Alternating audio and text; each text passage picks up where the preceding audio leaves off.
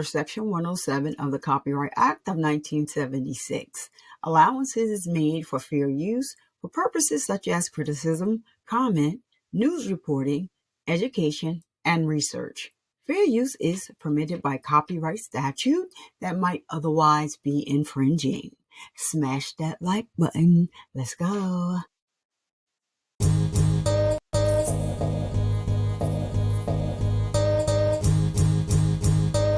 Survivor Speaks is the name at the end of the day.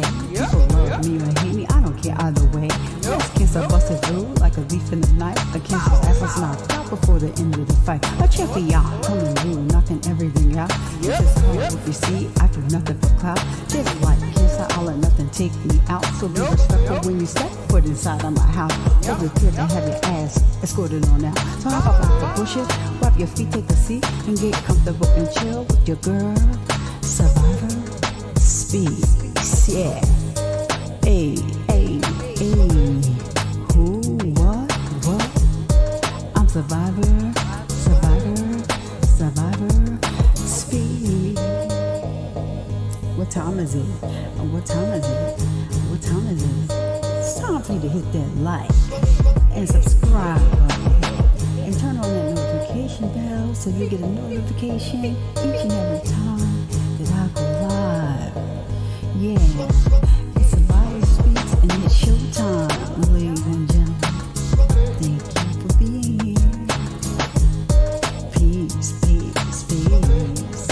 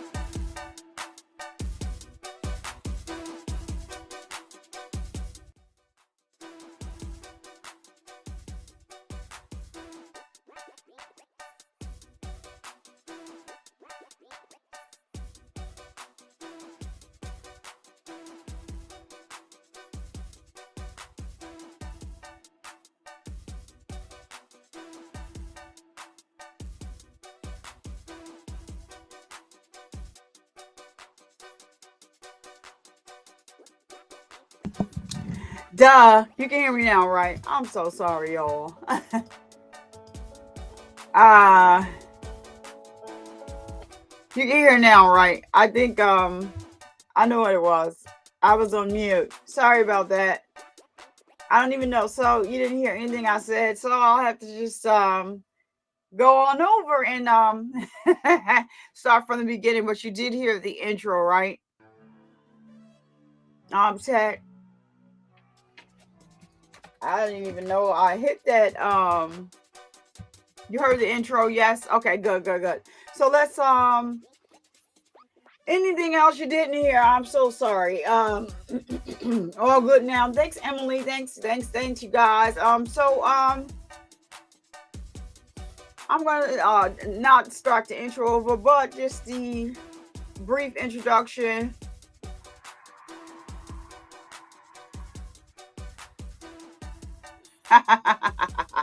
Okay, yeah, I'll just edit that out later. So what's up? What's up? What's up? It is your favorite breast cancer survivor speaks here, and so this morning we're continuing the live stream of the case of Tennessee versus Boswell, and in the unaliving of her daughter Evelyn Boswell. So it is one of the most heartbreaking, shocking true crime stories in recent history.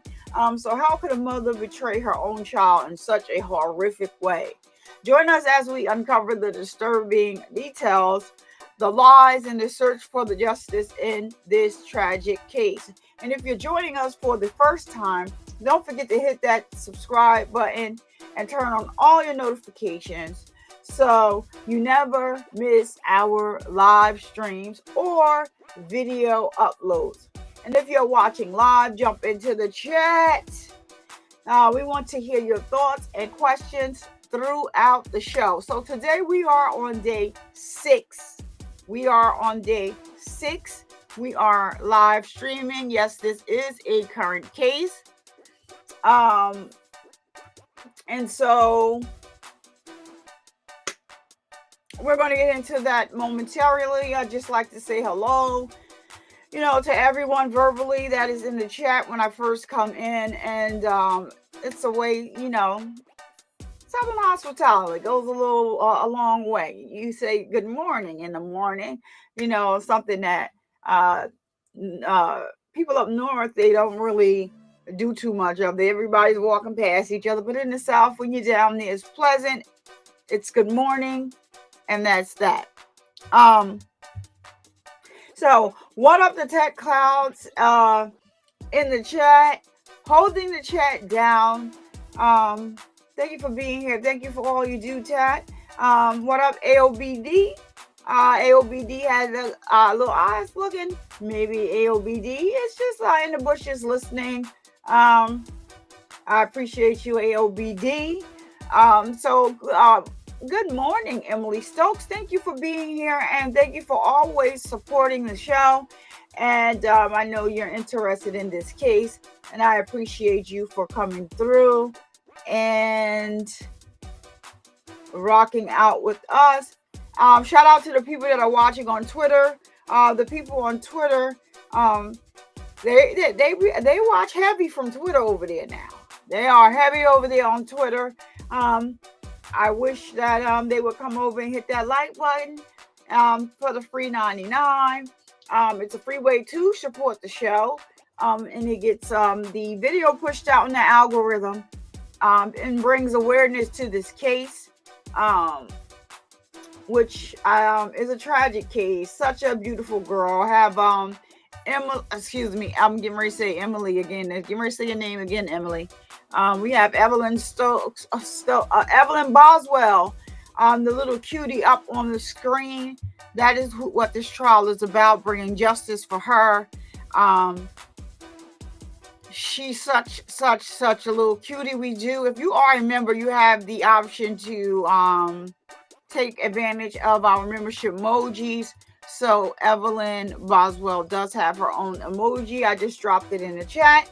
And if you're here, drop some Evelyn emojis in the chat. It's our little cutie Evelyn. And I have Emily next to her name. I'm going to have to update her. What was I thinking? What was I thinking when I made the when I made her emoji, and I made it a couple days ago. A couple days ago, before we started the live stream with her. So we're gonna get right into it. We're on day 6 today. The court has already started. Of course, we can listen to it on 1.5. We'll be caught right up there. We're not too far behind. And I kind of skimmed through it. It looked like they went on a break already this morning. So, gonna get that up here and excuse me. I'm tired, y'all. I just can't. The late nights is killing me. I really can't. The way I feel today, I don't know about anything, but my daughter has a function today, and then I have to drop her off and then pick her up, and it's gonna be something. But we're gonna get right to it. The music playing in the background is from No One. If you're a content creator and you're looking for some awesome music, you can contact No One. His link will be in the channel.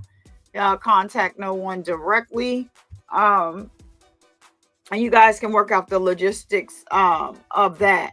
So we're going to get right into the trial. And that's what we are doing.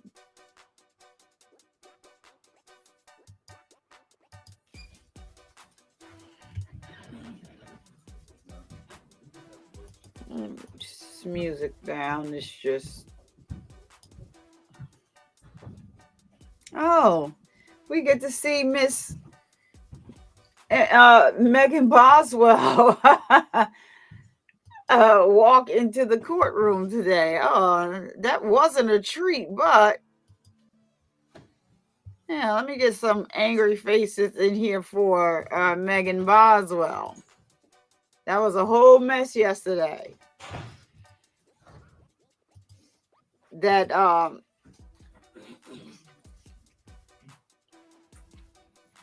and thank you, Tab, for dropping by No One's link in the chat. That was a whole mess yesterday, the interrogation. Terrible.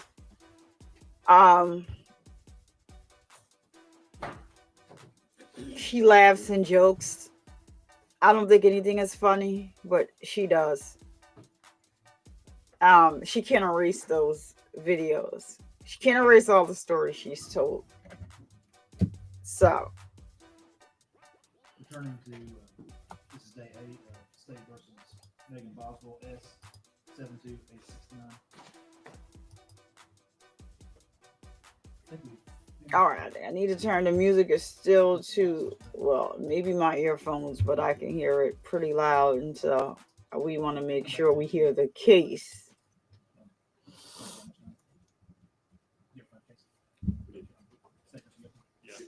Well, there's also State versus Barter Judge, 1994. Correct. Well, Barter talks about the fact it's rare, and we'll take that up.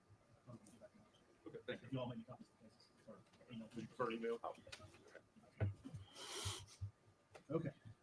Is the state ready to proceed? We are, Judge. Is ready to proceed? Yes, sir.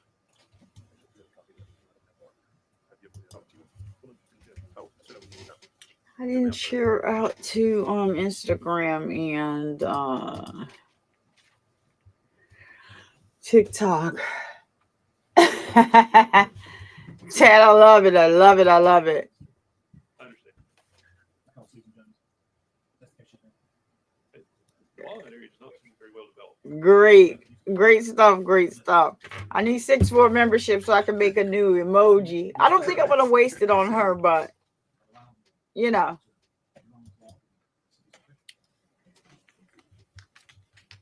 Before the jury in, I almost have the second draft of the charge ready. It's been my habit over the last few years to define the words that have to be defined in the definition section. And I think that's fine. And again, I was talking to Jones about this. I think that's fine with regard to like the definition of child or the definition of son. But when it comes to mens rea terms, knowing, for the homicide counts, I have to find those within the count. It doesn't make sense that intentional means you won't kill. Chad, can you hear? It's kind of low to me. And then I got to looking at there's two ways that you can form intent for knowing or even reckless. You've got nature of conduct, and you've got resultant conduct. And additionally, I have put both in the definition section. But I had gone back and so this is where you don't have the second draft. I'm thinking I'm going to have to put certain charges, the definition of knowing in count, even on my homicide, because, for example, assault, the definition of knowing is nature or result. But with child abuse, the definition of knowing is nature only, not. And I want that to be correct. I just boosted it as much as I can. I believe it went. It should So be. it may be. It's up now. I think there's Oh, a couple of typos in there. That helps. Okay. Emily. I have them marked, but I don't have them in front of me. They really are. I think we're on felony murder. Yes, it will count that you have the wrong name of the defendant. Yeah. All right, let's stop right in the building. And thank you so much, Emily Stokes, for becoming a member. Welcome to the family. You've already been family, but now you get to take advantage of using the channel emojis. And so we do have that. Like I said, we have an Emily Boswell emoji here. She's such a little cutie patootie. And so she is down there. If you click on the smiley face, the one that is in the chat bar, it will bring you to the special channel emojis. And thank you so much for adding to the family. Good morning, Rebecca Cry. And so yeah, Emily, I have something, just a little something to play for you really, really quick for becoming a member of the show. Here we go again. Thank you so much. Thank you for the super chat or membership. I love you all.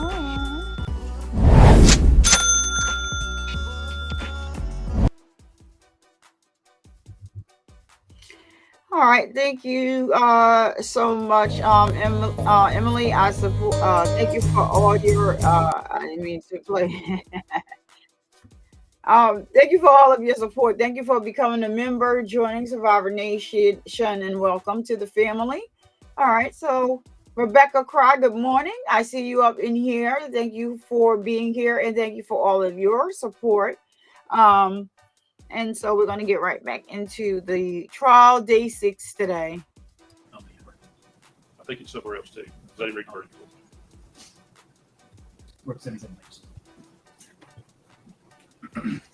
Get that done in 15 minutes. Can you? 3 minutes.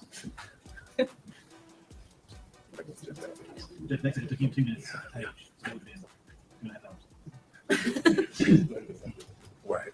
That's better signal. I don't think I want to say on the record. Okay.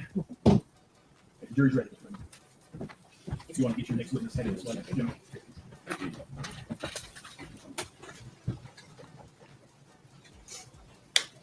Everyone stand, please. All right, now he's loud. Hold on, let me. Now he sounds like he's screaming his head off.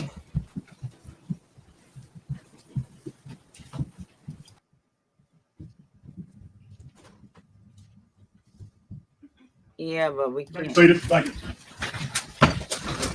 Good morning, ladies and gentlemen.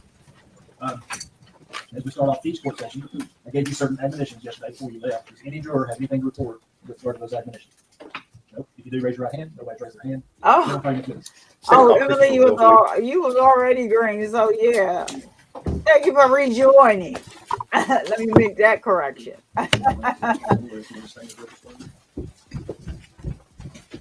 Raise your hand, sir. State your name. Chris Willoyd. You solemnly swear or affirm this one you're about to give the truth, the whole truth, and nothing but the truth. Yes.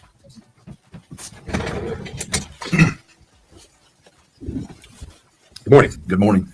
You are Christopher Wilhoy, is that correct? Yes, sir. And where are you employed? I'm employed with the Tennessee Bureau of Investigation. And what is your position there? I'm the Assistant Special Agent in charge of the Johnson City Criminal Investigation Division And how long have you been employed with TBI? since 2001. What was your assignment back in February of 2020? Same assignment. I was the Assistant Special Agent in charge of that unit and working on the Evelyn Boswell case. Okay. You've anticipated my next question. So you did, in fact, assist the Sullivan County Sheriff's Office in their investigation into the disappearance of Evelyn Boswell? Yes, sir. All right. And what was your role as far as within the TBI or in that investigation? Just participated in the investigation in any way possible. We also had a case agent that was assigned to the case, a number of agents that also worked on the case. And I was here to, for lack of a better term, lend a hand and help in any way possible. All right. Specifically, I want to draw your attention to February the 23rd of 2020. Did you encounter the defendant, Megan Boswell, on that day? Yes, sir. And did you have an opportunity to speak with her? Yes, sir. All right. If you would kind of tell the jury what the circumstances around you talking with Ms. Boswell. So I was at the Sullivan County Sheriff's Office that day. Ms. Boswell had been interviewed that day, and following her interview, she left and went downstairs. I walked downstairs, or I guess I took the elevator downstairs, and went outside where she was located, and merely asked her if she was waiting on a ride. And at that point, she began talking to me about Evelyn, and so I asked her if she wouldn't mind coming back inside and if I could take a statement from her. All right. Now, where all this occurs, this over here at the Sheriff's Office? Yes, sir. Sullivan County Sheriff's Office. Right as you walk out the front door there, it's kind of a ramp that goes down, and she was standing against those bars there. Okay. That's right around the corner from where we are right now here in Blumpville at Sullivan County, correct? Yes, sir. Okay. You mentioned that she began speaking with you. Did she know who you were? I don't know. I at some point in time, I'm confident she knew that I was with the TBI or that I was law enforcement. Okay. Did you identify yourself to her? Yeah. At some point in time, I told her, that I was Chris Wilhoy and I was with TBI. All right. And I think you said this earlier, but when you actually went to speak with Ms. Boswell, where did you go? Where over in the building did you all talk? I went back upstairs because I asked her to come back into the lobby, and I went back upstairs to get a pad, a piece of paper to write on, and write into her a pen. And so I came back downstairs and I sat in the lobby and talked to her there. Okay. So this was downstairs, not upstairs in the interview rooms. Is that correct? That's correct. Okay. Kind of tell the jury how this interview process went about. How did you conduct the interview with Ms. Boswell? Well, I don't know that this is the correct term, but I call it a cognitive interview. And so what I try to do is just ask her kind of what happened. And when I do, I try to get the details to the nth degree, if I can, just, to find out, just so that there's nothing missing, just so we can find out what happened. Okay. So did you write that down as you were speaking with Ms. Boswell? I did, sir. All right. And did you record this interview? I did. Okay. How did you record it? I had a digital tape recorder, or digital recorder. It's not tape, digital recorder. Okay. So you recorded it audio only. Is that correct? Well, recorded it on paper and recorded it audio. Okay. Yes. I guess to be a little more specific, there was no video recording of No, this. sir, there wasn't. Okay. You had a chance to listen to that recording of the interview that you did with Ms. Boswell? Yes, sir. And the recording that you listened to, was it a true and accurate recording of your interview with her on February the 23rd of 2020? Yes, sir. All right. Judge, I would move to make that an exhibit at this time. No, sir. Exhibit 228. Yes, Judge. I would ask at this time to publish that to the jury. Okay.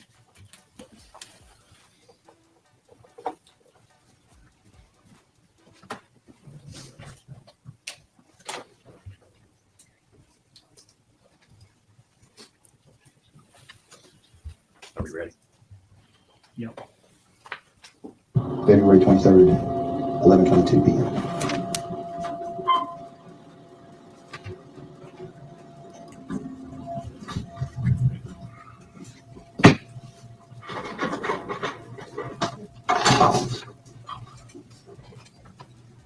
I have been sitting down across from you all the time. What's your full name? Megan Boswell. Megan? Yeah. N-I-C-L-E. S-C-O-L-E? What's your date of birth? 3/21/01. That girl that hung out with my mom at this at the same time, Evelyn did, my mom gave her to her. What if you find her and she doesn't let Evelyn back to you? I'm just trying to make sure. Hell, I'm just being honest with you. Because do you know that stuff? What happened? I probably didn't know, but they went missing like around the same time. Who did? That Stephanie girl, I never knew her name, just like I would see her in the car with my mom sometimes. I'm pretty sure they did drugs together, to be honest with you. Okay. My mom doesn't really hang out with a lot of people. You told me right outside here. And on the 14th and the 16th. Yeah. So tell me what happened here. Okay, I just wanted a break. Because I kept Evelyn for, So did you call your mom? Mhm. Okay. Do you remember what day it was? Was it? I don't, to be honest with you. Don't tell me what had happened that day. Why was it you decided on that day you wanted a break? I was just really tired, going to work every day and coming back. I just wanted a break. So where was your baby at? Had been staying at before, while you were going, you were working at the chicken shack? Yeah. Either with mom or a babysitter. See. I don't know.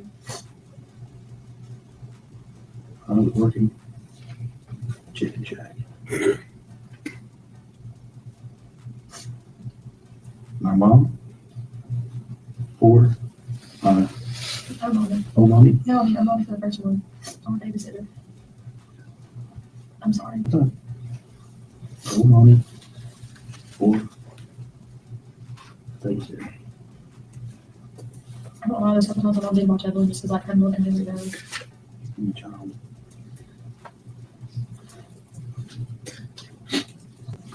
Was old mommy keeping the child all the way up to the 14th and 16th? I went back and forth between people because sometimes she wouldn't feel good, like sometimes babies were going to watch her and it was just a mess. She kept her A lot. a lot. Yeah.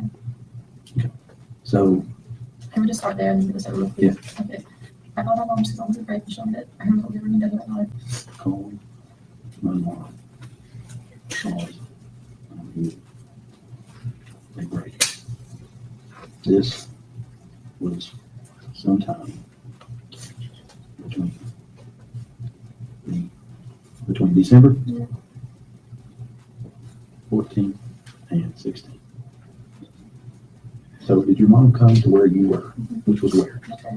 She wasn't supposed to know I was family, so I didn't want her around. He told me if she came over and like that I couldn't stay there anymore and he wouldn't like help me out or anything like that. Okay, to my trailer. How did you call your mom? What phone number did she have? It was whatever Jude's number is now. Jude? Yeah. A phone. And the number I don't remember anymore, to be honest with you. is the number. She's had like 10 different phones since then. I just, Jude. Who, Jude? this guy that they live with. You don't remember the number? Okay. I'm sorry, like she's had 10 different numbers since then. I remember 3 of them, the rest of them just like, I just don't remember. So you called her? What time was it you came over? Not time. It wasn't too long after I was working for like 7. So you got off work? Yeah. And you went over to the trailer?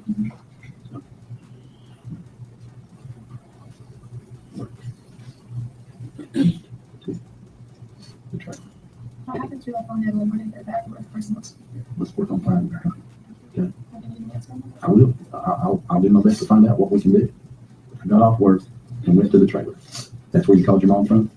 I called on the to work. My car, well, the cruise had The way like home from work? yeah, they had like a touch screen where you know you could just hit like phone, contacts, whatever. Like you didn't have to like pick up your cell phone. You know what I'm saying? You had the number that you had back then. What was the number? My 579 number.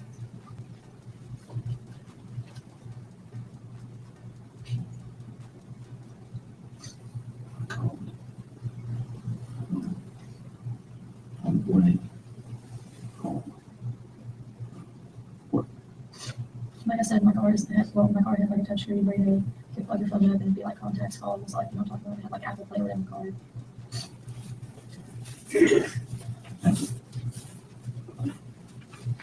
I called.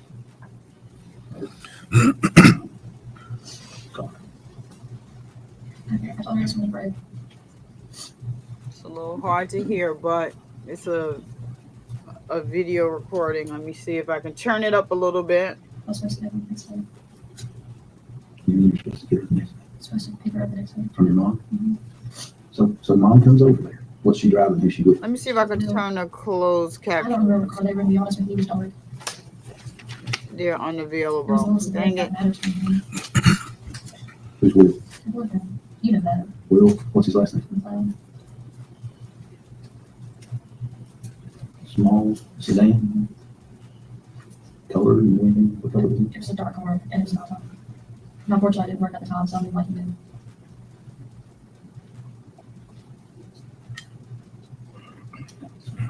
I came to the door for maybe like 10 seconds, and that went through and then went back in. Your mom didn't come in the trailer? Nothing.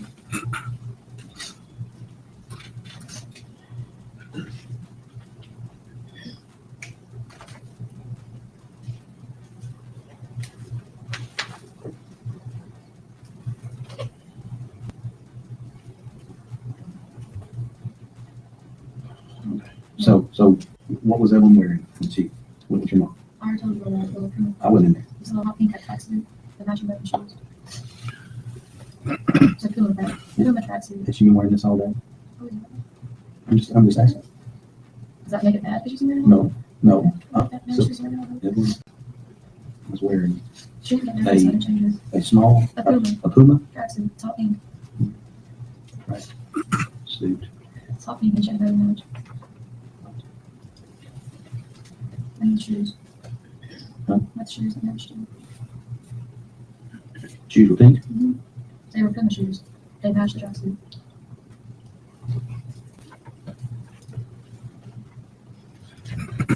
Okay, so she takes her What time had you picked? So had old mommy had her that day?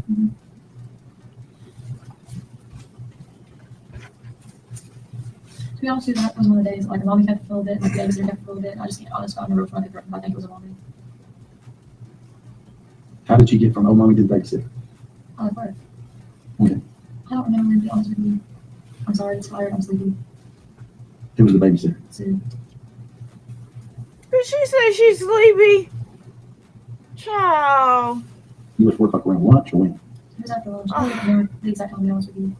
You realize that's important though, right? I mean, these details are very important for us to try to find a child. Also, check it out.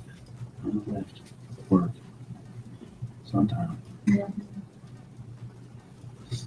Yeah. Okay, so mom picks her up. Hold on. Picked up Evelyn. To Sue's trailer, house, what's she living? This heifer says she's sleepy.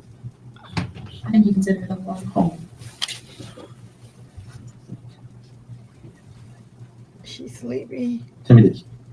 Why did you have to pick her up from old mommy and take her to Sue's? Why couldn't you change? Mom may get tired watching it. So did old mommy call you to tell you she was tired that day? She's gonna watch us and So she called and told you, I'm tired, I can't watch her. she never did it in a bad way. And when you called, that day, I used to do that too, like, if I wasn't there and I was not long enough to she was tired and could not keep her any longer. That is why I took her to Sue. I left work to do that. Did you call Sue before you took her over there? Her name, my phone was really Sue Babysitter. Huh? Her name, my phone was literally Sue Babysitter.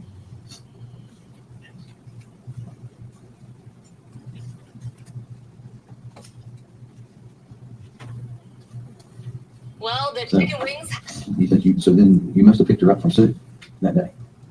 Like I said, I really don't remember who had her first and who dropped her off. I know, but at this point, we're confident that old mommy had her, that you picked her up and took her to Sue. You wouldn't have taken her back to old mommy at the time. Yeah. Right? Right. Okay, so you went and picked her up from Sue on that day. Yeah, can you get back to my mom? We can, as soon as we get this finished. Okay, All right, so what time did you pick her up from Sue? whenever I got off work.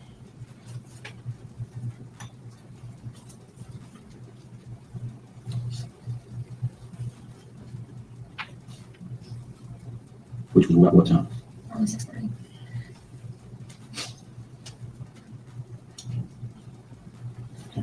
So you pick her up at 6:30. Anybody with you? Just you. Nobody at Sue's. I don't know if her husband was there or not. I didn't see him. Sue still must have everyone's pack and play. The city government says we're closed. From that day. I haven't back in. So you had taken that from old mommy's to over there that day? My mom never kept a pack and play there. Okay, so did Sue have this that day? She already had it? Yeah, but it was everyone's pack and play. It's like pink profile and all.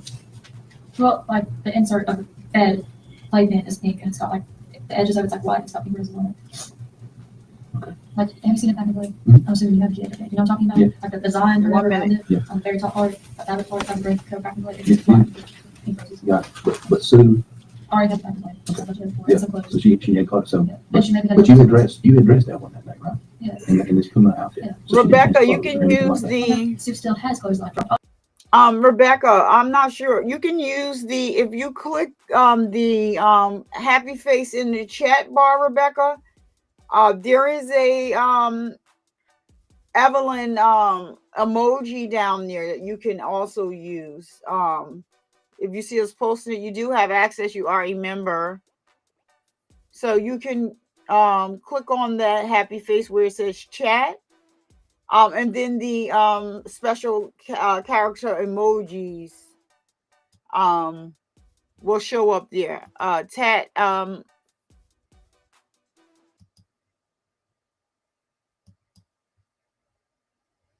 can you get the Tat? That's the link right there because I'm posting on Insta, and so yeah, I got it open so it wouldn't let me. I can't. I have to wait till I finish posting it. But thank you for sharing it. Thank you, thank you, thank you. All right, here we go. So Rebecca, you that's no one's. So it's actually her picture. And let me put it up real quick and show you what it looks like. Uh let me go. Where is it? That is a that's laughs channel emoji. So she is 1, 2, 3, 4, 5, 6. She's the seventh one down with the green shirt on. There it is. I just dropped it. All right. No problem. So you pick up Evelyn, right? 6:30. Did you call your mom when you were going from Evelyn's house or Sue's house to your trailer? Okay. Tell me this. Were you or were you not living with Hunter at the time? On and off. On and off. I wasn't necessarily like living there, but I'd stay a couple months in.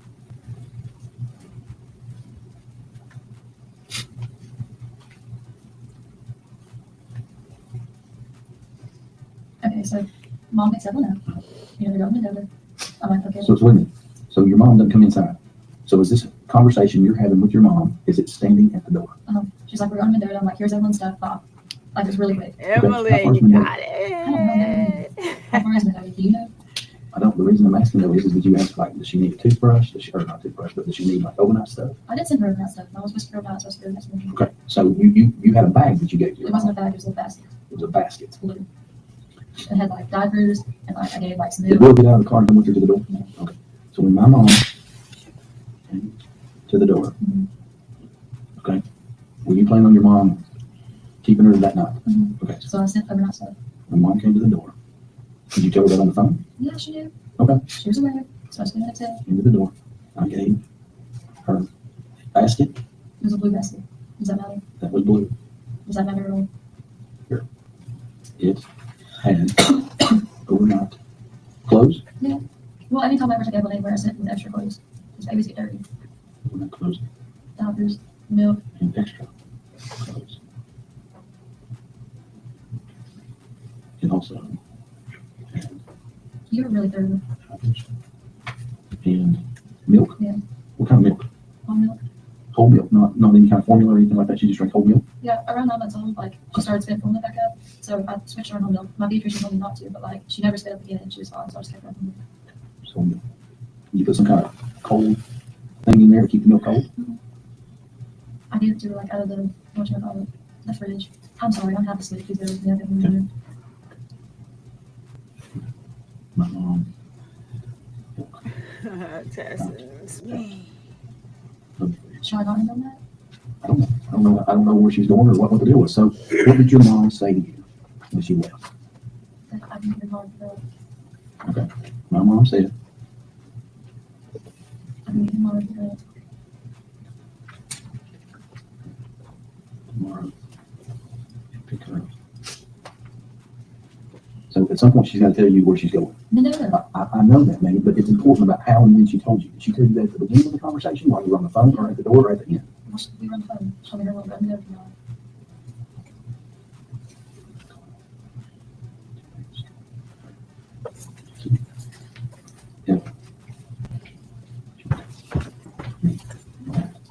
Her and Will, we're going to Mendoza.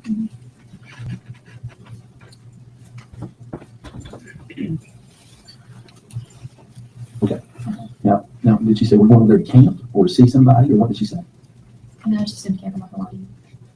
They always camped out there. Will has a camper. And Mendoza, what's it look like? I've never seen it, to be honest with you. It's just a camper. I think it's at Jude's now. Or was it Jude's? It's just a camper. What kind of camper? A camper. I've never laid eyes on it to tell you that it was camper. Or what kind of camper it was or anything like that. I'm sorry. Did your mom say we were going camping? I don't know how well she could say it, you know, I understand that, but what else did she say? that was it. I was really like, here's Evelyn, here's your stuff, see you, Bob. It was a quick exchange.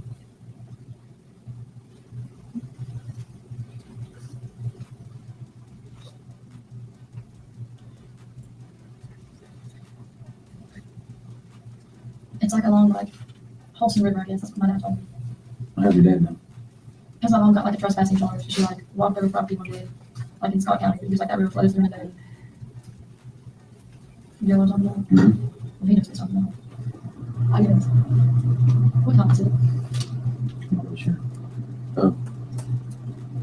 So, your mom leaves. The next day she comes. And she's mad. What time? In the morning. I mean, you're still in bed? No, it's okay. I was getting ready. You're getting ready for Work. So what day was that? The 15th and the 2nd.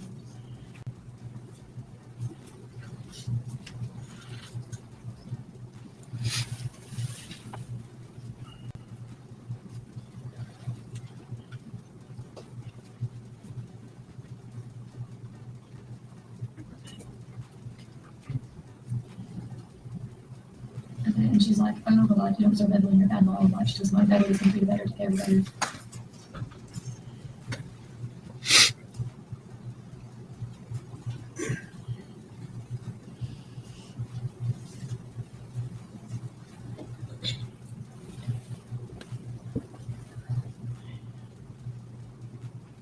She kept telling me stuff like, oh, like, you don't deserve her. I said, Evelyn, what's with? Somebody would think better of her, she'd be happy to do.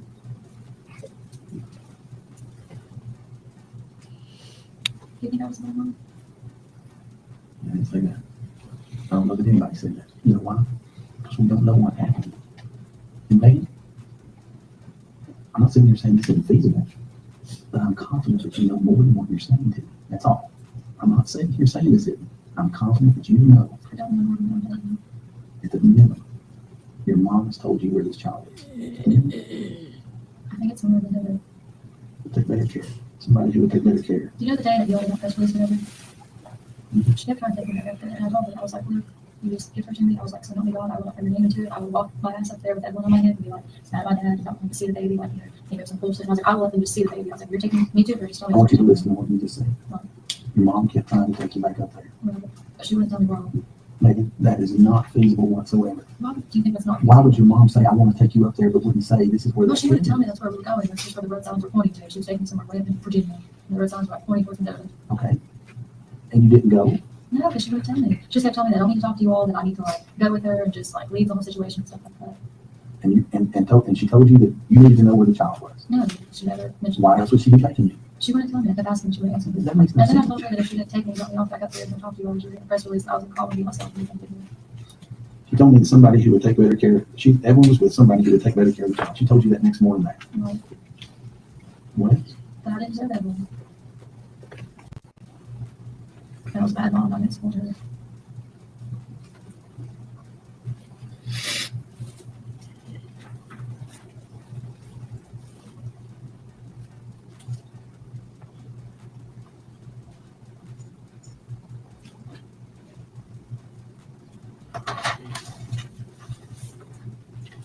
She told me who she was with after. She told you what? Never she was with after.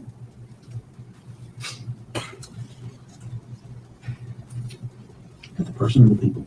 The person she was with after.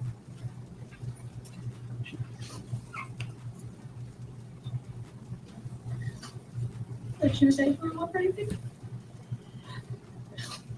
Then if I left my child, I'd let her have what I wanted.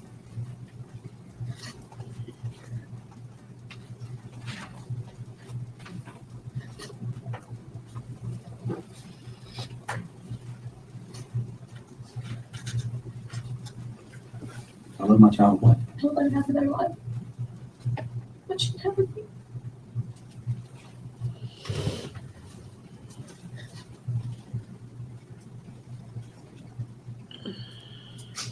That's all. Maybe you don't bring me money. Who's that? The only time she's ever given me money is when me and her started hanging out and she gave me like $20 one time because I had gotten the calls and you know, gas and her. I'm not talking about this time right here.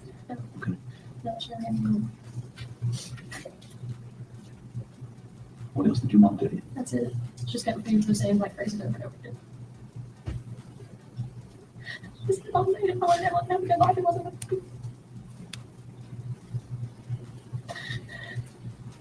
Sorry. I just want to know why you didn't tell us this in the first place. Because whenever she's out there, she doesn't want to be with me.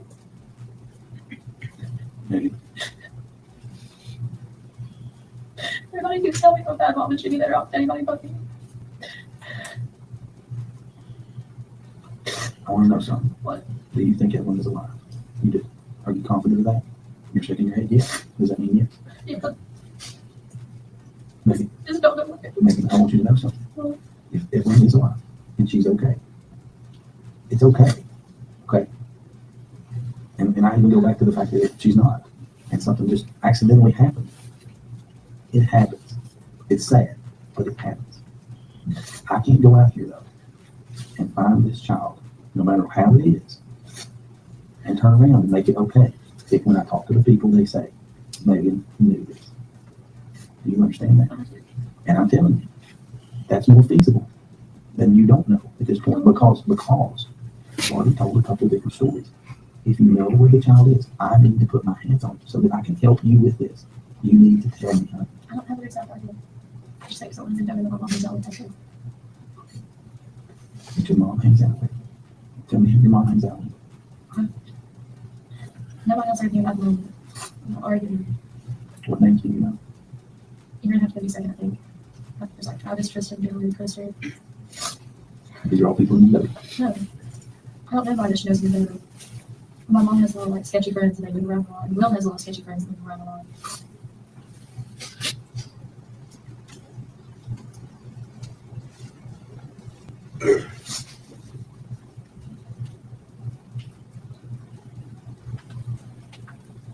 I really am trying to help honey. You're- I can't everybody ever get back. I'm just telling you. This is the problem. The only problem is this. I know that you want to sit here and say, hey, this first part or whatever, but if that story was true, there's no reason why you wouldn't have told me the whole thing or told those guys the whole thing the first time. Before I get up from this chair, honey, I need to know every bit of this. I'm telling you, I get my you were starting out again, that's just all she would tell me. You do realize, maybe, that I know that you sat in that seat up there and you told those guys the last time that was everything you knew. But it wasn't, was it? I'm gonna take a lot of practice, so I think you box you all you schedule you'll have to come get me out right after the take me. What are you going to do with them? That shows that you're not being truthful. What are you going to do?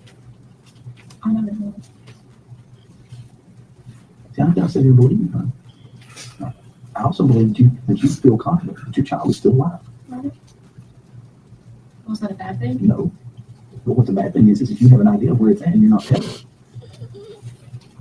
I never generally Where she's at, not it. That's the general. Where it's You know what I at. mean? Well, no, I don't know exactly Come this on. section of it over like that one. I feel pretty confident that your mom probably would have said, she's here. Or she's with so-and-so.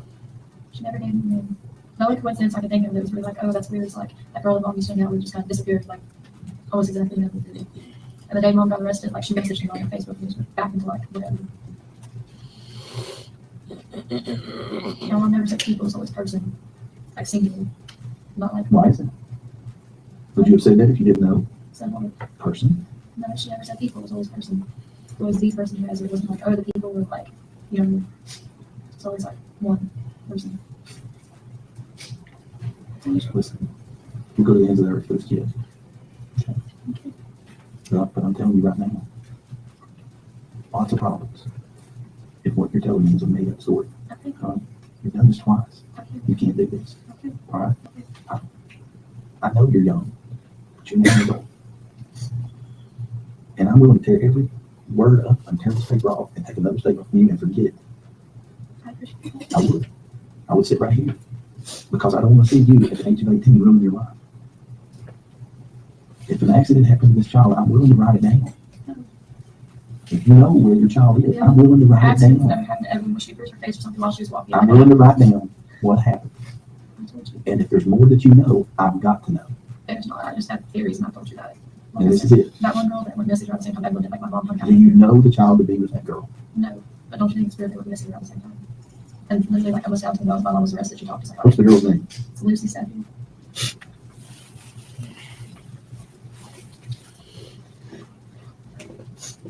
Do I need to find her back home from Christy?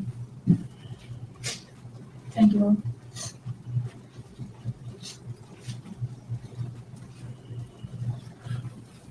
Can I ask you something? Listen, What if my mom told the school that she was adopted Evelyn? Would you get her back? Because somebody there told me no. If they thought that I'm in pretenses of adoption, you couldn't get back. I don't think your mom has the right to let her be adopted out. Well, still, Her name is what? Lucy said. Spell Steffi. I think it's STEFY maybe. I'm sorry if I spelled her last name wrong.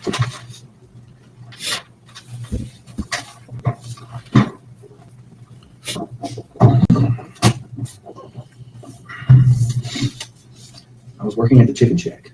Oh, mommy or the babysitter was keeping the child. I called my mom because I needed a break. This was sometime between December 14th and 16th. My mom came to my trailer. My mom had a phone, and the number is the number that Jude has It was now. always Jude's phone, she used it. Is that right? They shared a phone. It was Sorry, I didn't catch that one. always Jude's phone. My mom shared it with Jude. Right? I got off work and went to the trailer. I had the 579 number. I called my mom on the way home from work. My car had Apple Play, and I called her from the car. I told her I just wanted a break. So we get down here, like, we call from Sue's house, like, I need the same thing to me. But you called her from the car, right? And on your phone. Okay. I told her I just wanted a break. My mom came to the trailer with Will McLeod in a small sedan. It was a dark car, and it was dark outside. My mom did not come in the trailer.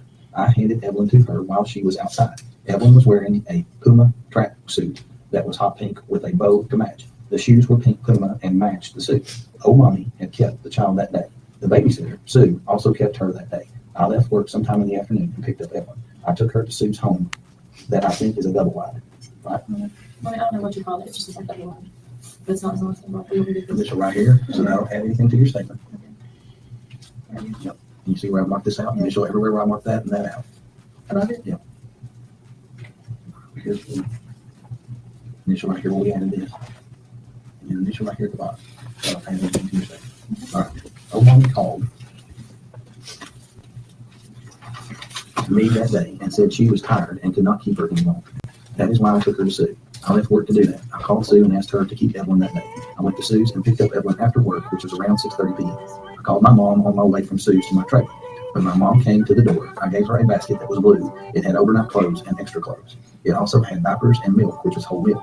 I gave my mom the milk right out of the fridge. My mom and I could meet her tomorrow. My mom said I could meet her tomorrow and pick her up. When I called her to ask, here, I'm going to say it, Evelyn, and pick Evelyn up. When I called her to ask her to keep Evelyn, she told me that her and Will were going to Mendota. I assumed they were going camping. My mom called the next morning. I was getting ready for work.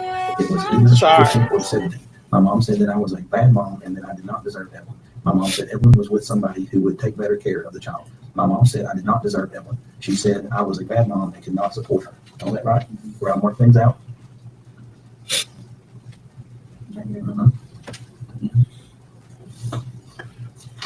My mom said that the person she, Evelyn, was with loved her. My mom said she was safe and would not want for anything. My mom said that if I loved my child, I would let her have a better life than she would have with me. A friend of my mom's went missing around the same time Evelyn went missing. Her name is Lucy Steffi. Is that right? Initial right there at that. Initial at the very end. Now sign and date, please. That's a good question.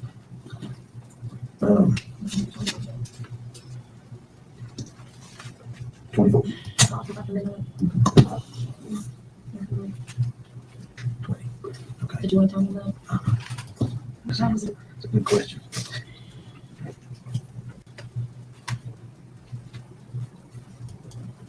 Wait, AM.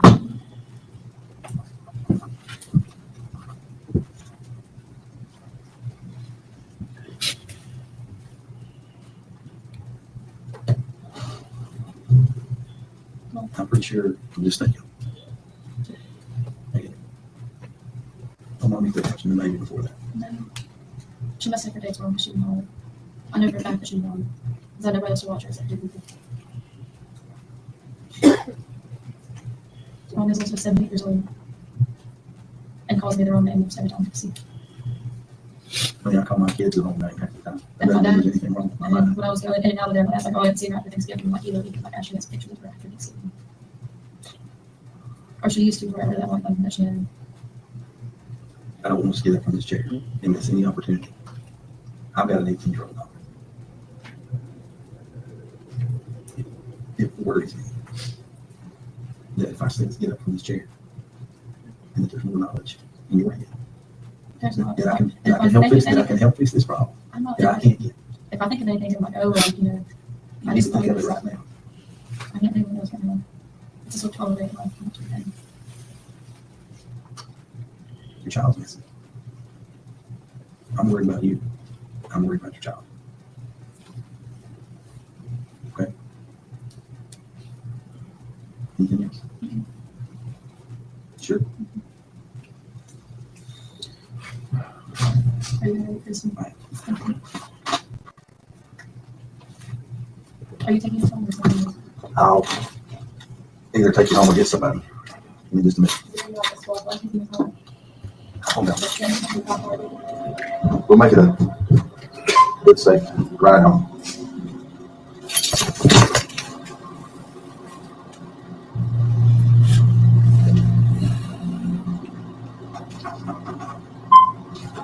$12:11 a.m.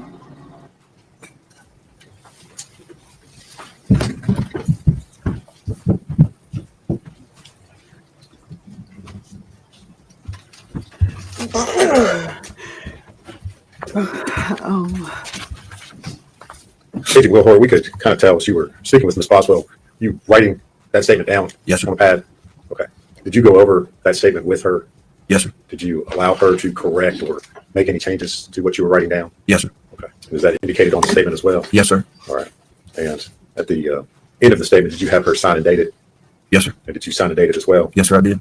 And when you took this statement, you started talking with her, I guess, shortly before midnight on the 23rd. Yes, sir. Is that right? And then you finished, I believe that you turned off the recording at 12:11 a.m. on the 24th. Yes, sir. Okay. All right.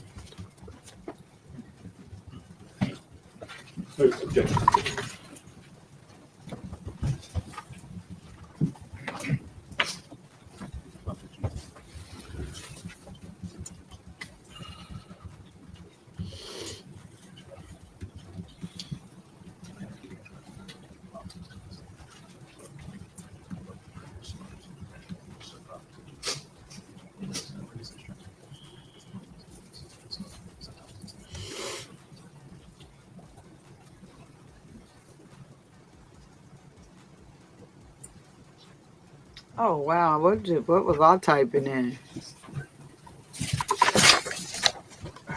Agent Will Hoare, I'm going to hand you a document and ask you if you can identify it.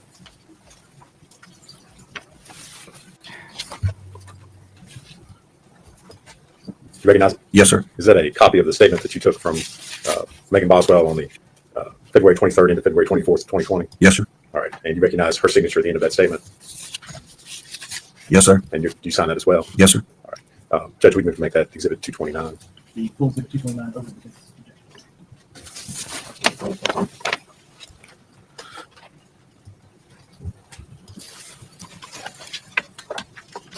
Agent Will Hoyt, during the course of your all's investigations, you all ever receive or discover any evidence that Evelyn had been given to another person in Mendota, Virginia? Not to my knowledge, sir. If you would answer any questions Mr. Scott has for you.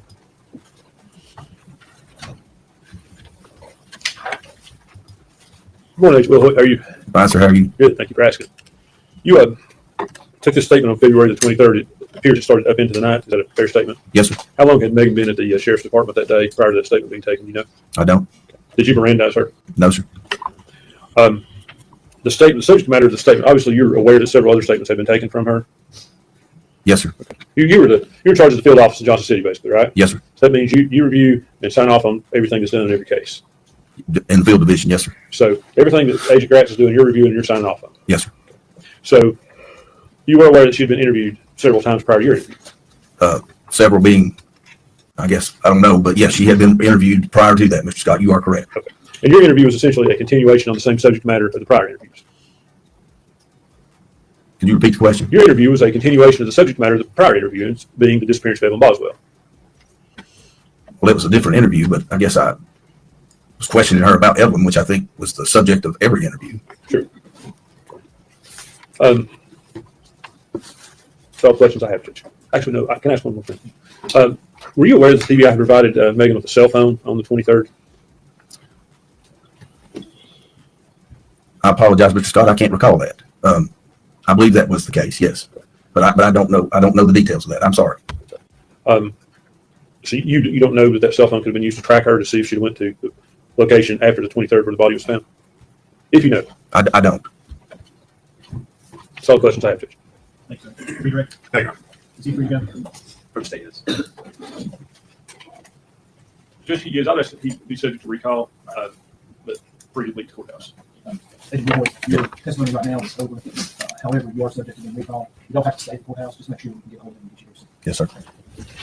Right next. Statement called Special Agent Paul Durant.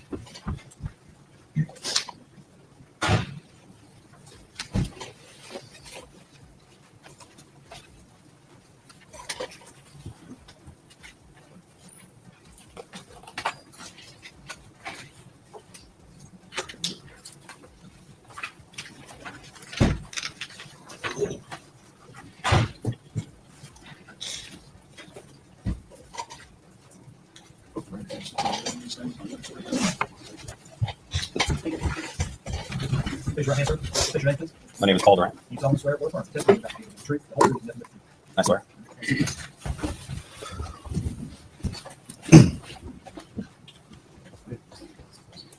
Please tell the jury your name and where you're employed. My name is Paul Durant. I'm a special agent with the FBI assigned to the Johnson City RA. Okay. And is your last name spelled D-U-R-A-N-T? Yes. Okay. How long have you been employed in that capacity? I've been employed with the FBI for about 5.5 years. Okay. And you stated your title was special agent? Yes, ma'am. Okay. Can you tell the jury a brief description of your current duties with the FBI? So as a special agent with the FBI, I'm primarily assigned to investigate crimes against children. So anything with sexual exploitation, kidnapping, human trafficking, things of that nature. Okay. Can you give the jury a brief summation of your education? Yes. So I have a bachelor's degree in finance that I attained from the University of Central Florida. I have a second bachelor's degree in biomedical science, which I also attained from the University of Central Florida. Okay. And during the time you were employed with the FBI, were you asked to aid in the investigation of missing child Evelyn Boswell? I was. What were you tasked with doing at that time? So the FBI in general was tasked with supporting our local and state partners. We did anything from interviews to phone extractions to assisting interviews outside of the state. Primarily, my responsibility was reviewing all of our documentation and looking for any patterns and things like that. Okay. When you say documentation, are you referencing digital documentation or other items? Mostly digital documentation, as well as like interviews and notes and stuff like that from the other investigative agents. Okay. And from the time you first assisted until now, have you continued to receive training in the area of forensic examination of digital devices? Yes, I have. Okay. Can you tell the jury briefly what type of training you've received? I received training through the FBI as part of the computer analyst response team technician, as well as the digital evidence examination technician. Okay. When you say response team, what does that mean exactly? Essentially, like any of the response teams, are teams that can be deployed. We can go to search warrants. For example, like we call it CART for short. The CART team would join investigative agents in the field. We would examine any computers that were on and available during the time, as well as cell phones, and then bring those back to our office for further examination and extraction. So CART is short for Computer Analysis Response Team? Yes. Okay. And how long have you been a part of that team? I believe about 3 years now. Okay. And have we sufficiently covered your training regarding digital evidence, or is there anything else you would like the jury to know? So that's the majority of my training with digital evidence. Does the FBI utilize forensic digital evidence equipment to aid you in your investigations? Yes. So we have several different forensic softwares that are FBI approved, as well as specific devices to help us extract and image electronic devices. Okay. And we'll briefly go into what the FBI utilizes. When it comes to cellular devices like telephones, what would a digital analysis entail regarding cell phones? So regarding cell phones, we do what we call extractions of cell phones. So we use a forensic software to extract different data from the cell phones. There's several different extraction methods that you can use. 3 main ones. The first one is kind of a logical extraction. Essentially what that does is we ask the cell phone, what can you provide us? And the cell phone will provide us X data. The next analysis that we can do or extraction that we can do is called a file system extraction. That's kind of where our software goes into the cell phone and then tries to pull as much data as we can from that cell phone. The last extraction that we can perform is called a physical extraction. Essentially, that is a bit-for-bit copy of whatever that electronic device is. Okay. And just so we know, when you say extraction, do you mean taking the information off of that device to be able to utilize what you're looking at? By extraction, yes. We don't take anything physically off of that device, but we make a copy of those items on that device and put it onto another, like electronic storage media. So we're not changing anything on the device. We have different methods that ensure that we have made a what we call a forensic copy of that device. So essentially a copy of what was on that device. Correct. Okay. And you've done this a little bit, can you tell the jury how that's done? How does a technician take that copy from a cellular device and put it into another place? Yeah. So we'll connect that electronic device up to like our computers and our forensic extraction software. We use things like write blockers to ensure that no information from our devices or our computer is transferred over to the cell phone. Once the data is extracted from that device, we'll go ahead and ensure that a copy has been made, a forensic copy. We do that through hash verification. There's two different ones that we use. One is MD5 hash, and the other one is SHA-256 hash. Essentially, what a hash is like a fingerprint of that electronic device. Just shows that we made a exact forensic copy of that content. Okay. Once that content Hold on, y'all. I don't know why this is created, we transfer that to another electronic storage medium, whether that's a USB drive, whether that's just any kind of external media drive. And then we run a hash verification to ensure that that copy was not altered during that transfer process. Okay. That is typically what is done by best practice. Okay. Can you tell the jury what types of...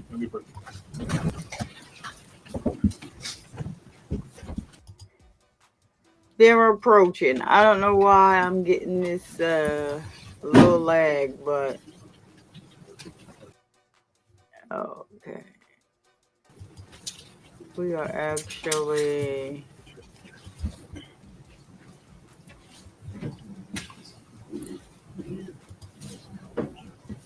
caught up.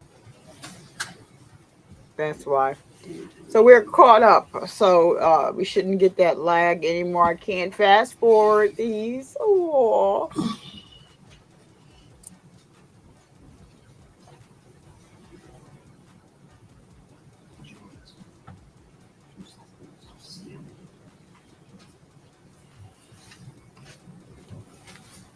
I thought he was frozen. He looked like he was doing a mannequin challenge for a minute there.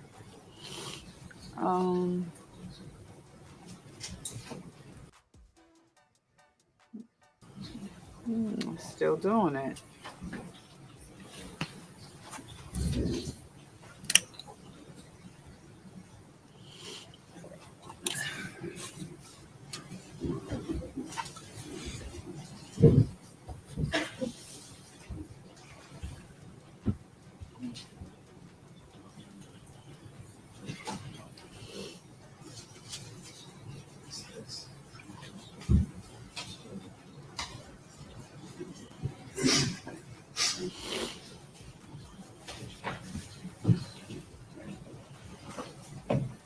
Have just a moment, Your Honor.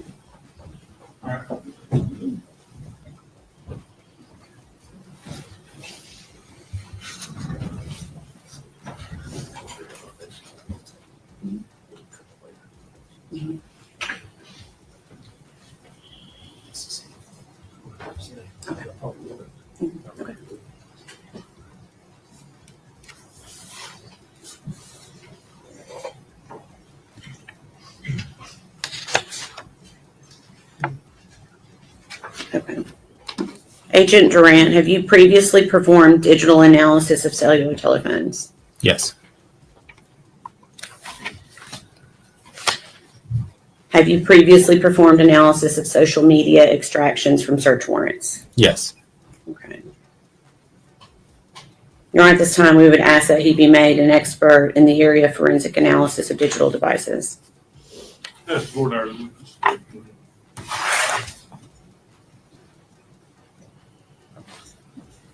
Sir, how long have you been employed by the FBI? I've been employed by the FBI for about 5.5 years, since September of 2019. And in that time, how many times have you been qualified as an expert in court? Or have you? I don't believe I've been qualified as one as per a digital evidence extraction. So I've been qualified in the areas of child investigation, like child crime investigations. But as far as digital forensics, you have not been qualified previously? No, I don't believe so. And if we could go back to your training, if you would go over that again with me, specifically as it relates to digital forensics, what training do you have?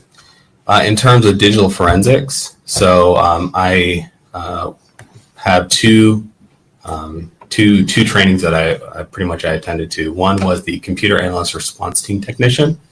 Essentially, that is the one that I explained that you kind of go out there and you're able to collect the electronic devices and then kind of take them back, prepare to do like the digital extraction portion. Okay. And how long was that course? So that course was 2 weeks. Okay. What other training do you have?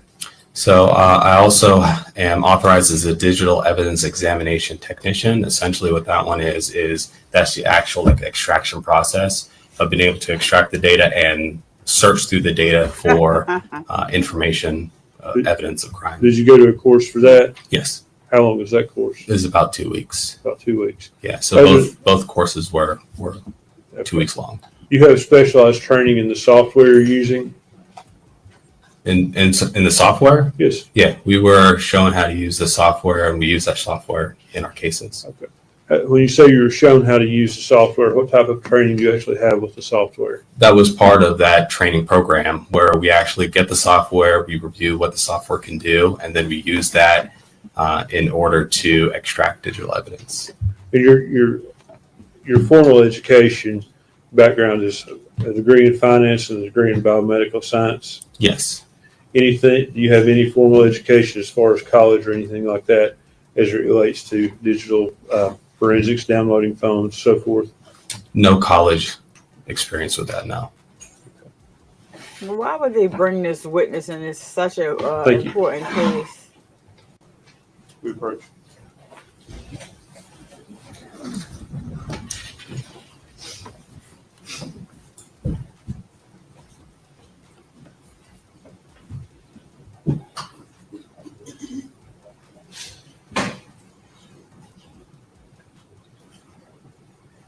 Why wouldn't they get a witness with more experience in this very, very important case? Come on, y'all. Like this, you needed to get somebody that was, had more experience in this area, because like he's never been qualified as a professional witness, and this case is so important. And I know everybody has to start somewhere, but it shouldn't be here.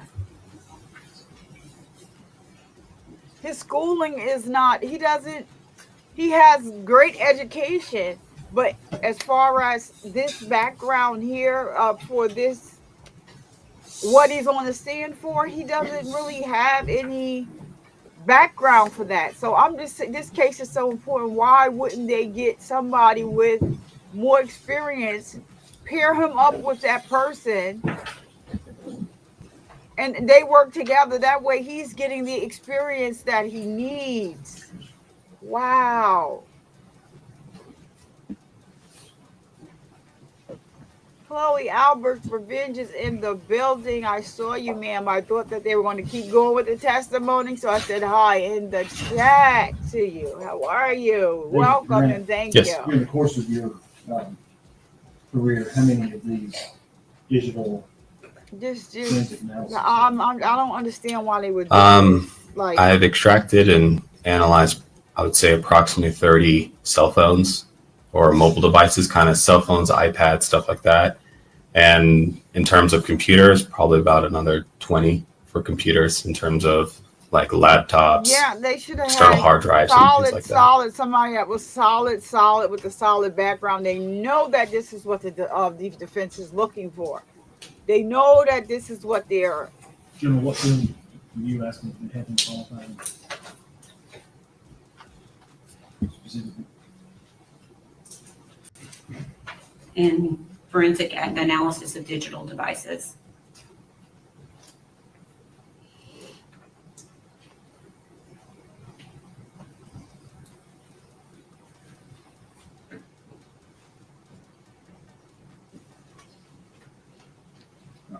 I'm going to overrule the defendant's objection. He'll be declared to be an expert in forensic analysis of digital devices.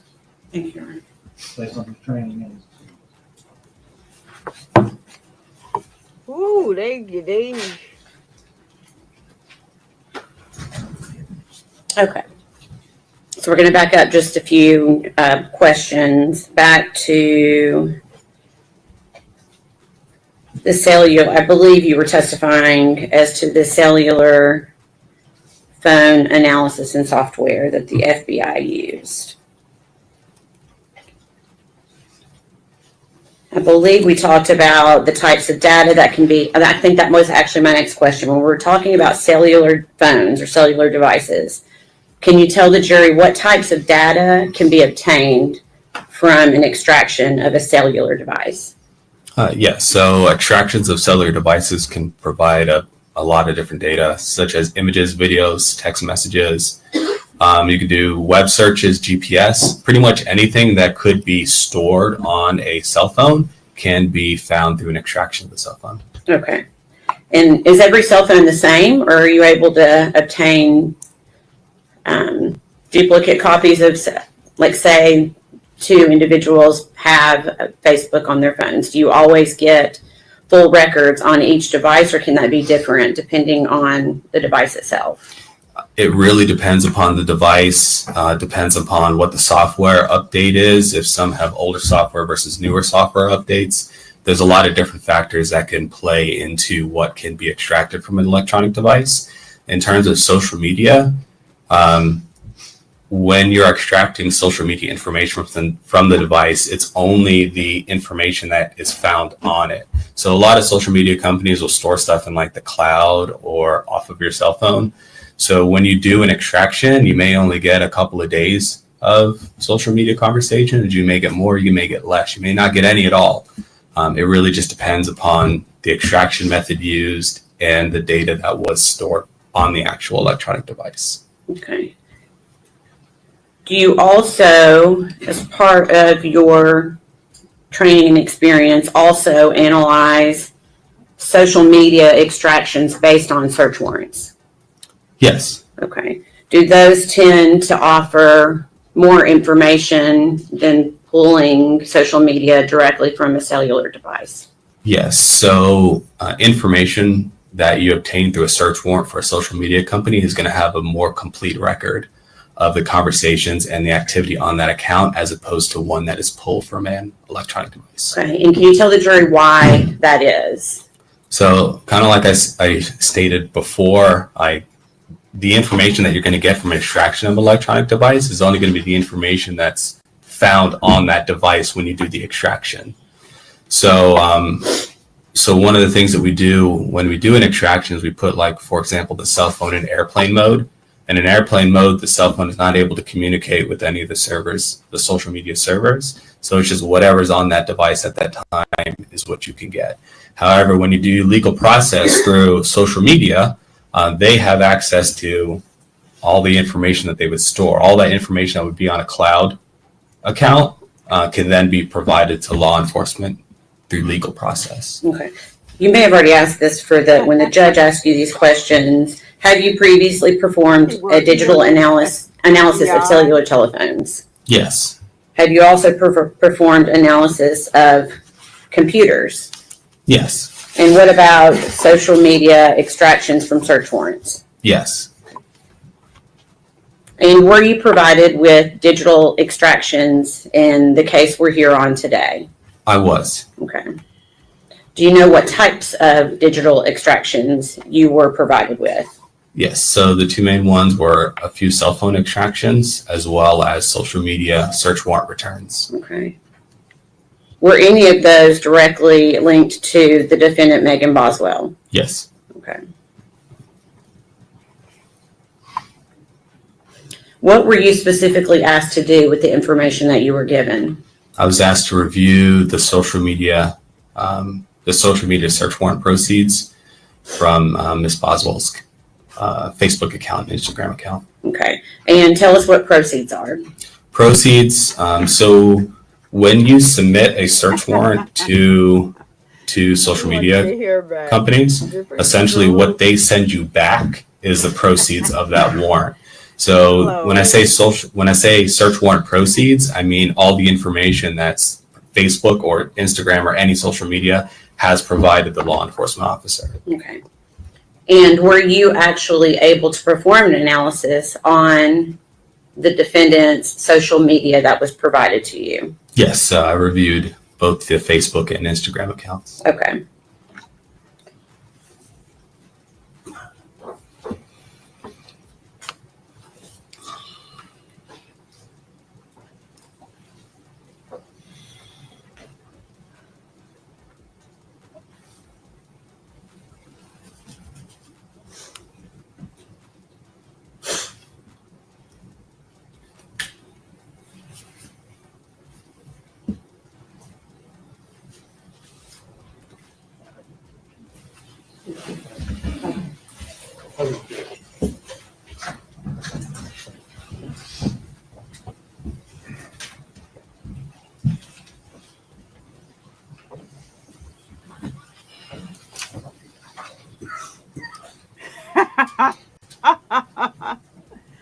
Oh my goodness, Chloe, it's too early. Listen, it's too early for you. It's too early.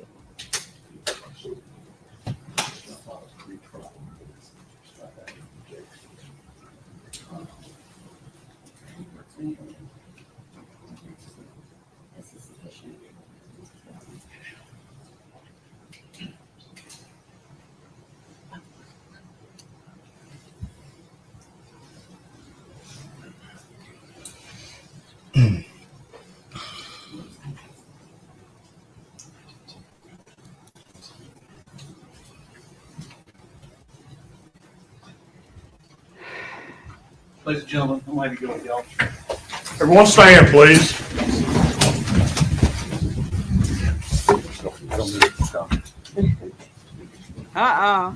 Sometimes when he send them back, I hope nobody phone went off or nothing, because he said he going straight to locking them up.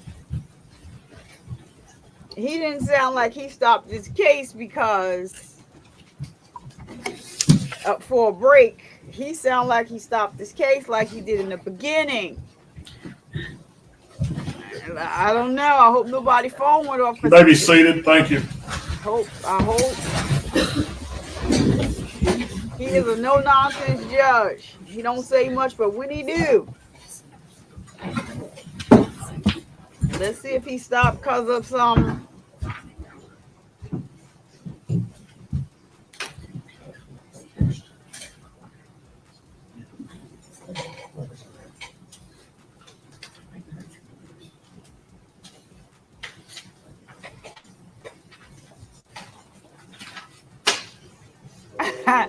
Chloe, you in this fall. I'm not messing with you this morning, Chloe. It's too early to be laughing. I'm tired. All right, let's see what happened. What's going on here?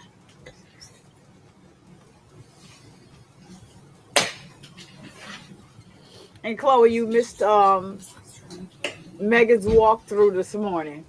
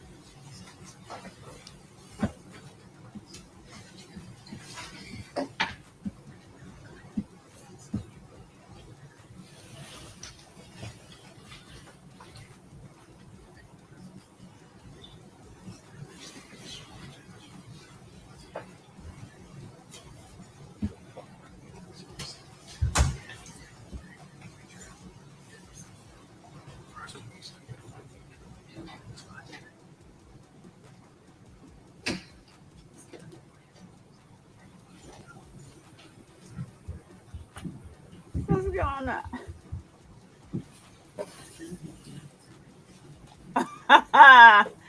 That's the ASAP Rocky trial. You'll get your dose momentarily.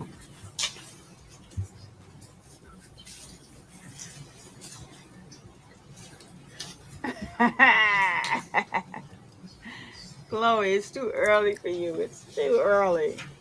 I can't, and I won't. I wonder what's going on here.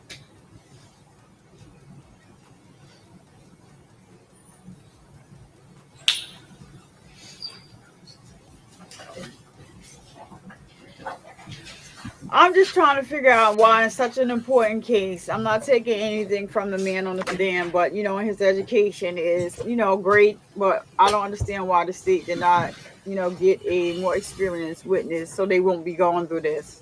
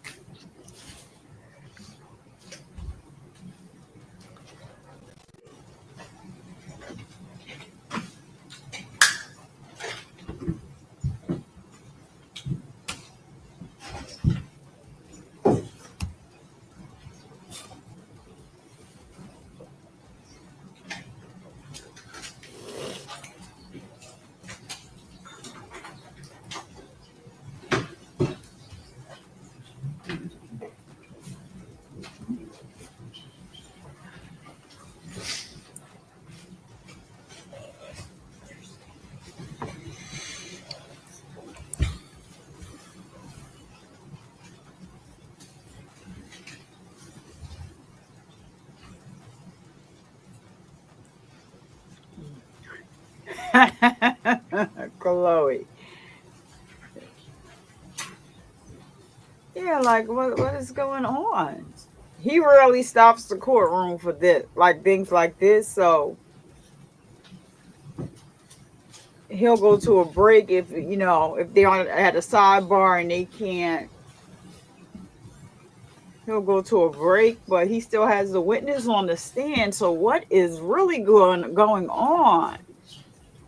Shout out to the people on Twitter that's watching. I do appreciate you. And I know I say it every day, but if you could just come on over here and click the like button on YouTube, you can go back to watching on Twitter. I do appreciate you over there. You guys be over there heavy on the Twitter. I'm gonna just throw the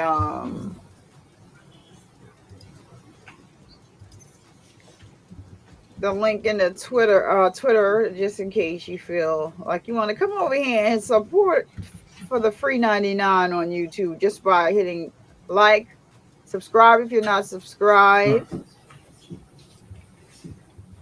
Yes, I want to be heard, Phil. If I could speak briefly. Go ahead.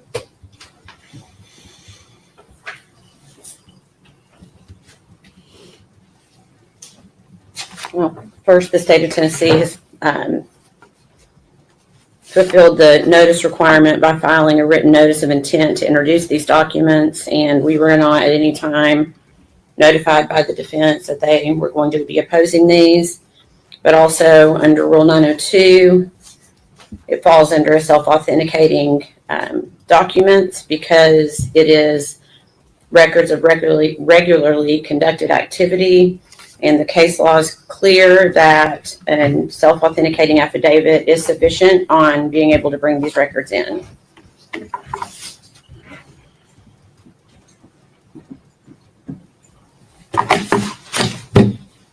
Judges, it relates to pretrial notice. My reading of Rule 12 of the Tennessee Rules of Criminal Procedure basically sets out 5 things that must be raised pretrial: defects in the institution of the prosecution, defect in the indictment, so forth, motion to suppress, request for discovery, and a motion to sever. None of those things include this. I've objected because that affidavit is not an affidavit. It's a statement, and it should be sworn to in front of someone who is qualified to give an oath. And for it to qualify under 902, I think it has to be an actual affidavit sworn to by someone qualified to give an oath.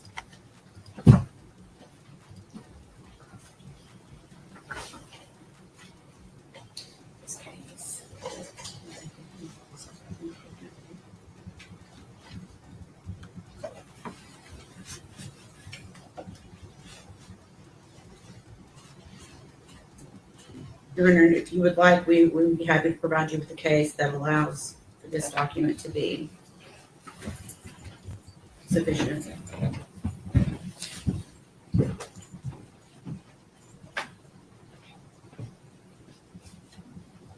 It's on page 16. Could I see it? Yeah. So you got a copy. You have a copy for the thing? I'm trying to find it. Yep.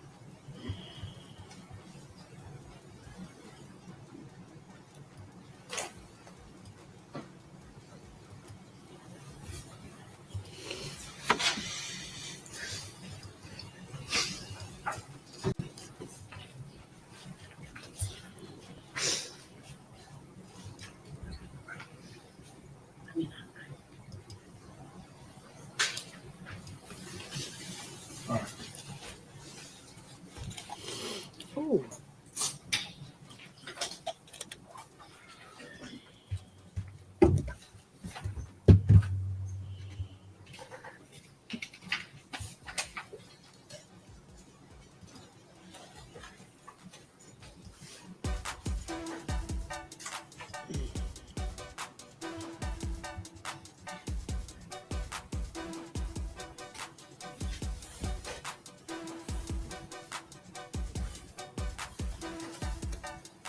In looking at the written notice of the certificate of service signed by General Harper, it says it was emailed to Defense Council on the 31st day of January 2025. It was filed February 3rd in the clerk's office.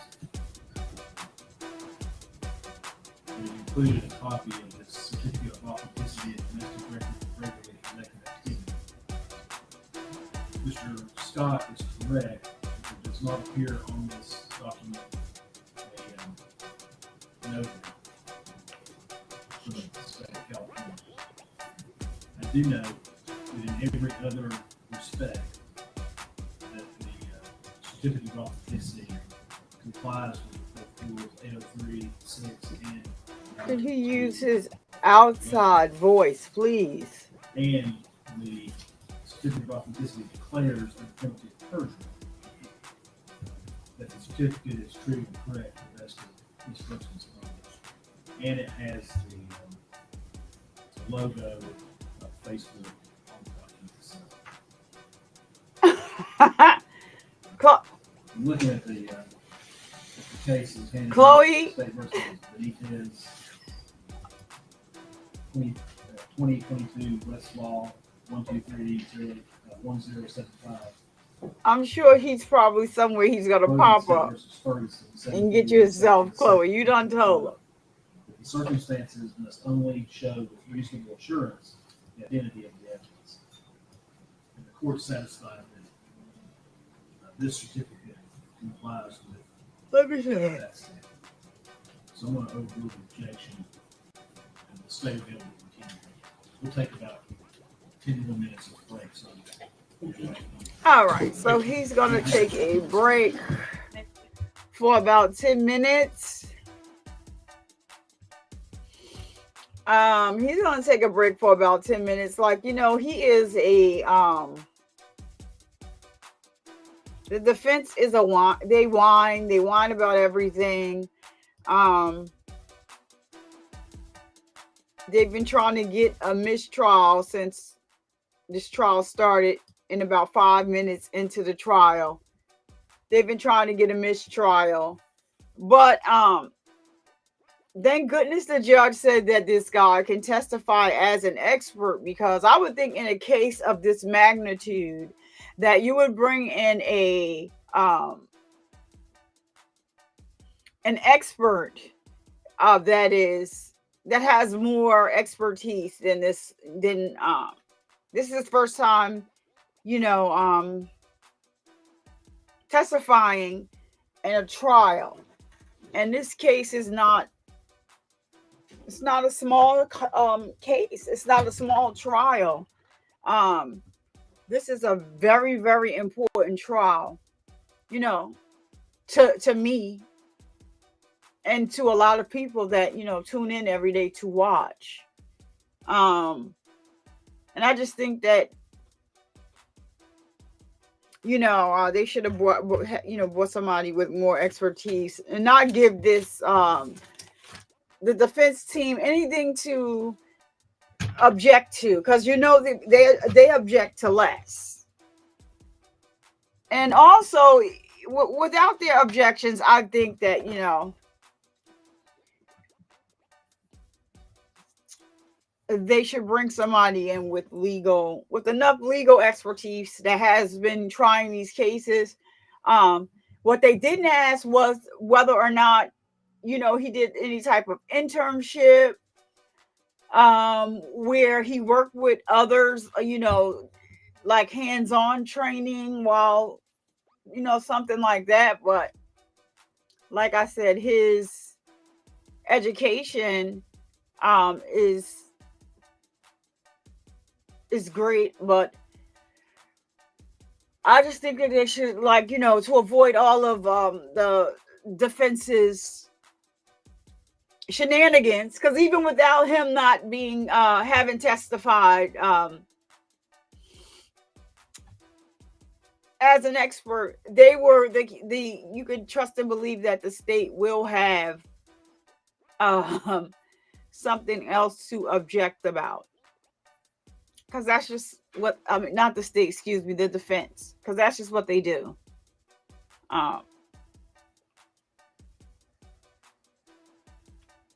They object all the time, regardless as to whether an objection is warranted or not. Basically, this young lady,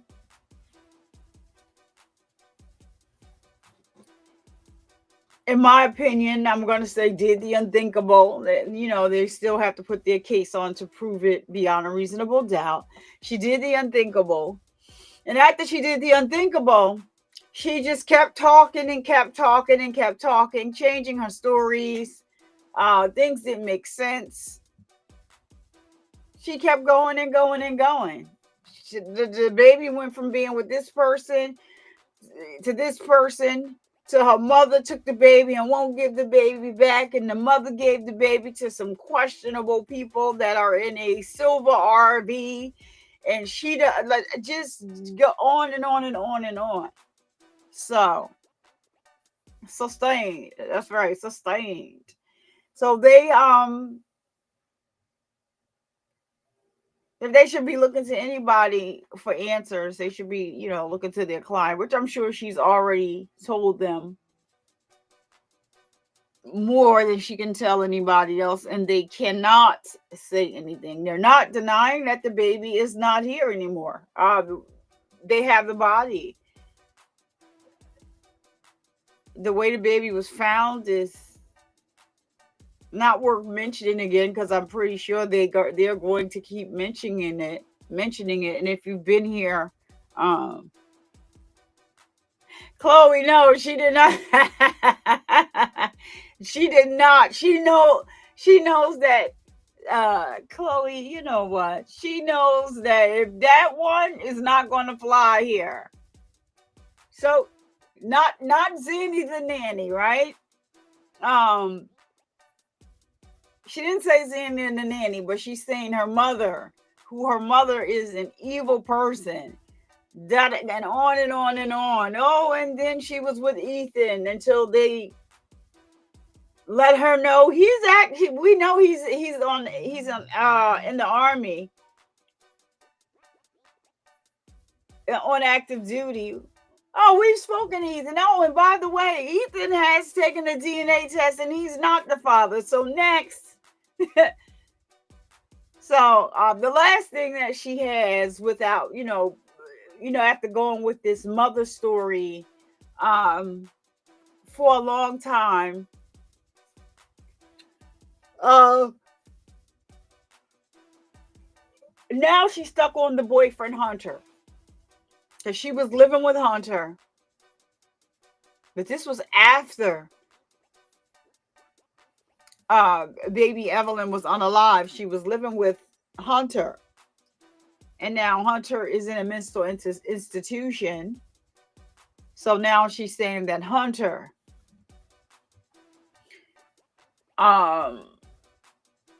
took the baby. I don't know what he did with her. She wasn't alive. She was in the bed. Did you lay on the baby? Oh no, I didn't roll over on her. Like, that would be so hurtful to say I rolled over on the baby and I did not. No, that's why they tell you do not sleep with babies in the bed with you, because it is more dangerous to them than you know. Sometimes you don't know that you're moving around when you're asleep, and you may, roll over on the baby.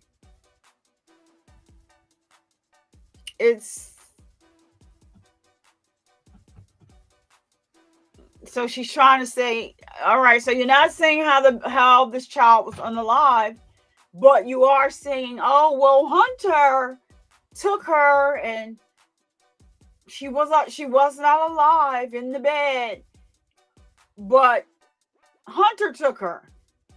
And now here we go with the fake tears, because they're fake. I'm not a harsh person. I'm not. I like to give people the benefit of the doubt. I like to let the law be the law, but all of the evidence that they are showing here, especially what she did previous to starting being arrested for one, and then starting the trial, it's just like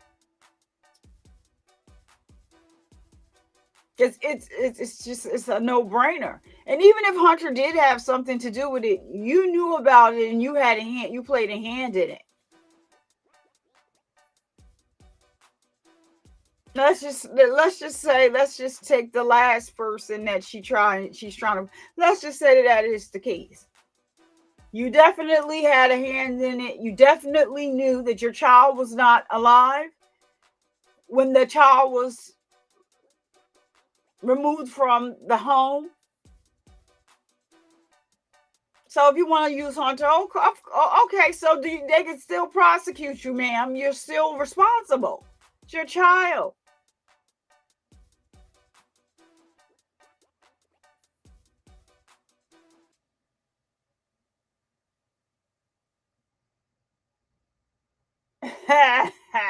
Chloe, you think? Chloe, do your thing. You think Casey Anthony is too busy being famous. So she thinks. she is a child unaliving celebrity who got away with her crime, and only became a celebrity because she's not a celebrity. Let me say that, y'all. I'm being sarcastic. But yeah, I don't want y'all to be like, oh, she's sitting here. Casey is a celebrity. No, she's not. I'm being sarcastic. So she became a celebrity after winning the case. After getting off, I will never understand that case. Never understand that case. Same deal.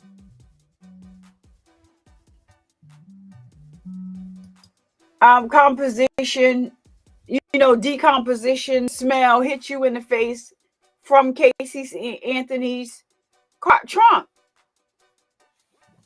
But somehow,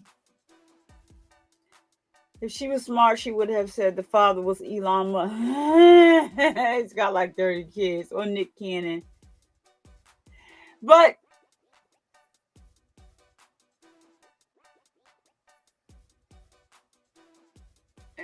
Nick takes care of all of his children. Don't ask me how he do it. I think he's some type of magician.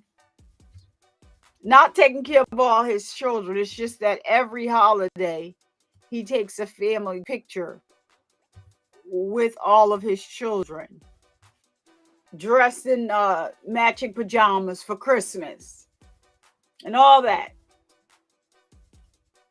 As a father, I guess he didn't think he was going to live this long.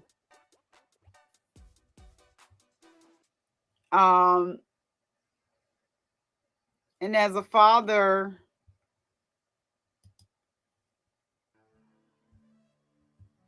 I know a lot of people have things to say, but as a father, he's taking care of every last one of his children. The mothers have no complaints. So they agree with it. They know before they have the children. The only person that he said that he misses and would think about going back to is Mariah Carey.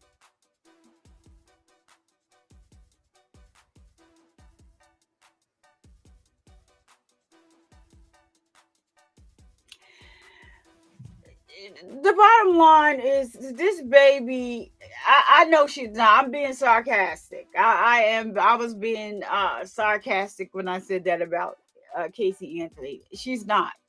I don't like the way she got off, with all of the strong evidence that they had against her, because they had some very strong evidence against her. So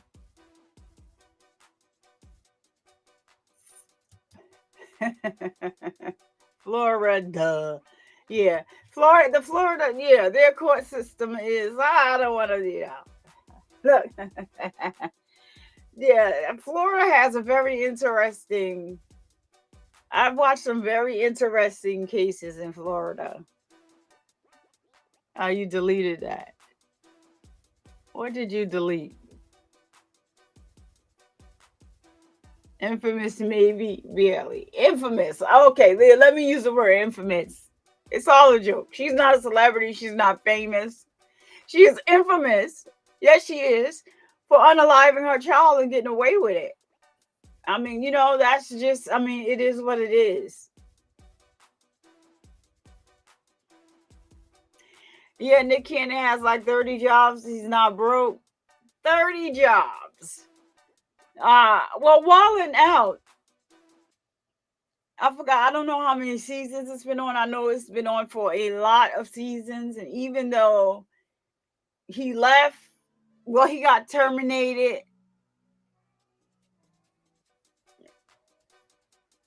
They realized they tried to do Wildin' Out without him. This is the thing. I don't know if you know.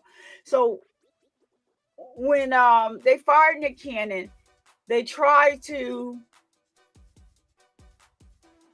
hire DC Youngfly, who is on Wildin' Out, as to continue the show and to be the host of the show, and he turned it down because Nick gave him a chance.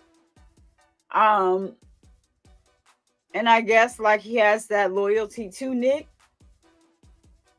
and he didn't like, what they were trying to do, and he said no. And so they couldn't get anybody else to do that show.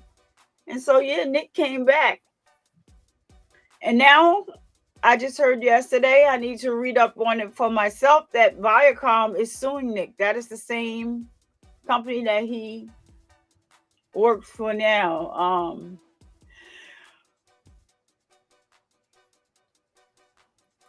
You a Floridian, Jack Claus, Florida. Florida.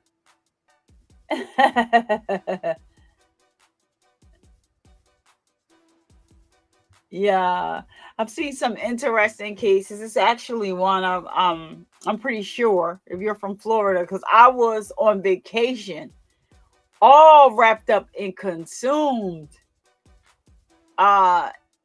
in the Marquise Lloyd trial. Oh my goodness. I was so wrapped up and consumed with watching all the videos that was on his page of the girlfriend at the time. She was such a pretty lady, but pretty doesn't equate to having a brain.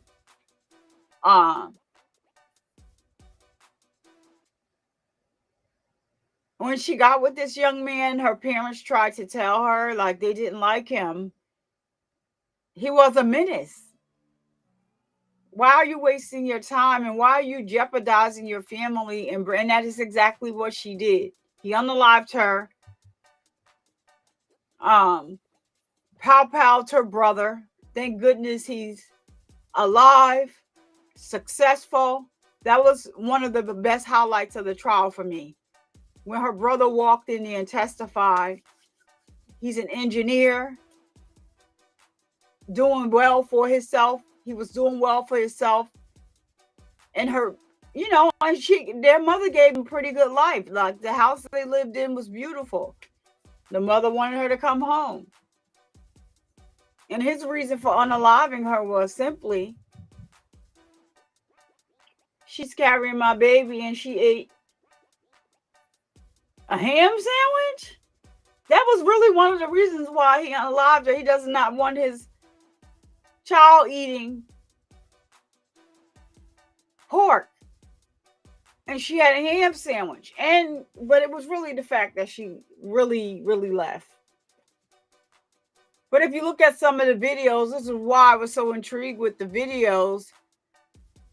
Like, girl, like, what are you doing?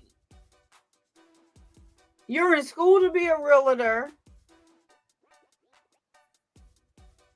You have a very supportive family that knows the meaning of work. They work.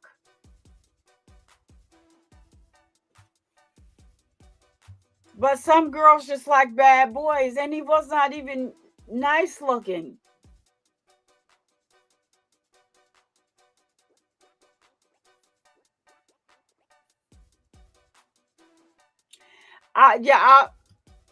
Chloe, 100% facts. These women know what they are getting into prior to having these children. So the fact that he has all these children with different women, they make a choice to be with him and have these children. He's really just using them to have these children. He really wants to leave a legacy to his children. And so that's why he works so hard.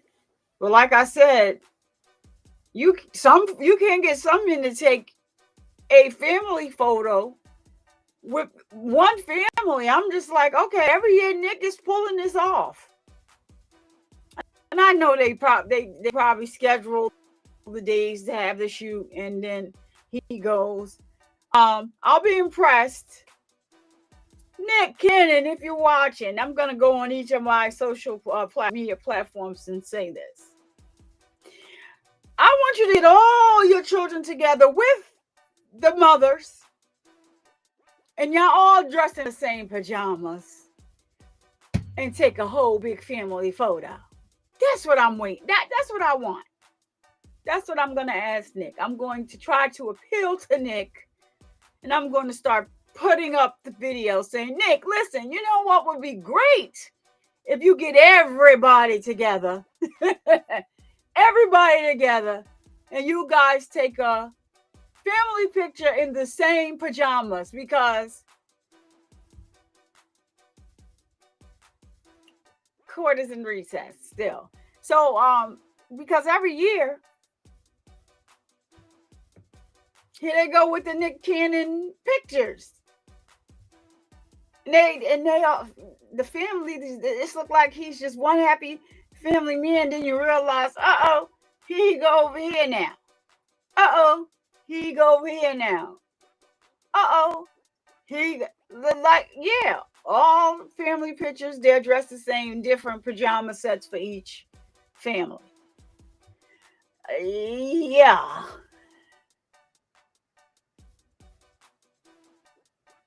Now they're suing him. I have to read up on it. I just heard that he's being sued by Viacom. I didn't read it yet.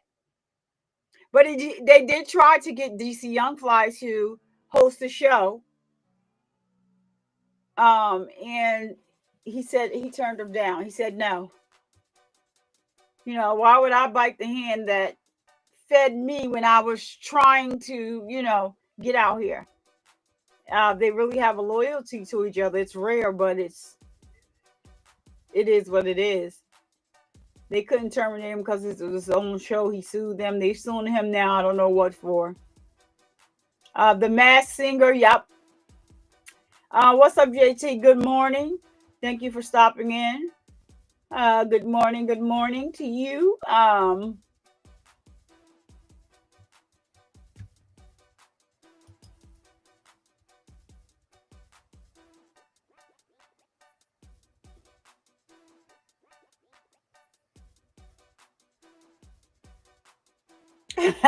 Plant Palm. Chloe, only you.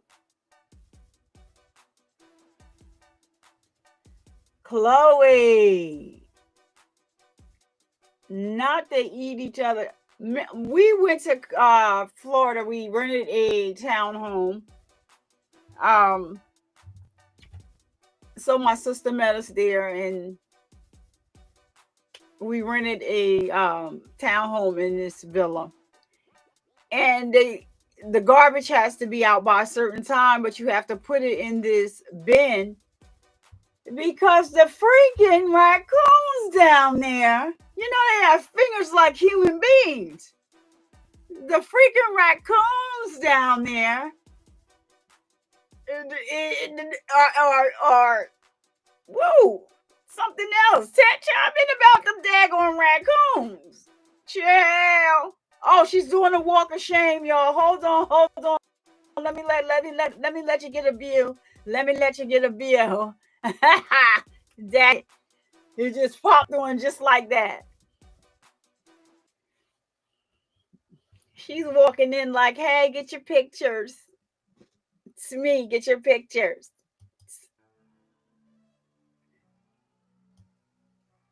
All right, they haven't turned the sound back on yet, but we have action.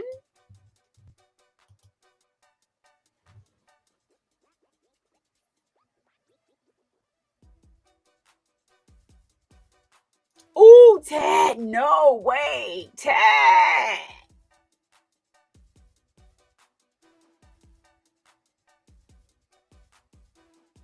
If you think I'm here to gun, play with your gun, I'm not. If you think I'm here to fuck around, don't do it, I'm not. I watched that trial. Oh my God, that trial was wild.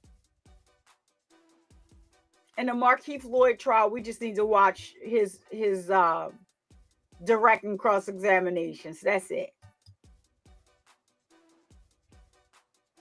Leading up to the trial, that was what was so interesting. Yeah, Ted, I would like you to chime in. Are you near the area of Markeith Lloyd? And if you are, like, what was it like when they were looking for him and he was outside? He was outside.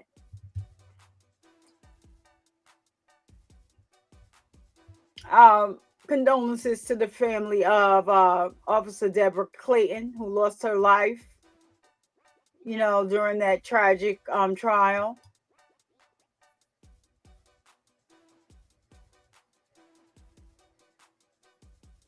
Yep, for sure. Tat, you and this sauna. Yes. Okay. And can you tell the jury why something like this is important pursuant to an investigation? Essentially, why this is important is it shows that the records that we received for the specific count we received them from are accurate. Okay. All right, that can be passed back down. Thank you. To your knowledge, do you know who owns Instagram? Yes, Instagram and Facebook are both owned by Meta. Ooh, Okay.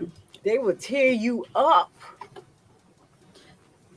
And were you able to conduct an analysis on Facebook and Instagram Good morning, Instagram records of the defendant, Megan Boswell? Yes. And were these records obtained via a valid search warrant for those records? Yes. Okay.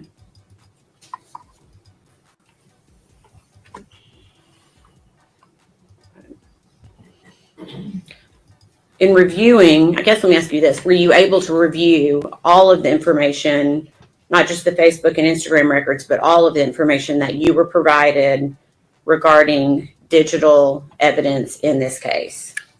Yes, I reviewed a number of different phone extractions as well as search warrant returns. Okay. Based upon this, were you able to identify conversations pertinent to this investigation? Yes. Have you identified and reviewed those in preparation for court today? Yes.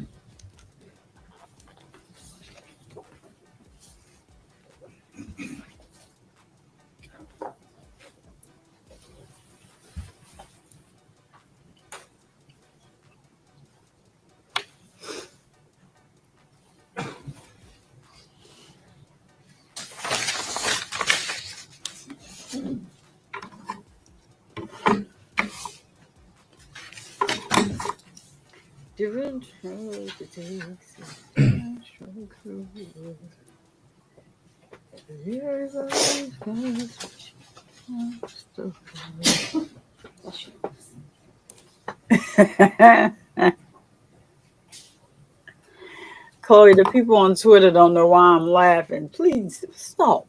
Stop. They may think I'm laughing at the case, but because they can't see your comment. Look. You just had me singing different strokes now.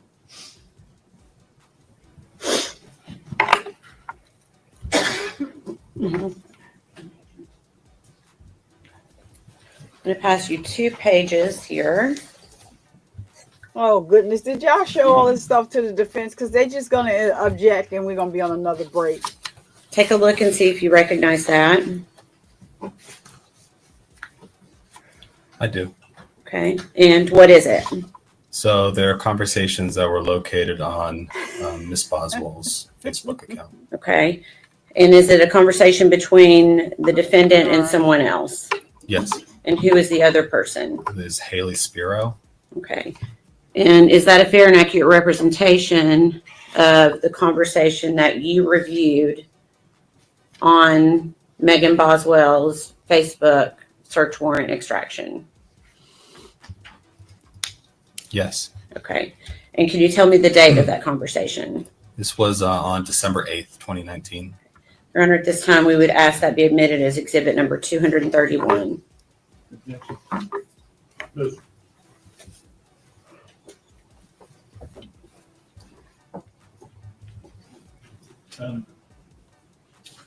Approach up here for just a second.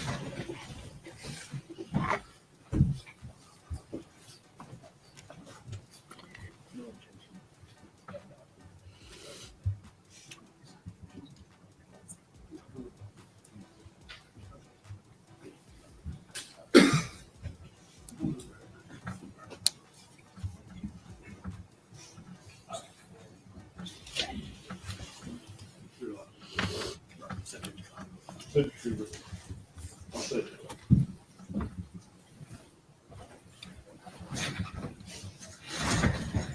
no objection to 231, subject to the court's previous ruling. And permission to publish, Your Honor? Go ahead.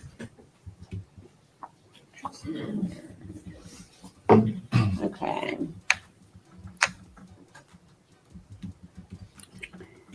Agent Durant, is this the conversation we were just discussing? Yes. Okay. Can you tell me what the defendant states right after it shows that she called Haley on the phone? So the defendant states, I'll have to double check with her dad as her, or her dad has her, but I should have an extra. Okay. And then it goes to, I don't think I sent them all with him, but then again, I might have because I'm irresponsible. Okay, thank you.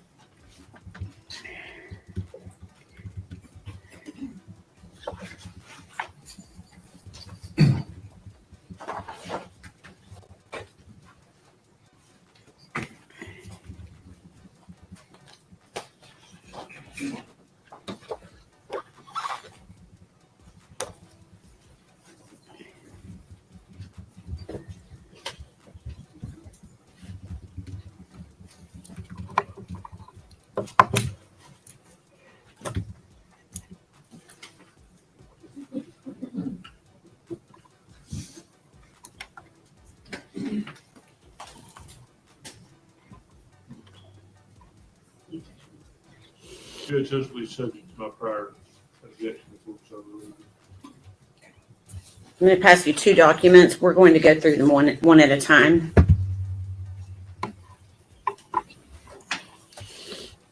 You could look first at the one with the earliest date on it, please. Okay. And do you recognize that document? I do.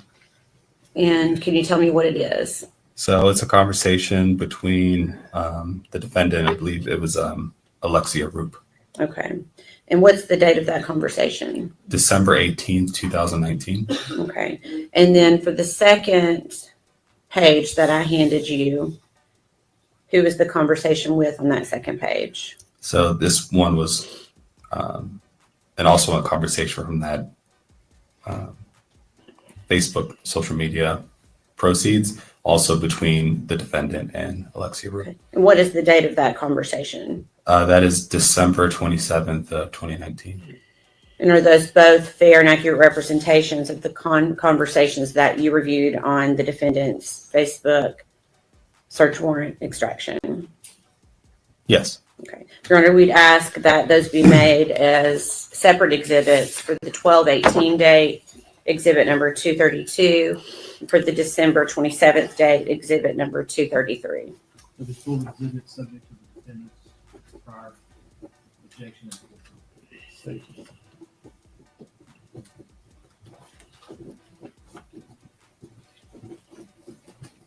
Thank you. Permission to publish.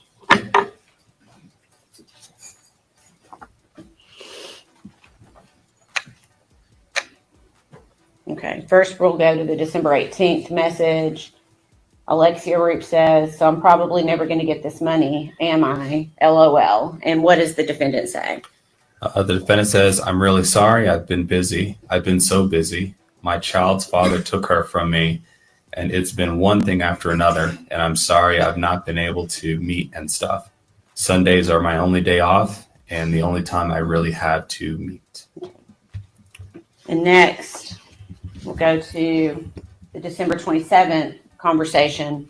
Alexia says to the defendant, you never sent it. And what does the defendant say?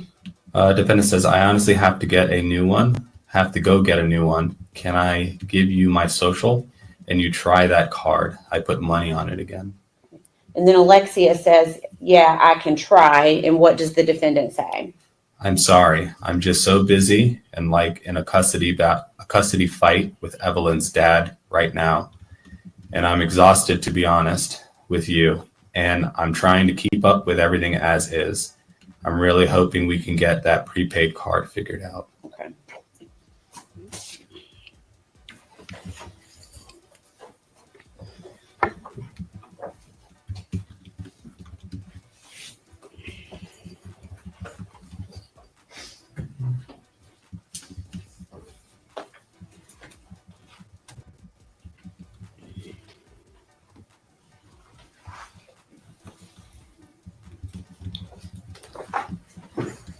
pass you one page and ask if you recognize it. I do. Okay, can you tell us what it is? It's another conversation from the Facebook warrant between Miss Boswell and Jesse Rosenbaum. Okay, and is that a fair and accurate? Let me ask you, what is the date of that conversation? It's January 13th, 2020. Okay, is that a fair and accurate representation of the conversation as you saw it on that social media extraction? Yes. Okay, we'd ask that be made exhibit number 234. 234.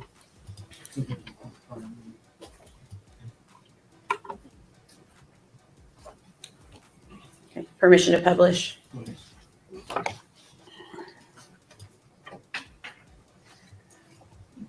Okay. If you could tell us what the defendant says on January 13th of 2020. So the defendant says, I lost custody of Evelyn to Ethan, and I've been in a mood. I really don't want to deal with their shit right now. I've not told anyone but you that. He told me our court date was a different date than what it was, and I didn't know, so I was late to it. Okay. And then Jesse Rosenbaum says, damn, that sucks. Effed up shit. You could call a retrial. And then what does Megan say? I'm trying to. I've not even told anyone that happened yet. I just don't want to deal with them, you know. And then she also says, like they always drag me into their problems, then bitch at me for being in their problems after they put me in the middle. LOL. Okay.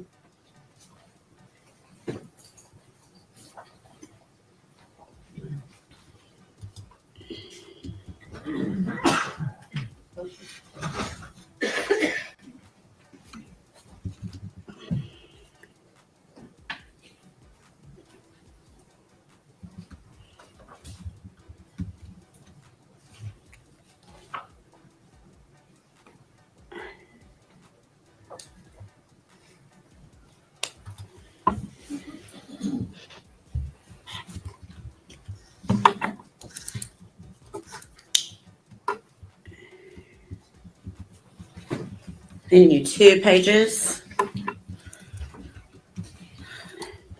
Ask the same thing if you can recognize them.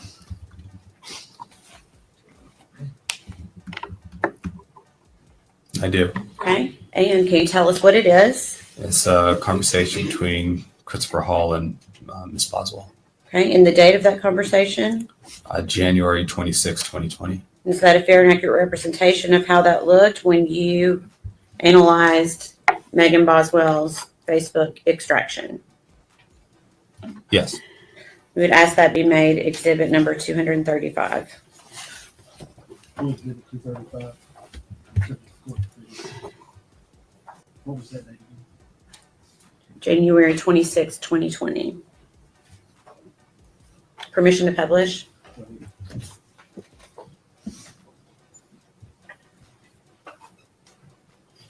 Okay. So Christopher Hall asks, how's Evelyn? And what does the defendant say? Defendant says, good, mean as fuck. And he says, aw. And what does Megan Boswell say? She says, she hates me.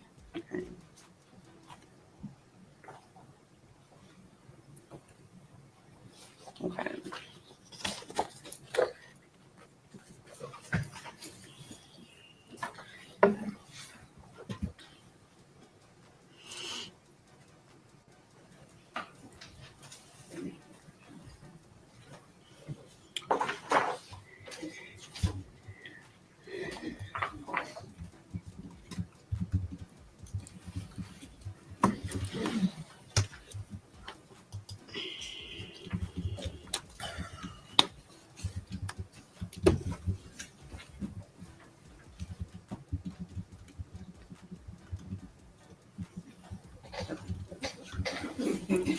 Can we approach her?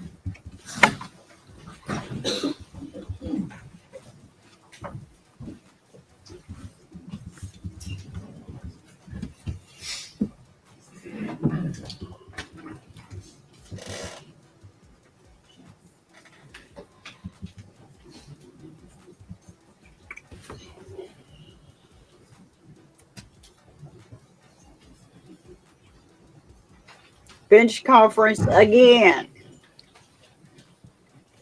Again.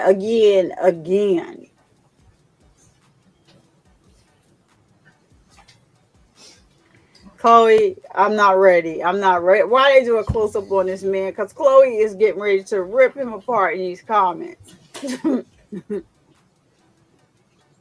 Lord, Chloe, don't do them. You got me singing different strokes in my head, moving on up in my head. I think different strokes. Todd Bridges, yeah, definitely.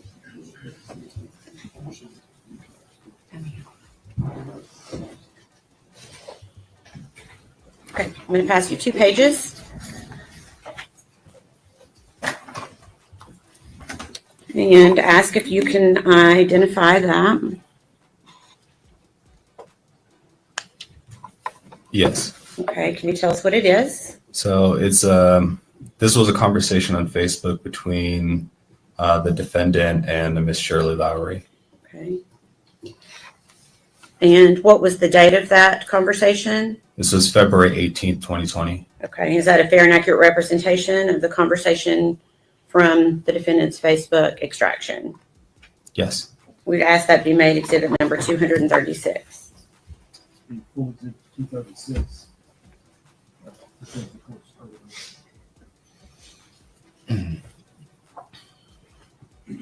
Permission to publish. Go ahead.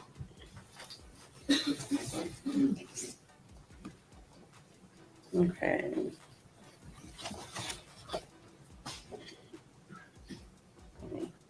For the first page of this, I'm trying to get a little bit bigger. Can you just read to the jury what the defendant says on February 18th, 2020? So the first message that comes through is hello, ? The next message is, if you want to know what's going on, I couldn't bring Evelyn over because Ethan wouldn't let me pick her up, and I have court in the morning. I'm sorry, and I hate to be rude about this, but you don't have any rights to my child, and what goes on between me, her, and her dad stays between me, her, and her dad. Ooh. So the following message is, I have court in the morning to set up a specific plan where he has her 1 week and I have her another. Okay. And is that conversation, let me make it smaller. Okay. And then for the record, there's a photograph there, is that right? Yes. Okay, and what does the defendant say after that photograph? She says, this was her when I saw her last weekend, and then follows up with, if dad didn't flip out when I come on the property, I'd bring her by. Not that it's any of your business, though, and don't involve anyone else in it. Okay, we'll leave that up for just a second because I want to ask you some questions about this photograph. So again, we're looking at the date, February 18th, 2020. Is that right? Yes. And that's the date the message was sent to Shirley Lowry. Yes. Okay. Were you able to determine, based upon your analysis of the defendant's Facebook, is that picture an accurate representation of being taken the weekend before February 18th of 2020? No. Can you tell me how you know that picture is an old picture? While reviewing the conversations from the search warrant proceeds, I located that same photo, which was sent to Ethan on November 30th of 2019. Okay.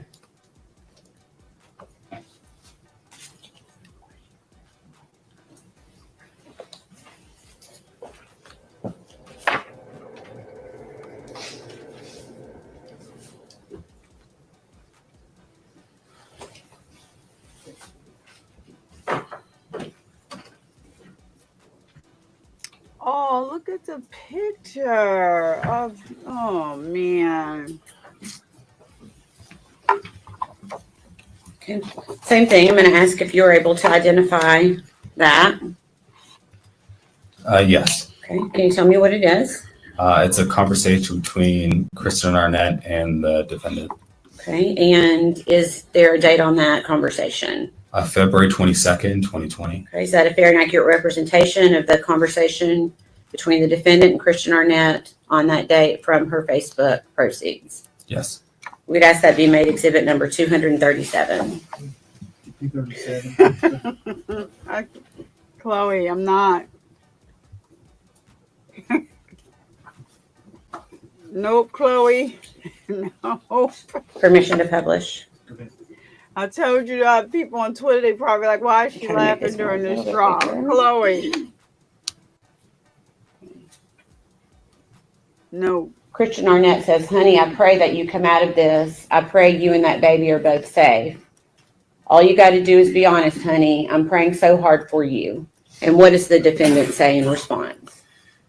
I am being 100% honest and trying to help find my baby. I was scared of the person who took her. Thank you. Lord. She's being honest. When? When, Evelyn? Excuse me. When, Megan? Oh, my gosh.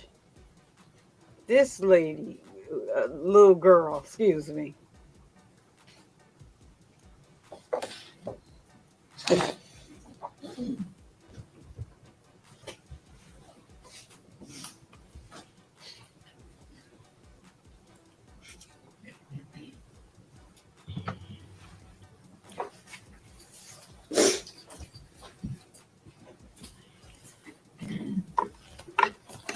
Okay, pass you a document. Do you recognize that document? I do. Okay, what is it? This was a conversation between the defendant and Hunter. Hunter Wood? Hunter Wood, yes. Okay, and is there a date for that conversation? There is. It's December 27th of 2019. Let me put Okay. the Is that a fair and accurate representation of the conversation on as you Twitter. viewed You it can see the comment. during your analysis? Yes. We'd ask that be made exhibit number 238.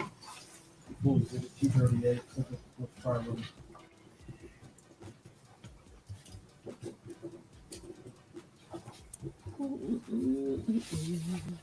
And permission to publish. Okay. If you can, just tell us what the defendant says to Hunter Wood on December 27th and December 28th. On December 27th, the defendant says, text me again so I have your number. I ended up just swapping phones with her. And then follows on with, hey, I'm going to leave here soon. Ethan and I talked and he's going to stay home. And then is followed by, he thinks that what would be best also because I'm obviously not a very stable parent right now and Evelyn doesn't want to come home with me. Okay.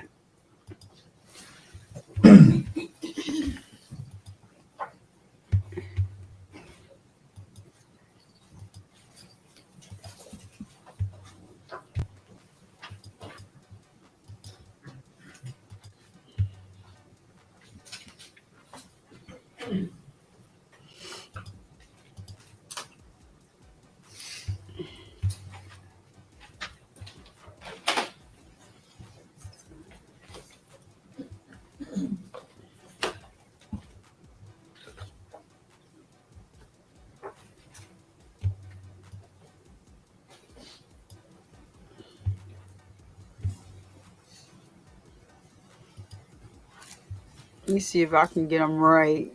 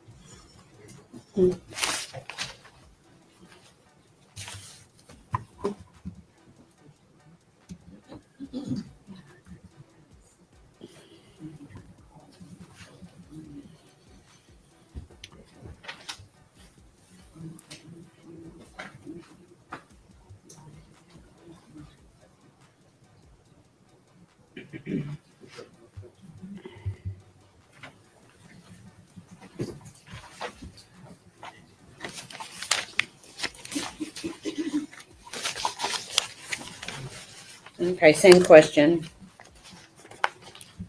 Yes, I recognize this. Can you tell me what it is? So it's a conversation between the defendant and Hunter. Okay, and what is the date of that? The date of this one is February the 19th of 2020. Okay, and is that a fair and accurate representation of the conversation that you viewed pursuant to your analysis of the defendant's social media? Yes. Okay. We'd ask that be made exhibit number 239. Full exhibit 239, subject to school compliance.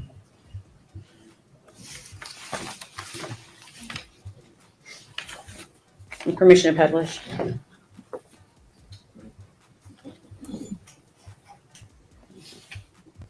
If you could read to the jury each of these text bubbles from the defendant to Hunter Wood on February 19th of 2020. Yes. It says, hey, I have no clue why you're mad at me, but I've been waiting for mom for fucking hours at the BP. Can I please come sleep in your truck if I get a ride there? Ooh. And she says, like, seriously, I've done nothing. I've not done anything for you to be mad at me. I love you, and I was supposed to leave so long ago, and I tired as fucking hell. I'm also pregnant with your child, so you could let me sleep in your truck. I'm gonna just come anyways and sleep in it when I can find a ride. I'm so tired, and I needed you tonight, but thank you, Hunter. I might just say fuck it and come in. And then she tried to call, and Hunter missed a call. And then the final one is, I've tried to call. Okay.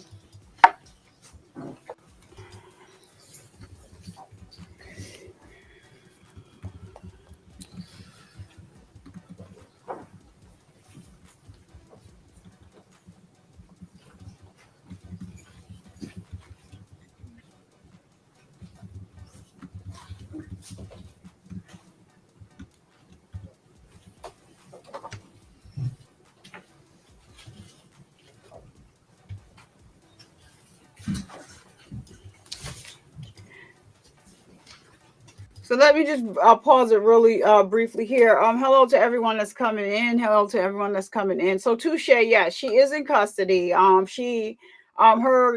daughter, Evelyn. I keep Emily Stokes. I always have her.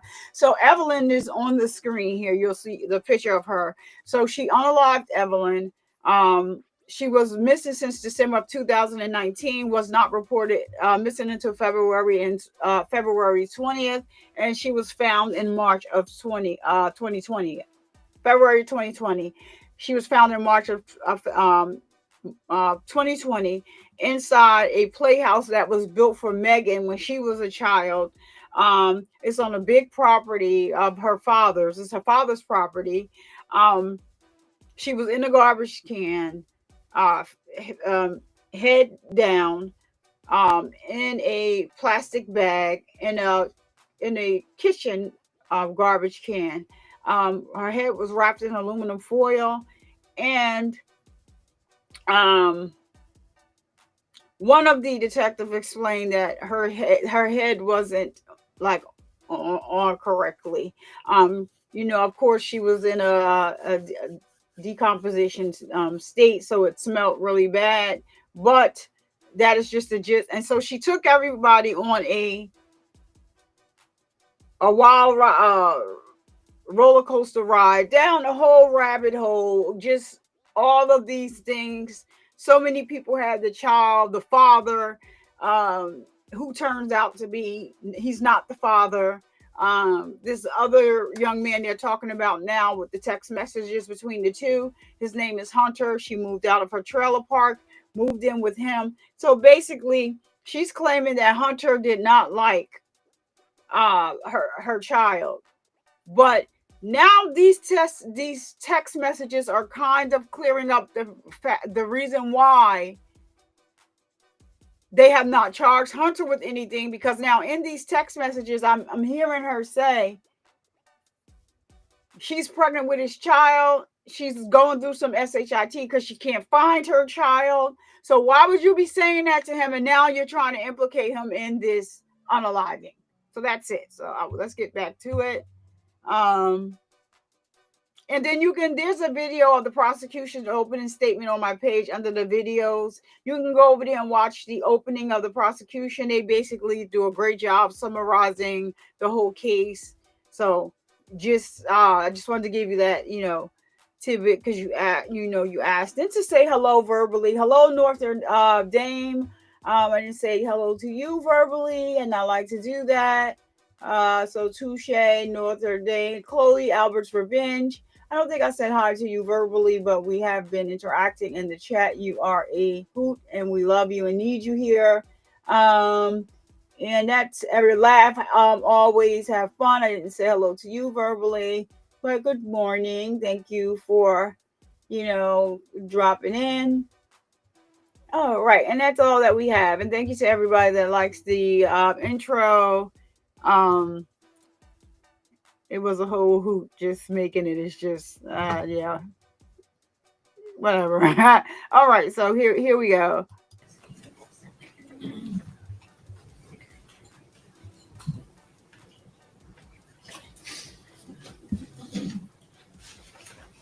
Hunter. Yeah, I don't think she knew Hunter when Evelyn was born. Touche.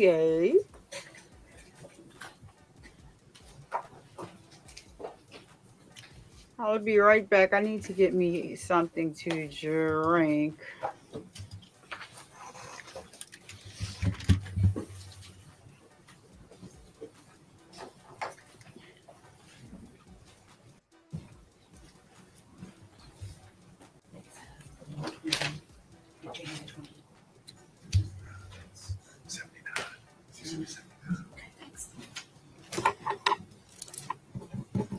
Okay, I'm going to pass you 7 pages.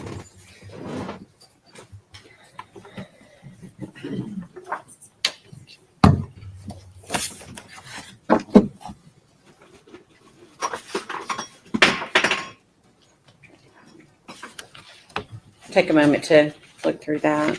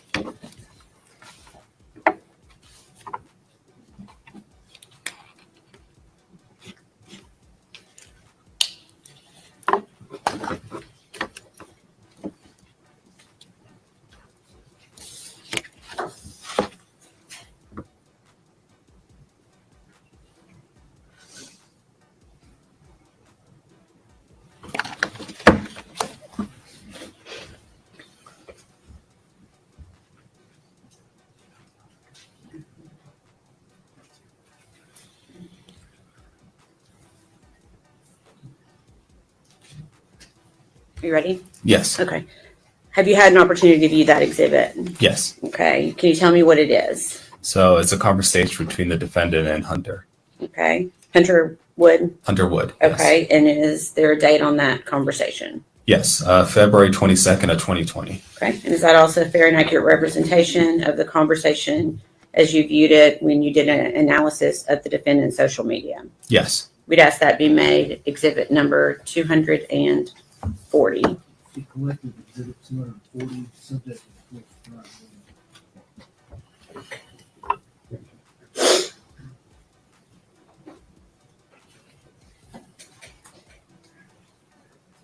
Permission to publish. Go ahead. We're just going to go through it page by page. Okay. Okay. Okay. What does Megan Boswell start out saying on February 22nd of 2020? The defendant states, "Hey, I texted you just so that you know it's really me." And Hunter Wood says, "Change your Facebook name." And what does the defendant say? "I will in a few. Will you please bring me a change of clothes? TBI is in North Carolina with my mom. Literally, I don't care what clothes are. I just don't have anything at the moment. And Hunter said, they said there was no baby with her, though. I'm at my mom's. And what does the defendant say? She's still under arrest and being questioned. Can you please do that for me, though? And then Hunter says, yeah, but where's the baby? I just want the baby to be found safely. What does the defendant say? Dad won't let me go anywhere because of the situation. Hunter, I can't disclose stuff to you on here about what TBI is doing. Then Hunter says, but please assure to me that the baby will be found and brought home safely. Let's see if I can make this a little bit bigger. Then what does, I'll scroll down in a second. What does the defendant say in response to that? Hunter, I have full faith in the TBI and everyone I've spoken to that they will get the truth out of my mom and bring my baby back to me. Can you come talk? ? Or your mom? ? I just can't disclose anything much more over the internet at this point in time or over the phone. And I hope you can understand that. Okay, let me back up a little bit and if you could continue. If you don't want to, I'll speak to your mom and she can tell you. Also tell her thank you for reporting the car missing. If mom has told you anything that is off-putting, please let me know. If she told you anything at all, please tell me, please, anything at all. Did she ever mention Mendota to you? She kept trying to take me there, and I'm trying to find a ride up there to go looking. Okay. Make this one smaller. Okay. And what does the defendant, I guess it's a continuation from the last page. What is she saying? So please let me know if you know anything about Mendota. I know it's late, but can you take me somewhere in Mendota, along a river? Mom used to talk about it. And Hunter says, get your dad or TBI to take you. And what does the defendant say? I can't get a hold of David, and there's no way in hell Dad will take me. Okay. And then what does the defendant say? David's not replying to me, probably because they're down in North Carolina dealing with my mother. And then Hunter Wood says, I'll contact Chris Wilhoit and see what he says to do. And what does the defendant say? Who is that? I don't know exactly where it is. And Hunter says, the leading TBI agent. What does the defendant say? I just know a river in Mendota. Someone told Dad they wanted to talk to him. Okay. And then what does the defendant say? Same place Mom got arrested for trespassing in Scott County, Holston River. And then Hunter says, what does that have to do with the baby? And what does the defendant say? Only place I know she might be connected with in Mendota. Dad is on the phone with someone right now. Something about who reported the car she saw. She says she would only talk to Dad and that she had important information. Okay. And what does she say in that last message? Dad's on the phone with her recording the call. This is the last page. I might have to make this one a little bit bigger. And then Hunter says, what did they say? And what does the defendant say back to Hunter? She said my mom dropped the baby off behind a church 3 days ago. They're looking into the church thing right now. She said a church off 394. I think she said Feathers Chapel. Dad talked to her. Not sire, but I'm losing my shit right now and have no one. I have to find Evelyn now. It's been 3 days already. What if she's cold and hungry? Okay. And then what does she say? Let me go up a little bit with where it starts. Hunter, please. Hunter, please. No one will take me to look for her mom. Had to have dropped her off somewhere. Please help me find my baby. And she continues, says, if you won't take me, I'm literally going to steal a car. I don't care. I'm sitting at Food City with the cops. Hunter, if she dropped her off 3 days ago, time is ticking fast. And she says, hey, TBI has some sort of update. I'm about to head up there now. I'll let you know. I'll let you and Melissa know. And then she ends with, "Are you up?" question mark. Okay, thank you.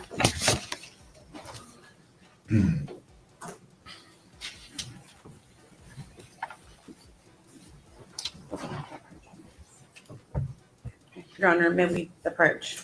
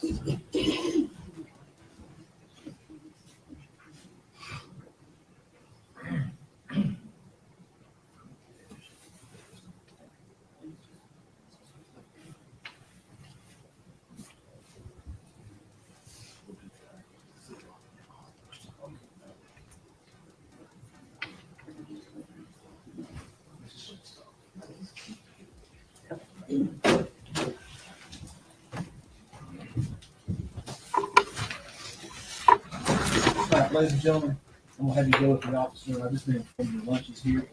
We'll start back at, probably 1:15. Everyone stand.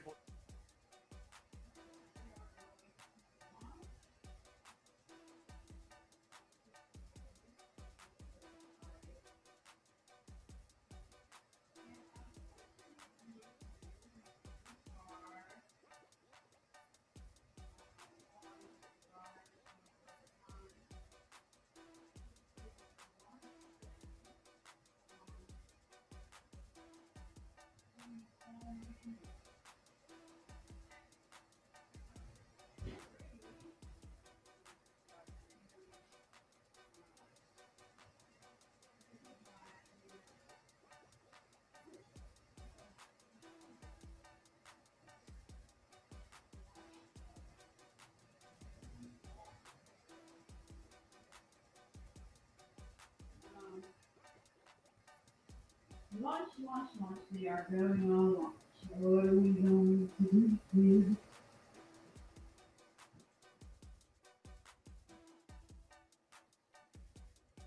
What are we going to look at? Almost there. Something to drink. Didn't have anything this morning.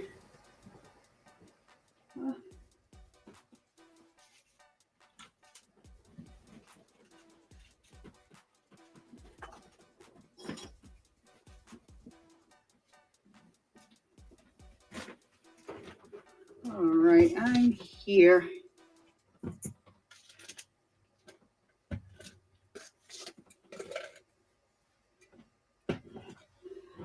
Dad, did lunch already? Screen is black.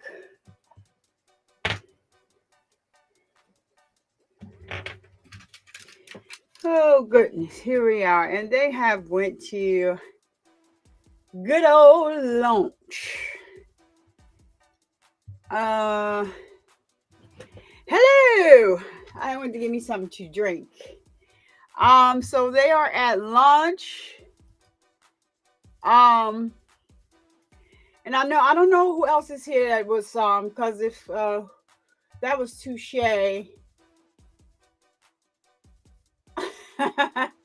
Chloe, what are we talking about? You called me a hoot. Yeah, Chloe is just she doesn't mean any harm, and you know, she's quite the comedian. She gets the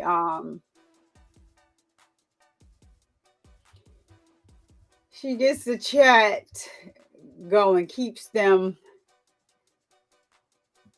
bring you back some. Chloe, I don't think I have any of that. I don't have any of that handy or readily available. So I'm sorry, I cannot bring you that. Chloe is crazy. So yeah, so they are on lunch. That went pretty fast. The morning went kind of fast. They start rather early.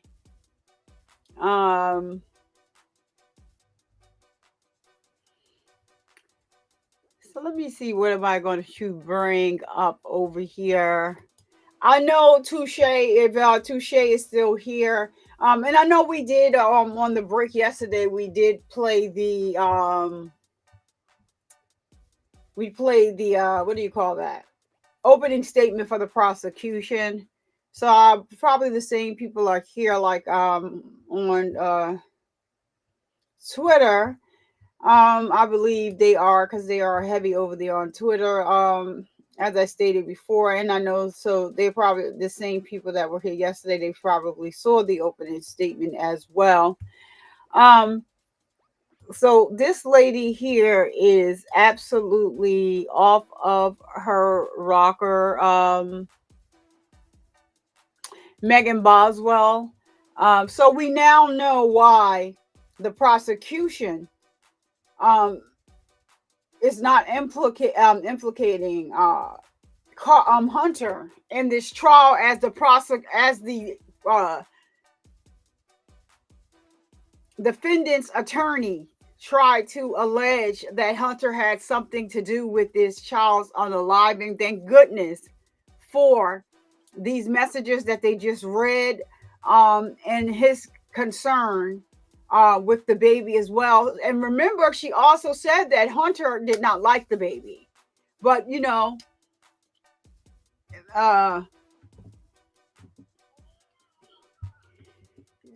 she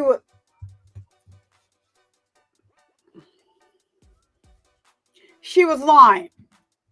So you know, now we get to read the messages between the two of them, and she even told them was lying to Hunter.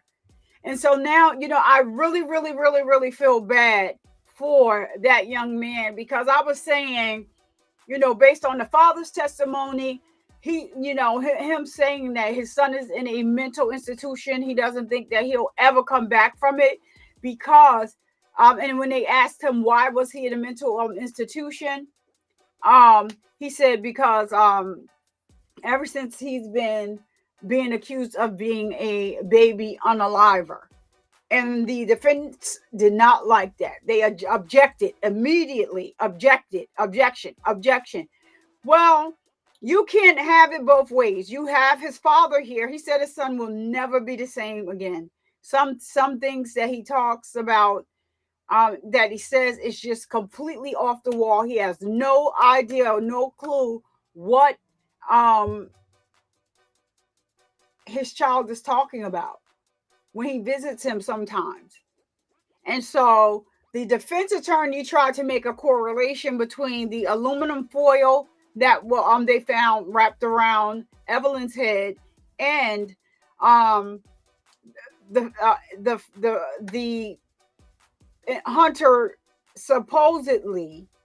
allegedly being diagnosed as a schizophrenic, and some type of connection that schizophrenics wear tin foil on their heads. So I don't know if the defense wants to just take his strategy in another direction, because now that we see these messages between him and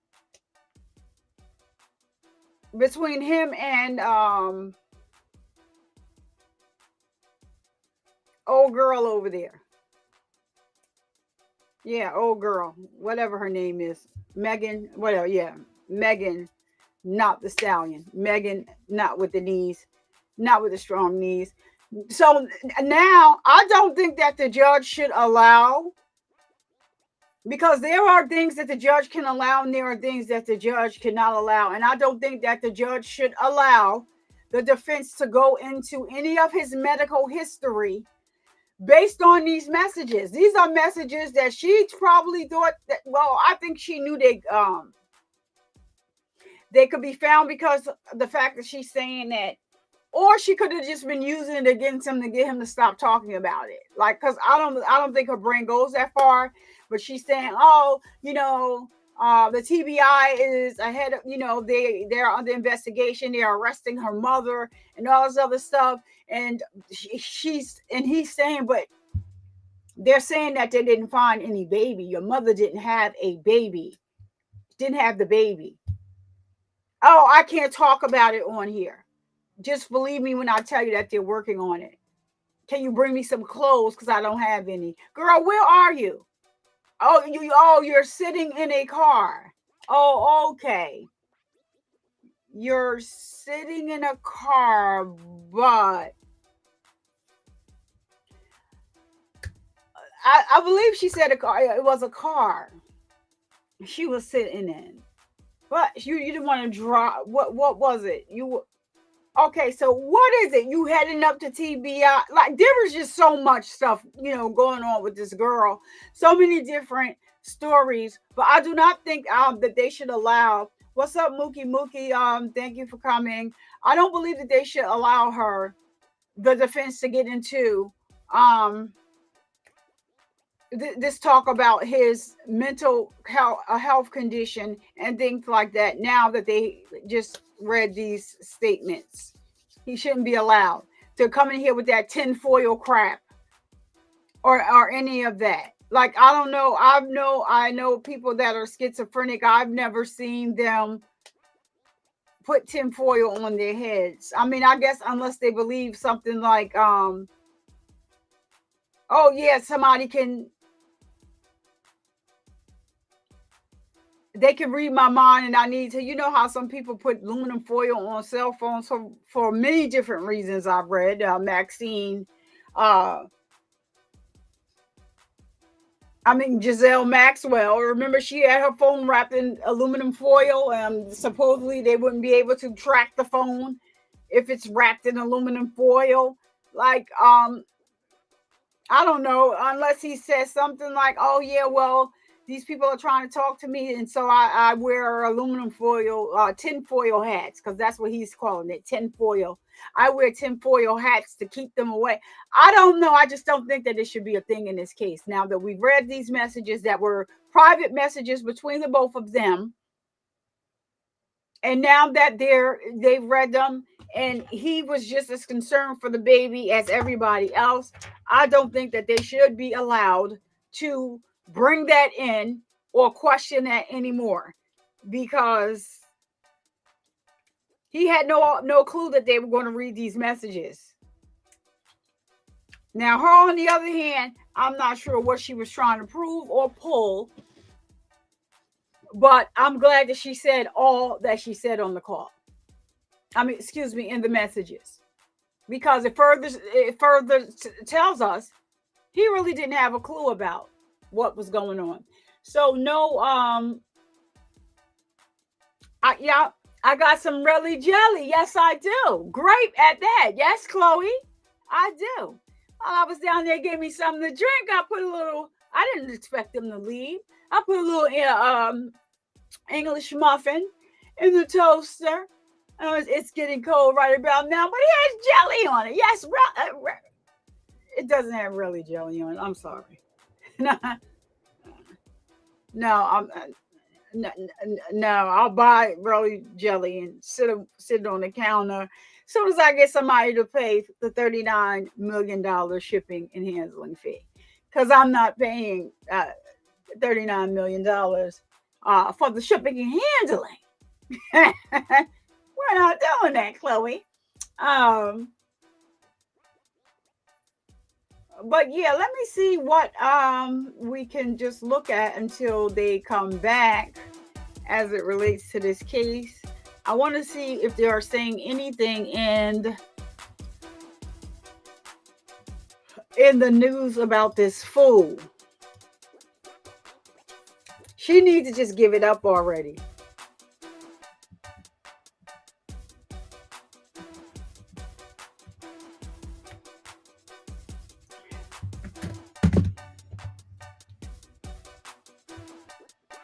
I don't know if these are.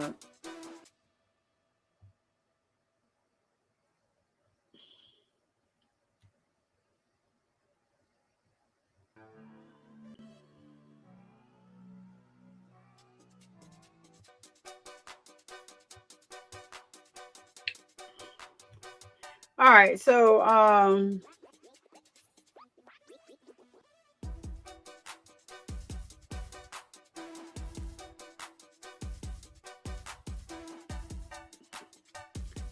right, so let's see.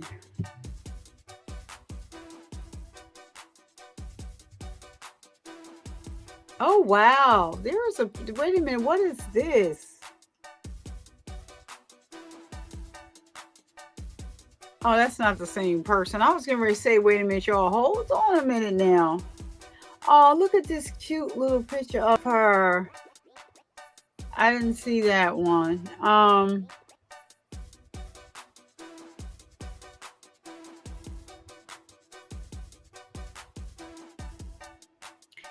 You know what? Maybe we can watch. Because some of you guys didn't see.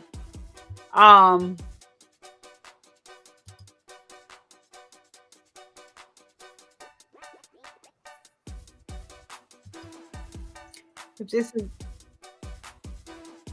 all right. So we're gonna watch. I'm gonna bring over the testimony of the boyfriend. I mean, excuse me, the ex.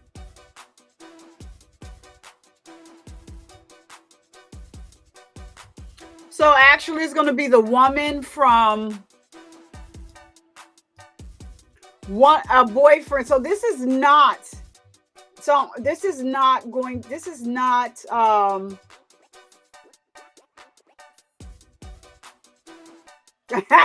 really, Jelly. No. Hard pause. No, really, Jelly. No. It's only 30 mil, not 39. No. I don't want it. That would be crazy. 39 mil is crazy. No, 30 mil is crazy. Okay. Crazy. I get it. Him and his grazed knuckle. You know, he grazed. The bullet grazed him. No, he scraped his hand trying to be tough guy. Anyway, So I'm going to bring it on. So Megan had a very brief, a brief boyfriend. I was like, wait a minute, hold up. Who is this guy? When they showed it, I'm like, wait, who is this guy?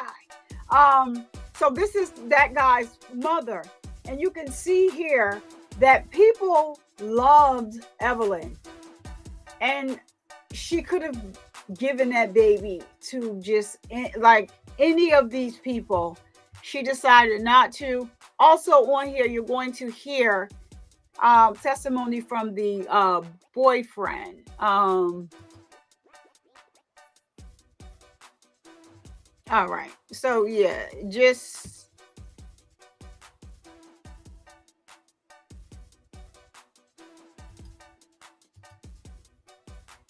all right. I don't know what that was about, but I don't care. Okay, so let me bring that over.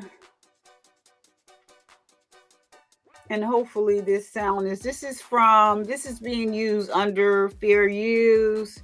This is channel 11 that reported this.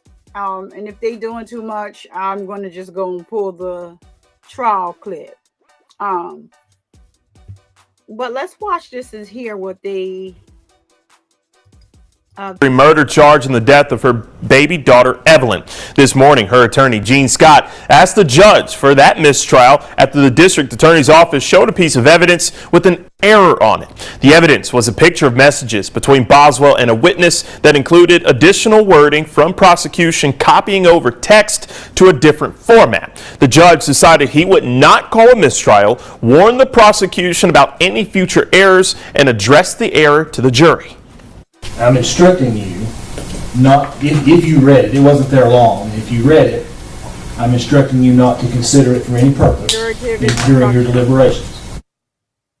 After that, the jury heard from several more witnesses in previous interviews with Boswell. News Channel 11's Ansley Daniel continues to follow this trial every step of the way. Ansley, what more did the jury learn today?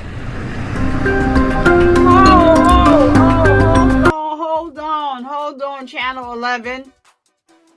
Hold on, y'all. Let me find another clip because they want to be playing music and stuff like that, and I don't have time. Let me just go to the clip and get it.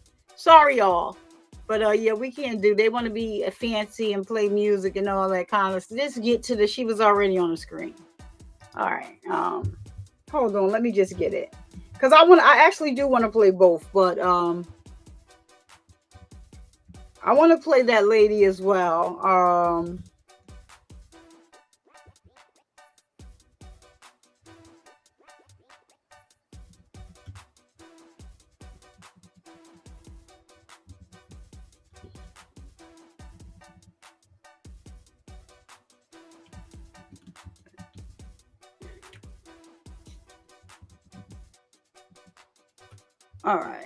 All right, let's see.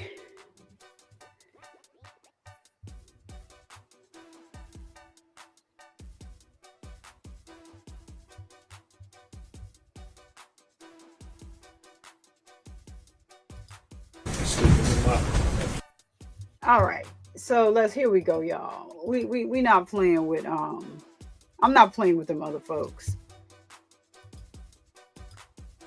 I might have to readjust because. Raise your hand, sir. State your name. Evelyn Boswell. You solemnly swear from testimony you're about to give be the truth, the whole truth, and nothing but the truth. Yes, sir. Have a seat with you. Hold on, let me see. I have to adjust because the one earlier was so low. Good afternoon, Mr. Perry. Good afternoon. If you would scoot up close to that mic there so we can hear you good. Better? That's great. That's great. You are Ethan Perry, is that correct? Yes, sir. And Mr. Perry, how old are you? I'm 25. And where do you live? Kingsport. All right. Do you know the defendant, Megan Boswell? I do. And how do you know Miss Boswell? We dated in high school. All right. Do you see Miss Boswell seated in the courtroom here today? I do. If you would point her out and describe what she's wearing. A white top and glasses, All right. black hair. All right. Judge, let the record reflect he's identified the defendant. Record so. All right. So you indicated you all dated while you were in high school. Is that correct? Yes, sir. And when would that have been? I was about 15. She was about 13, so I'd say about 2014, 2015. And where were you all in high school? Sullivan Central High School. That here in Bluntville? Yes, sir. How long did you all have a dating relationship? I'd say at least until I got out of high school, whenever I joined the Army. Okay. Now, when you were in high school, where did you live? In Blountville. Okay. And who did you live with? With my grandfather and my step-grandmother. And who were they? Carl and Sherry Perry. All right. Did you also, as you were growing up, for a period of time, live with Paul Miller? Yes, sir. And who is Mr. Miller to you? He is my step-grandfather. Right. And when did you live with him? Since birth until about 2010. Okay. And how old were you at that time? Oh, about 10 or 11. Okay. All right. So at that point in time, did you go to live with Carl and Sherry? Yes, sir. Okay. Now, you mentioned you had a dating relationship with Miss Boswell until you graduated from high school. When was it that you graduated? 2017. Okay. And would that have been, what month did you graduate? May, and I believe it was May 21st. Okay. So end of May? Yeah. All right. What did you do after you graduated from high school? Joined the Army. Okay. And how soon after you graduated from high school did you join the Army? 10 days, on May 31st. Did you go straight into basic training at that time, or? Not straight in. There were some hiccups along the way. I had some medical issues, but it was relatively quick. Yes. All right. Where were you stationed? I went to basic at Fort Benning, Georgia, and then I was sent to my unit in Fort Polk, Louisiana. Did you continue to keep in contact with Megan Boswell while you were at basic training? Yes. Okay. Would you say you were still in a dating relationship at that time? I'd say so, yeah. Okay. How were you keeping in contact with her? In basic training, mostly through letters. But by the time it was over, text. Okay. Yeah. You didn't have a phone while you were... It was like once a month we got our phone, but it was only for like 30 minutes. I can't really remember any conversations that we had specifically. But you were still continuing to communicate with her the old-fashioned way by writing letters. Correct. Okay. So as your time in the Army continued, did you continue to have a relationship with Miss Boswell? Yes. Okay. And at some point in time, did you come back home to Tennessee? Yes. And when was that? Probably the first time would have been in probably the winter of 2017. Okay. For Christmas. Okay, that's what I was going to ask. Yeah. All right. So you had leave. You came home at Christmas time. Is that right? Correct. All right. Where did you stay when you came back? With Carl and Sherry Perry. All right. Did you have contact with Miss Boswell while you were here? Can't remember for sure, but I'm sure. Yeah. Okay. Y'all were still in a relationship. Is that fair statement? Sure. Okay. Well, if it's not, tell me. I mean, I wouldn't call it a healthy relationship, but a relationship, yeah. All right. You saw her while you were here in Tennessee? Yeah. Okay. Now, at some time in 2018, did you learn that she was pregnant? Yes. And when was that? I would have probably around March or April. Okay. Did the two of you have any discussion about who the father of the child was? Yes. Okay. And what was that discussion? Well, it was more of whenever she announced that she was pregnant, it seemed pretty delayed, It seemed like she would have known sooner. Well, the time that I was in. But, yeah. Okay. Well, let me ask it this way.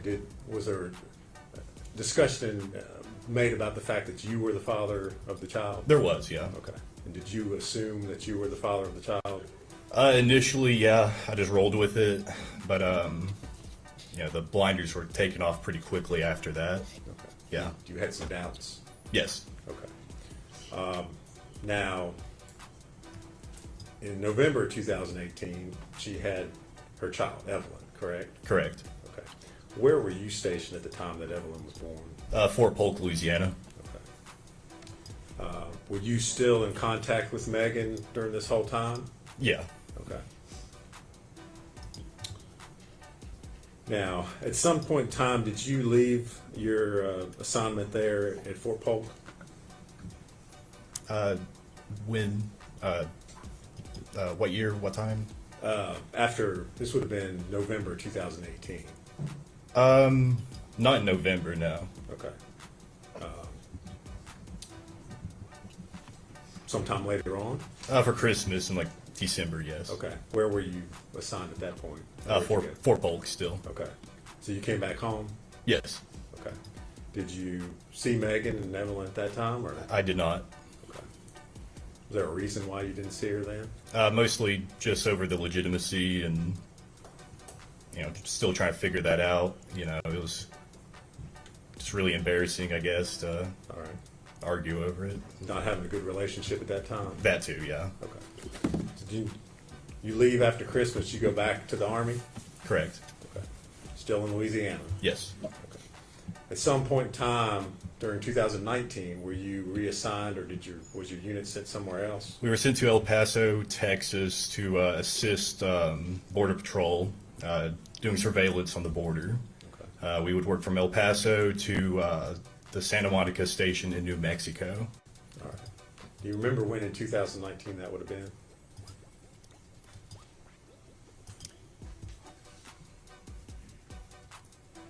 I'd guess March through September. Okay. That's my guess. All right. Now, at some time later on in 2019, did Miss Boswell show up to visit you while you were stationed in El Paso, Texas? She did. Okay. Was this a planned visit? Did you know she was coming? No, it was hasty. It was a hasty visit. Okay. Well, if you would kind of tell us how that happened, or how it was that she ended up showing up down there. Well, the conversation started with her wanting me to take leave to go up to come back up here to Bluntville. And I told her, no, we have a mission here in El Paso. I can't just get up and leave, And so she decided to, on her own, to drive from here all the way to El Paso. And it took her I'd say about 2 days to get there. And all of a sudden, one morning while because we were staying in hotels, we weren't on a base or anything. I just get a picture from her. She was parked outside of the hotel and just took a picture of the hotel. So, yeah. You knew at that point she was in Texas? Yeah, it was pretty obvious at that point. Okay. So, what did you do? Well, I mean, part of me just wanted to turn them away, but the other half was like, well, came all the way out here, may as well just stay. So I advised them to stay on the eastern end of El Paso because the western end is a little dangerous. And so, and then from there we spent about 3 or 4 days together. Okay. So did you take some time off of your work assignment there and go spend time with Megan and Evelyn? Not officially, but yeah. Okay. What did you all do? I think the first day we just hanged out in the hotel room, just meeting Evelyn, playing patty cake, stuff like that, watching her walk around. And it was mostly that. We went to the El Paso Zoo. That was I think the second to last day. And then on the last day we mostly just hanged out in the hotel. The last thing we did was we went to an IHOP, and that was the last time I physically saw Evelyn. Okay. And this is the first time that you've met Evelyn, Yes, is that correct? That's correct, yeah. Okay. She's not quite a year old at this point in time? I'm not sure. Okay. Was she walking or toddling or anything? She was, toddling, just, stumbling over herself. And Okay. Yeah. All right. So at the end of the 3 days, you go back to doing your Army thing. Is that right? Okay. Where did Megan go? I believe she came back here to Bluntville. All right. Did you, after she left, did you continue to communicate with her? Yeah. All right. How were you all communicating during this time? Primarily through Facebook Messenger.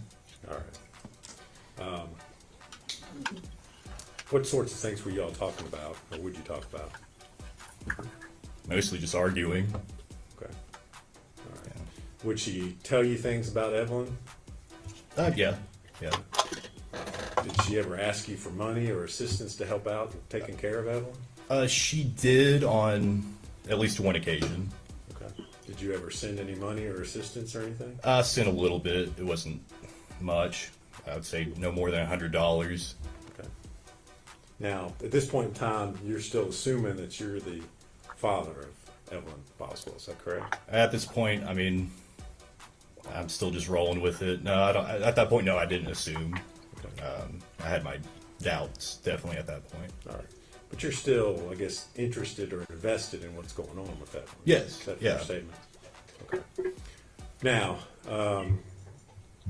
at some point in time at the end of 2019, did you come back to Tennessee? Yes. And when was that? For Christmas. Okay. Do you remember what date specifically you might have come back? Usually leave was about 2 weeks, and I think I was here until about New Year's or on New Year's. So I'd say, I don't know, 15th to the 30th. Okay. And where did you stay when you came back to Tennessee? At Carl and Sherry Perry's. All right. Did you see Evelyn while you were here? No. Did you ask to see Evelyn while you were here? Yes. And what were you told? I was told that she had the flu because we were planning to go over to Paul Miller's for Christmas, and it made sense because that's whenever COVID started making its rounds around the country, and so it seemed like a good excuse. Made sense. Okay. And did you in fact go over to Paul Miller's? Yes. And did you go by yourself, or did you go with Megan, or how did that happen? I went with Megan. We met up at the Northeast State Community College parking lot.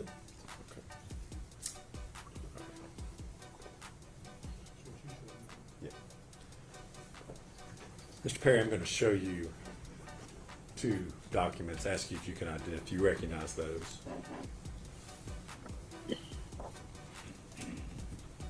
Yeah.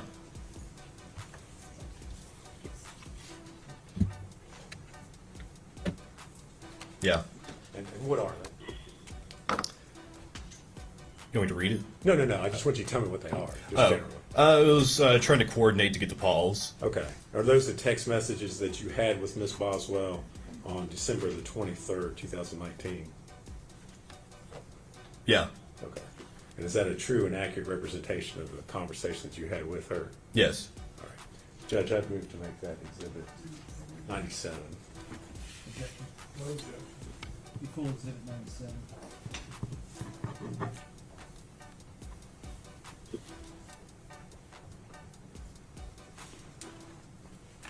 Asked to publish those to the jury.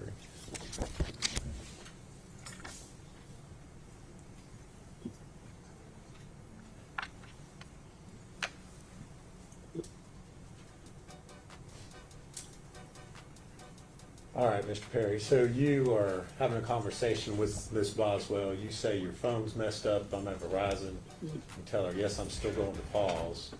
What's her response to that? Evelyn is sick, so I'm not bringing her around everyone. If you want to see her tomorrow, just you can. But she has the flu, and I don't think, being around a ton of people is such a good idea.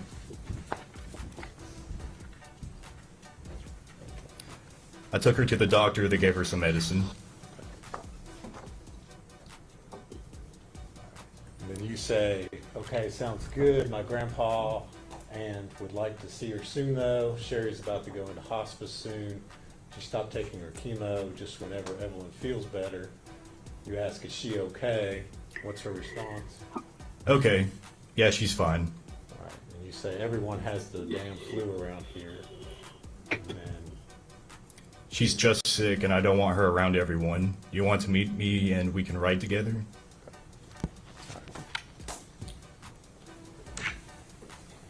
And did you all, in fact, meet up and go over to Paul Miller's? Yes. All right. And did Megan have Evelyn with her? No. Okay. Did you all talk about, while you were at Paul Miller's, Evelyn at all? About Evelyn? Yeah. Yeah. Okay. Did you, and what did you all do while you were at Paul Miller's? Just mostly just sat around. Believe we ate dinner, opened some presents, and It was relatively quick. I'd say we were there for no longer than 2 or 3 hours. Okay. All right. After you left the Millers, where'd you go? I went to take Megan back to her car at the Northeast State Community College parking lot. Okay. Did you all have further conversations while you were here on leave? I believe so, yeah. Okay. And again, were you trying to see Evelyn while you were here? Yes. Okay. Were you, in fact, able to see Evelyn? No. Okay.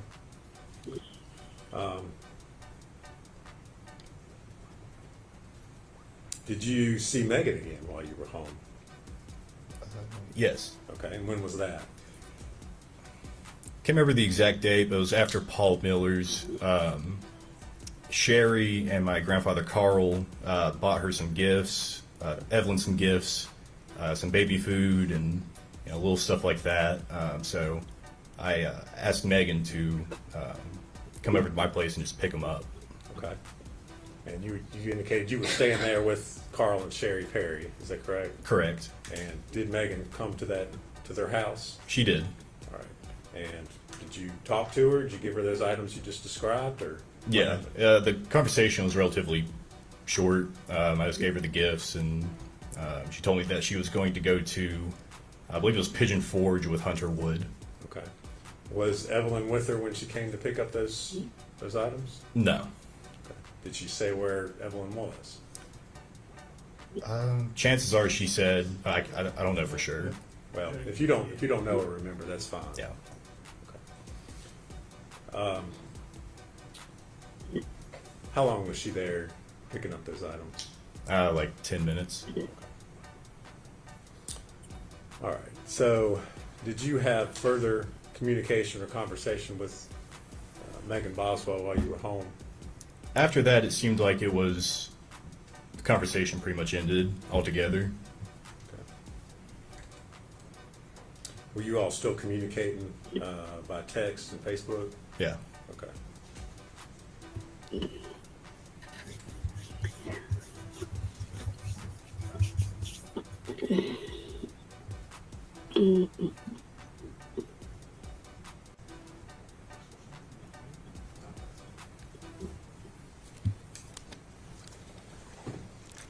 Mr. Perry, I'm going to hand you another document, ask you if you recognize that.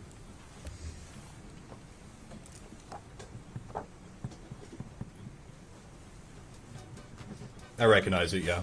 And what is it? It's Megan stating to me that her father just kicked her out of the house again, and that she won't have Evelyn back until she gets a place to stay. Okay. And then she said, "Never mind, I'm sorry." All right. The next day. Those text messages you received from her? Yes. All right. Is that a true and accurate copy of text messages you received from her on December 26th and 27th? Yes. All right. Judge, I move to make that Exhibit 98.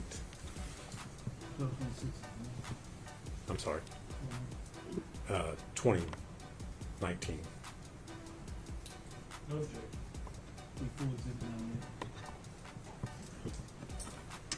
I move to publish that. Okay.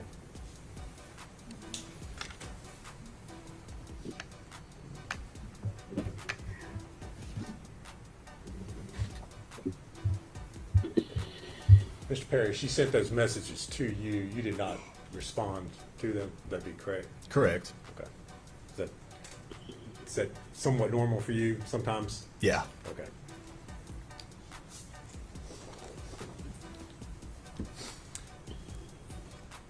Now, you said you were on leave from the Army over Christmas there in 2019. First part of January, did you return to your duties with the U.S. Army? Correct. And where were you all stationed at that time? Fort Polk, Louisiana. All right. Did you continue to communicate and receive communications from Miss Boswell after you returned to Fort Polk?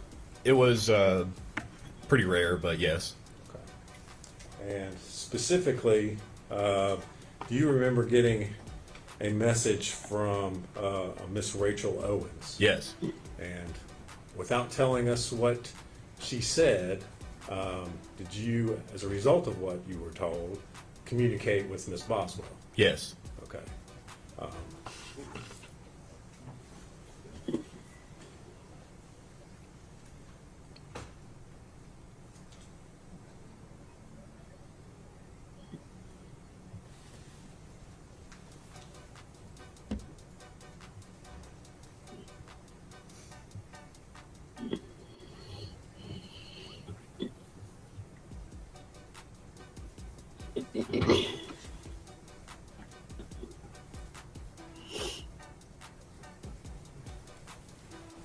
And again, we're not get into the exact conversation, but the nature of what Miss Owens had asked you was the fact that there were concerns about Evelyn. Is that correct? Correct. Okay.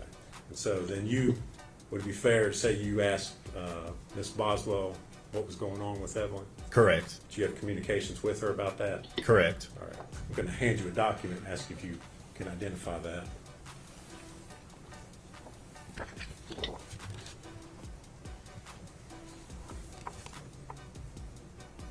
Yeah, I recognize it. And what is it, sir? It's her stating that just to Well, ignore. hold on. Don't read it Sorry, yet. No, sorry. you're fine. Just is that, and I'll lead you a little bit. Is that the text conversation that you sent Miss Boswell? And had communications with Miss Owens? Yes, this is her response. Okay. Yes. And is that a true and accurate depiction of Chloe. Correct. All right. Judge, I moved to make that exhibit 99. And I believe the date on that's January 19th, 2020.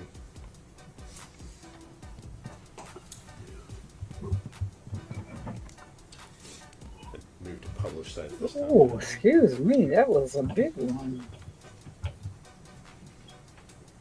Okay. So you've messaged Ms. Boswell about the fact that you have concerns. Ms. Owens has expressed concerns about Evelyn. And her response is just ignore her. I've not talked to anyone in my family in weeks. Literally, I've cut all ties with them. That's why she's not seen her. She and Dad cussed me out. Dad took me car from me in the middle of work and left me in a bind and shit. Fuck them. They aren't my fucking family. They never were to begin with. That's all she said. Okay. All right. Did she ever tell you anything else about Evelyn or where Evelyn was? I can't remember. Okay. All right. So that was January 19th of 2020.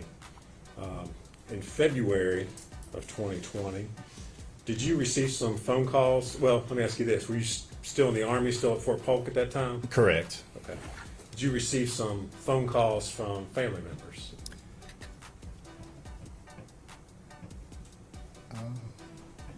I can't remember. Okay. Did you receive some phone calls by the Department of Children's Services here in Tennessee? Yes. That surprised you? Yes. Okay. Yeah, I did. All right. And without saying what they said, why were they contacting you? For the whereabouts of Evelyn. All right. Did that surprise you? Yes. And why was that?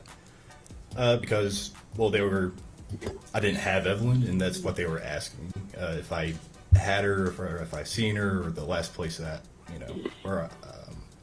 where do I think where she would be, stuff like that. All right.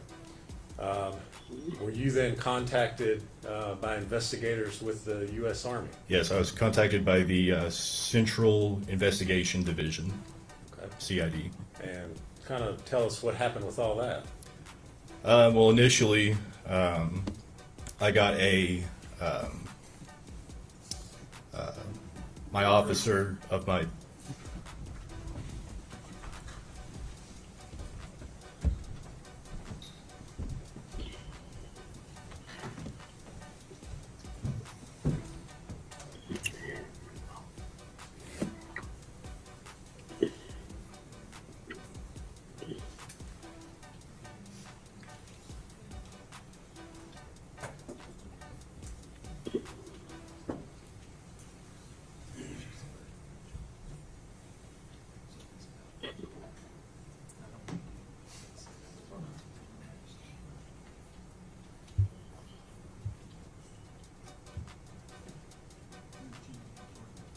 Oh yeah, so this is not we can go right past here because they are at lunch and we are just going over That's fair. If you would going over the father's testimony. So we're going to skip right past that. Mr. Perry, if you would go ahead. You're in the middle of telling us what happened as far as your investigation there by the Army. So initially, I got contacted by my NCO in my company, and he told me that. Well, don't tell him what he said. Okay. Just tell us what happened to you as a result of. Okay. I was contacted by CID. They wanted to set an appointment for after lunch, and so I went back to my barracks room, to get ready. I still had no clue what was going on until I got the call by DCS, and which they were asking about the whereabouts of Evelyn, and so, which I gave the response. I don't know, all that. Were you interviewed by interrogators there? Yes. For hours? Yes. Okay. Did you cooperate with them fully? Yes. Did you allow them to search your cell phone? Yeah, search my cell phone, take DNA, search my barracks, and search my car. Okay. So investigators searched the barracks looking for Evelyn? Correct. In Fort Polk, Louisiana? Correct. Okay. Was Evelyn there with you at your Army base there in Louisiana? No. Has she ever been there? No. With you? No. Okay. Did you cooperate fully with law enforcement in providing consent to search, provide DNA, anything else that's needed? Absolutely. Everything that I could. Okay. The only time you ever saw, when was the only time you ever saw Evelyn? Was in El Paso. Okay. That one time when Megan showed up? Yeah, just out of the blue. All right. Did you cooperate with law enforcement in determining the paternity of Evelyn Boswell? Yes. All right. Were you the biological father? No. Okay. All right.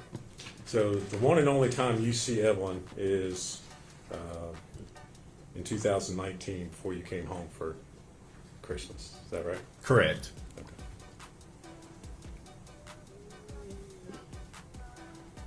Not the Thank you very father. much, Mr. Perry, if you would answer any questions, Mr. Scott has.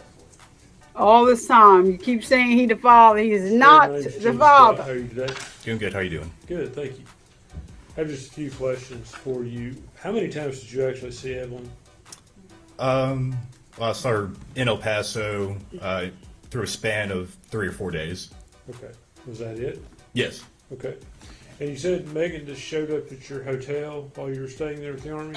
Correct. Sent you a picture? Yes.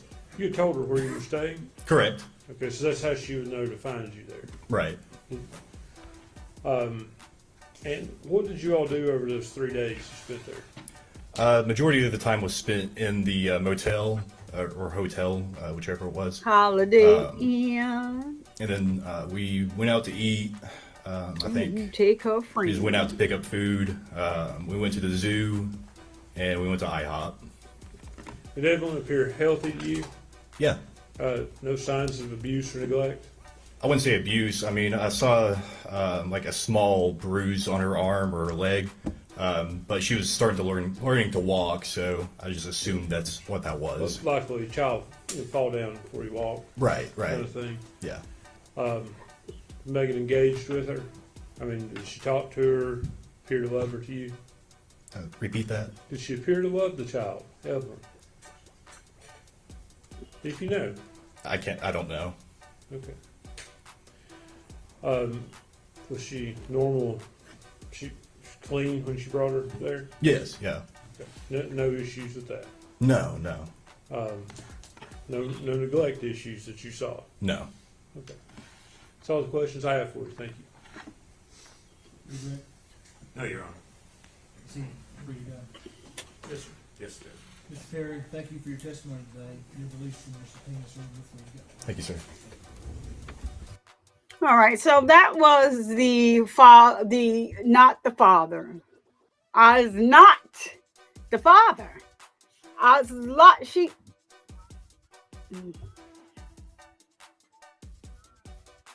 Yeah, she done lied on this man. Chloe Alberts, y'all, let me put it up because I don't want y'all to think I'm just laughing at this. I'm not laughing at the case. It's just Chloe Alberts brings light to the chat over here on YouTube. Because this is a very heavy situation. You know, I try to bring as much light as I can to the situation as well. Like, not to the situation, but to everyone as well, because it's so heavy and it's pretty disturbing. So Chloe Albert says, Casey Anthony was a slightly more classy red rummer. Chloe, you know better. You know we can't use that word, Chloe. We cannot use that word. I'm gonna have to have you rewrite this and remove this one. Skank, she didn't even bother naming a dad. She probably didn't know, but didn't pretend to either. So yeah, that is something to think about. Now, Chloe, I need you to rewrite that comment. Just put red rummer. It doesn't make a difference how far you're into the you know what I mean. It doesn't make a difference how far you're into. YouTube does flag these, and even with the caps, like you asked yesterday, they'll let you write caps and let you write caps. You'll hear Kat talk about it in her live too. They'll write the caps, but then what they start doing is YouTube automatically starts holding your comments if they see too many caps because they think you're spamming the chat. And so what they do is then they will have to be, you have to release the comment. It'll be held for approval or something like that. So yeah, anything, those words, it doesn't make a difference how long we're into it. Yeah, it's not me, it's YouTube. Like I don't see, this is what the trial is about. It's all over. I don't know how many different TV stations and platforms, and it's the M word is in some of these titles. They're allowed to get away with it. We're not. We are not. And you can get away with certain things based on who you are. Because I see a channel all the time and I'm like, how the heck is he able to say all of those things and YouTube never say anything to him? And I mean, there are some really like salacious things. So, but other channels, you won't be able to get away with it the same way. And YouTube has nothing to do with the ads that they put on your video. They just allow you to set it up where you can put ads on your video. You can click the function for it, but they have something called ad suitability, and you see it. I'm not going to show my studio. Some people do show it, but they're bigger YouTubers wanting to show you something. I'm not. What they'll do is you'll have a green sign that's monetized, but a yellow sign means limited monetization. They don't think that your video is suitable for ads, and so yeah, it's. I haven't been doing content that long, but I have been on YouTube for a long time. So yeah, it's sad. It's based on who you know. Because I know a YouTuber that, I mean, when I tell you his mouth is some of the stuff he say out his mouth, I'll be like, what? And I'm talking straight from the gate. And then some of the things he says, I'm like, oh, wait a minute. I wouldn't be allowed to get away with it. I would go on my YouTube thing and see, hey, you use whatever. They send messages. Or even if I'm writing a description for the video. If I make a mistake and put the word red rum in there, the other way around, they won't even let me go as far as posting the video. So yeah, I think it's based on who you are. And listen, whatever floats their boat is whatever. That's the way I see it. But Chloe, you know, I love you and all of your banter. I think that you are needed in a lot of chats. But yeah, it's not you, it's YouTube. So I wanted to also show you guys a video of the testimony of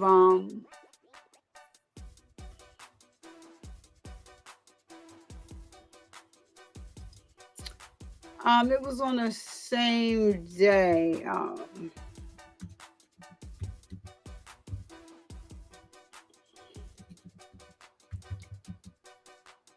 Of this lady.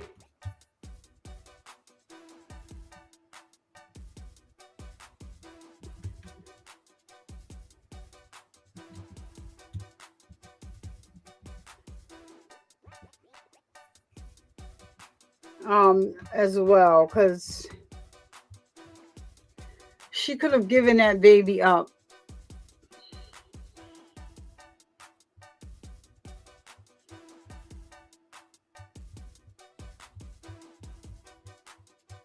And her poor friend that testified. I feel so bad for him.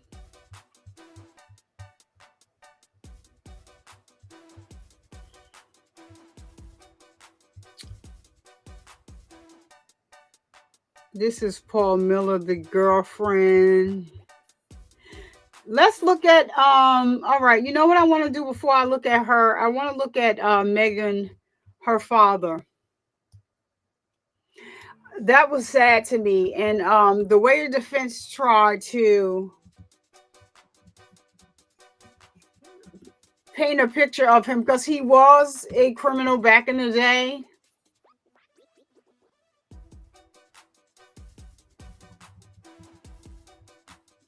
And the defense did some grimy stuff by his testimony wouldn't have been allowed in if it was 10 years or older. And they did some grimy stuff to try to get this testimony in, and he didn't until the end.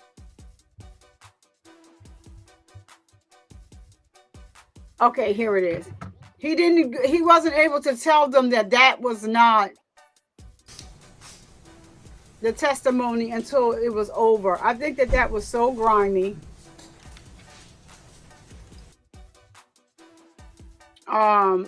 It was grimy of them to do him the way that they did. And they never could say what the test, like, so he has a kidnapping charge, and it could be something with Megan's mother. He just pled to it. But the prosecutor, or the defense attorney, I also want y'all to listen to the defense attorney in his opening statement. He made a statement about, oh yeah, well, her father cared so much. You feel violated, Chloe? Aw. Ted, I see you. Yeah, it doesn't matter, like anything with it in there, because it's even with the us on it, the Russ, they still will flag it for that. You know, it's not me. I think that we should be able to say that word as long as it's not overdone. I think that we should be able to say that word. This is what the case is about, right? She was red-rummed. The case is, being live streamed on YouTube. I think we should be able to say the word. And I guess that they said that it triggers people, but the case is more triggering. So I'm with you and not against you, but that's just, YouTube. So, and it's sad, but that's something that we just have to deal with. And a lot of times, our supporters in the audience, sometimes they don't understand it. Like, but I'm glad that, people go to other people's channels and they kind of like clarify, because Kat talks about the caps all the time. Pretty much they always tell you to misspell, a lot of curse words, or I can't even put I can't say SA here, and I can't even put actual abuse in a description. They have a whole, the thing that comes up and it highlights all the words that can't be used on YouTube, and you have to come up with ways to, to change it. So it just, becomes something that's normal in your brain. Now, Twitter, say what you want on Twitter. Show what you want on Twitter. They're not doing all that over there on Twitter. They don't do all that. But everybody thinks now with the new administration in the White House, it has nothing to do with that. When Trump was in administration before, it has nothing to do with him. It's Google. Actually, Google owns YouTube, but Google also has a blog. I have a Google blog. I don't even use it because it is so like sensitive. Like, I mean, I don't know if it goes further than YouTube does, but it is very sensitive on the block. Like, and I'm just like, you know what? Just forget about it. I was going to use it for something. I've had the blog for a while now, but you probably see 2 articles on there because it was, it's too much. So it's actually, essentially everybody says YouTube is actually Google because Google owns it. So anyway, let's get to the father. I think they did him so wrong. And I felt pretty bad for him.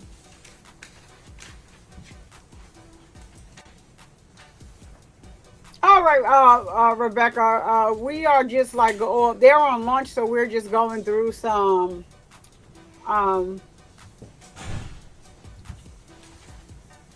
interviews that were, testimony before. So I'm going to just show the fathers. Yeah, Chloe, of course, and but you know they even show corn on there, corn, and they just put that content thing over it, so it's like way off the hook.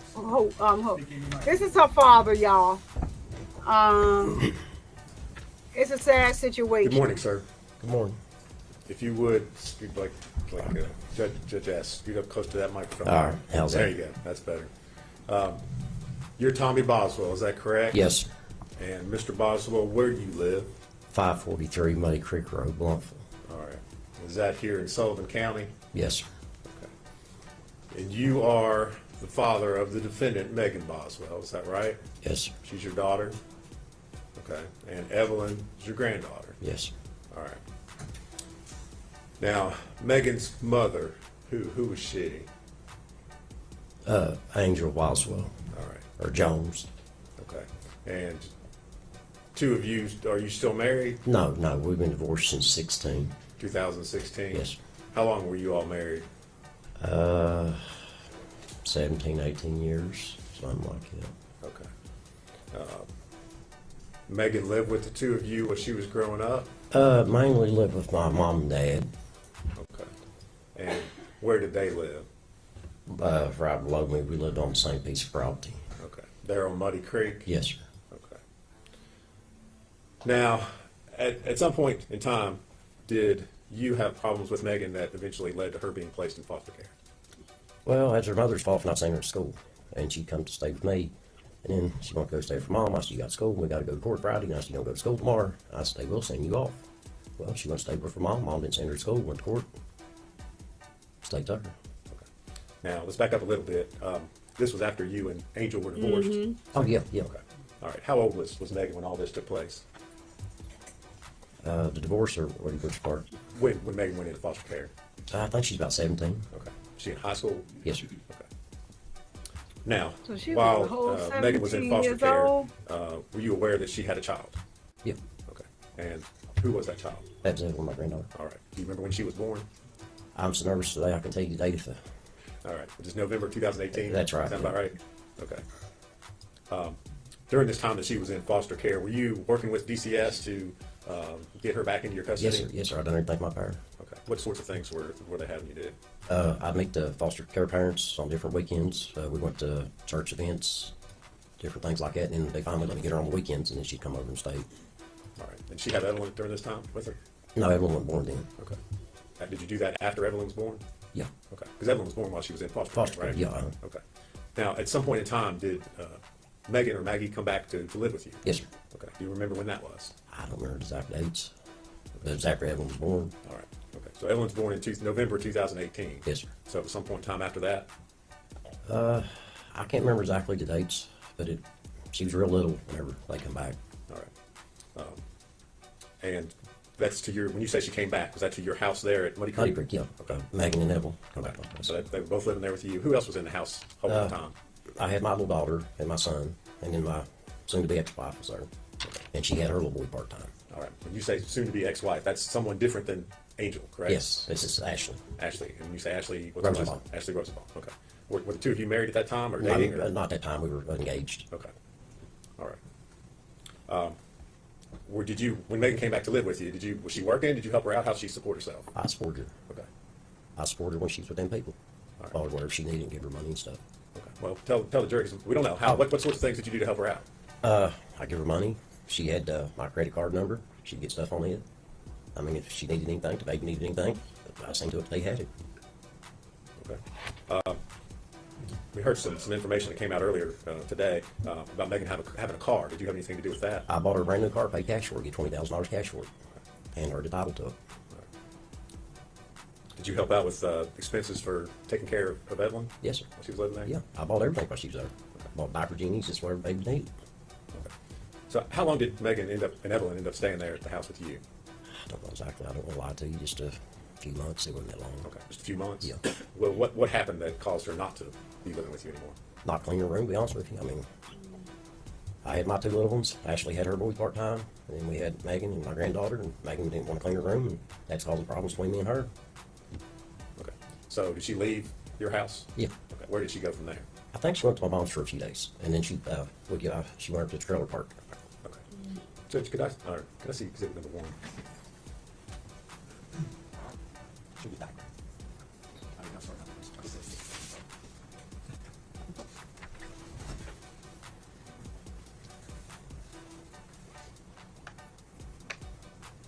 Mr. Boswell, I'm going to show you what's been, and it is exhibit number 6. Do you see that on the screen in front of you? Yes, sir. All right. Does that look like an accurate diagram of your property where you live out there on Muddy Creek? You recognize that? Yep, yes, sir. Okay. And if you're looking at the diagram up there at the top, it says Tommy Boswell trailer. Yes. Is that where you were living? Is that Yeah, where you live? that's a house. It's not a Okay. trailer. Okay. And then down below that, what's labeled as residence. Is that the trailer where your mom was Yeah, living? that's where mom lives. Okay. So she left your place up at the top there, Tommy Boswell, and then she moved just down, same piece of property, but there to Yeah. where it shows as a residence. Until her and Ashley got the trailer cleaned up, ready for her to move into it. Okay. All right. Thank you. Now, do you know how long she lived there at your mom's residence? No, I don't, sir. I mean, Was it a long time? stayed Weeks, months? no, maybe a week or two. It wasn't long. Okay. So where did she go from there? To the trailer. Okay. When you say Trailer park. okay, did you or your son, family members, own a trailer park? Yeah. You're referring to it as a trailer park. Yeah. But we don't. Yep. We don't know what that is. Yeah, we owned a trailer park, and we give her a trailer. Okay. Where was this trailer park located? I can't even think that road. Is it here in Sullivan Yeah, County? here in Sullivan County. It's Sugar.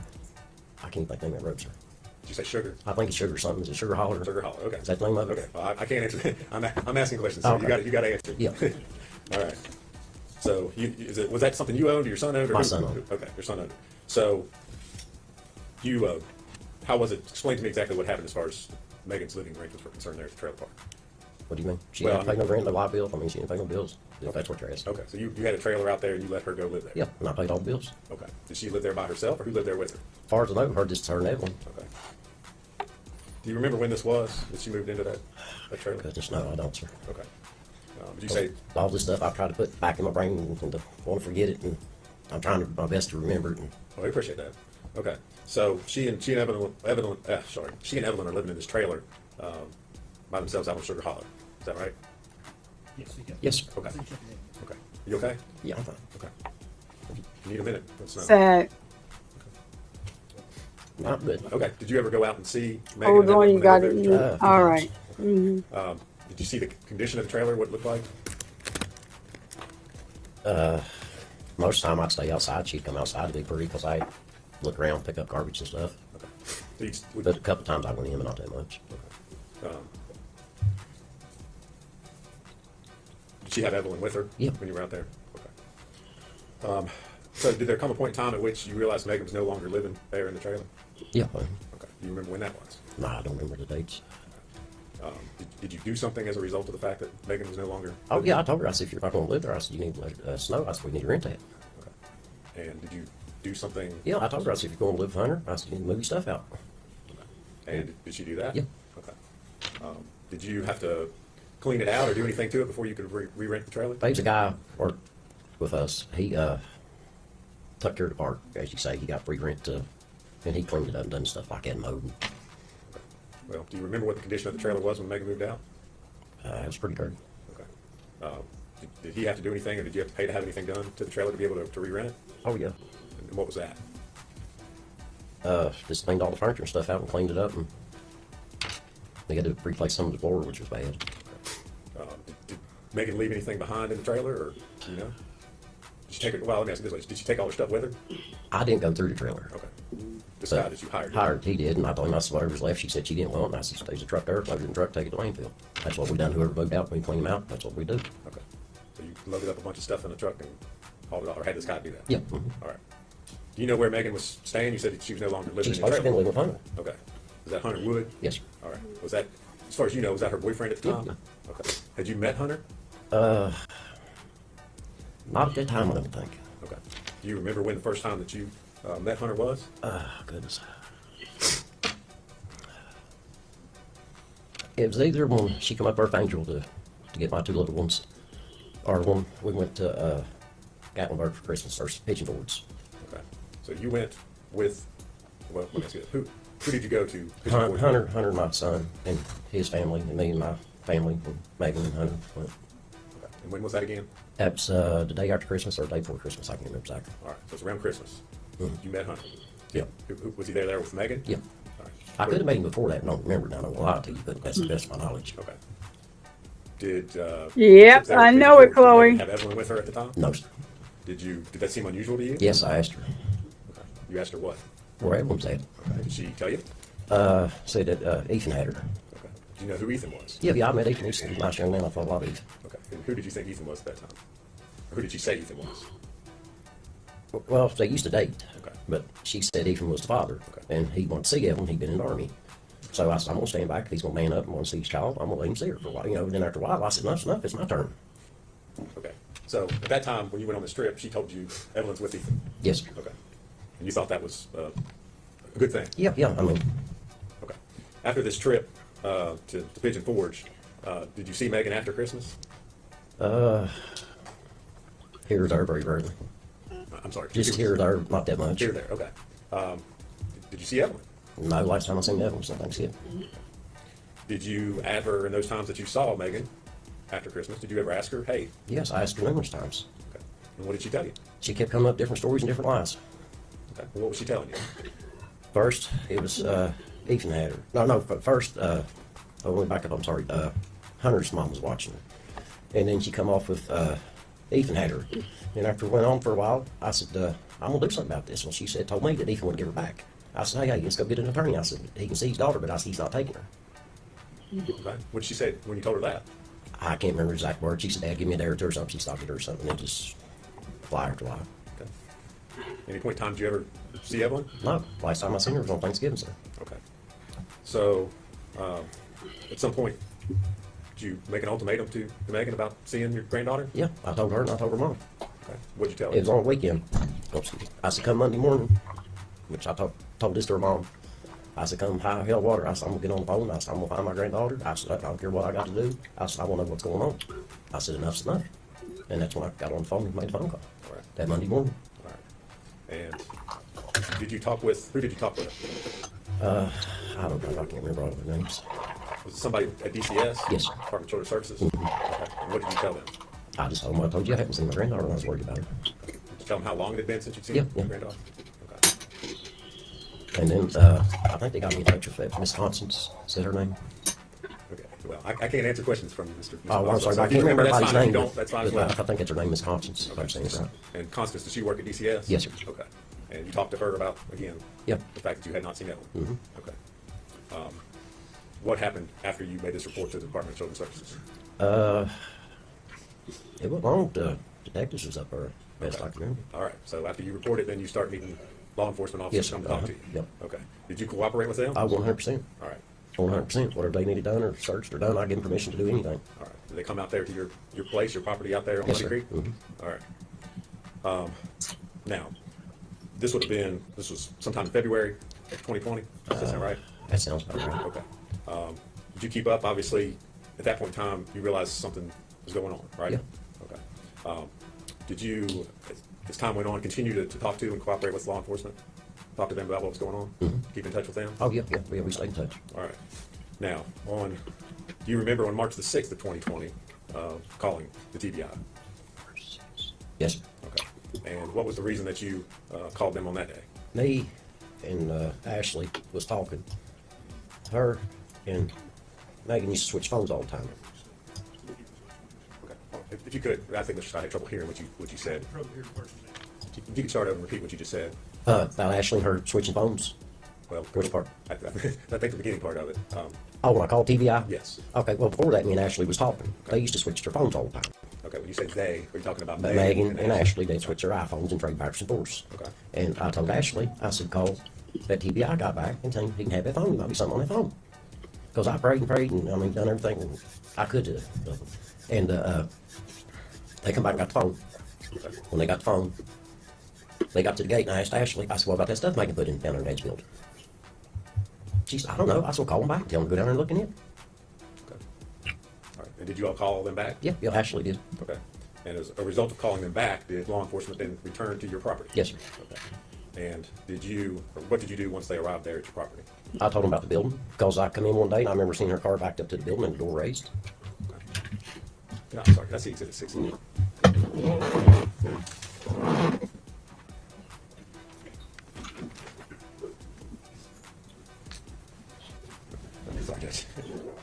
right.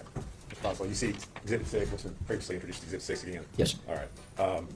There's a laser pointer right there when you're standing up, when you're witness stand right there? This? Yes. Mm-hmm. All right. If you push the button, can you describe a vehicle being backed up next to a shed? Can you, on that point where? This one right here. Okay. You've indicated on there what's. Right there, it's got a roll-up door. All right. That's the one directly below what's listed as residence. Right, yeah. Okay. All right. And so after you showed that to the law enforcement? We went down there, I rolled the door up, there's a pile full of stuff, and as I was walking away, I saw there's her playhouse back her dad had built for her. They said, can we look at that? I said, do what you need to do. Okay.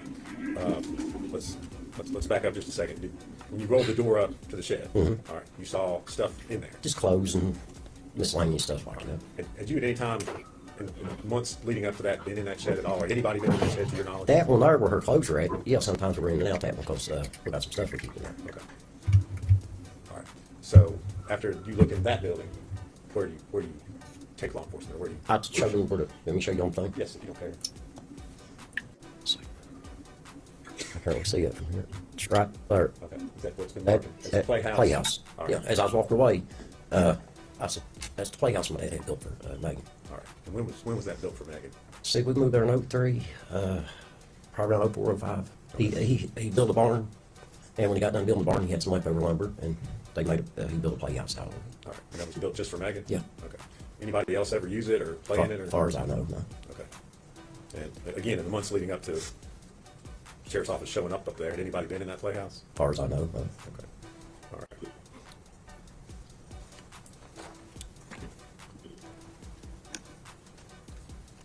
Your property, Mr. Boswell, in order to get onto the property, is there any gates or? Yeah, I got a fence and a gate. Okay. And what do you have to do in order to get past that? It's like a key fob, remote control.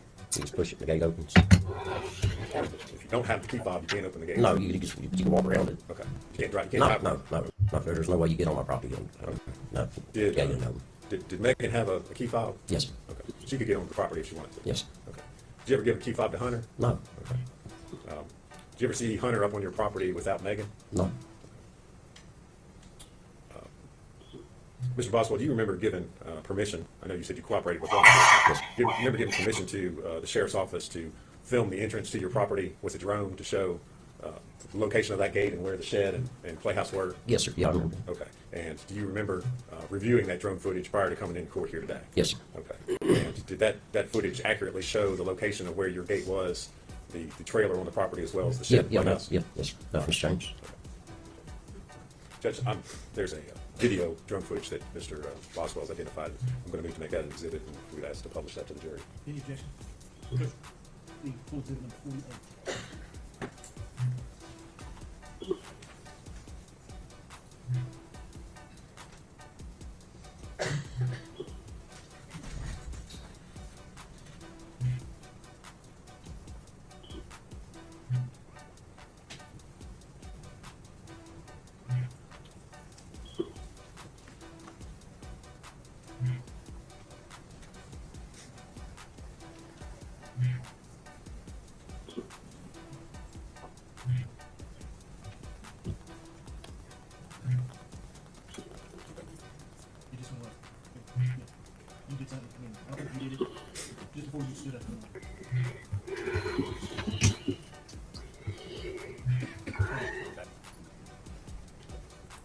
I can see.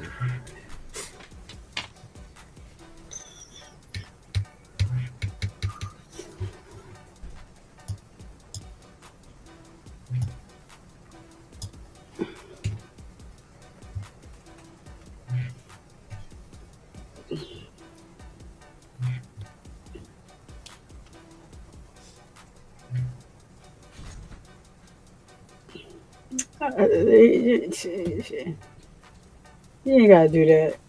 None of y'all do. I think I'm just gonna. No, I'm on. Let's see if that does. Oh, sorry about that, y'all. Hold on.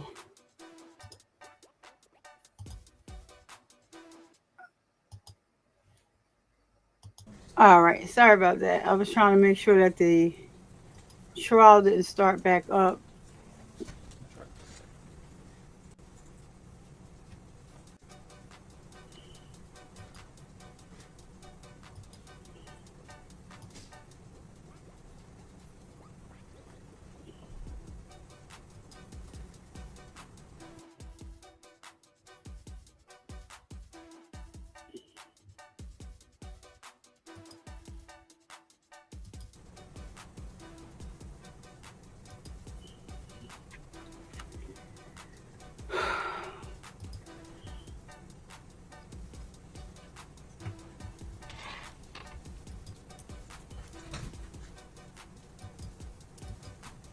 Mr. Boswell, in the video that was shown, the trailer was labeled Omami's residence. Yeah, that's right. Just so we're clear, the jury doesn't get confused. Omami, Yeah.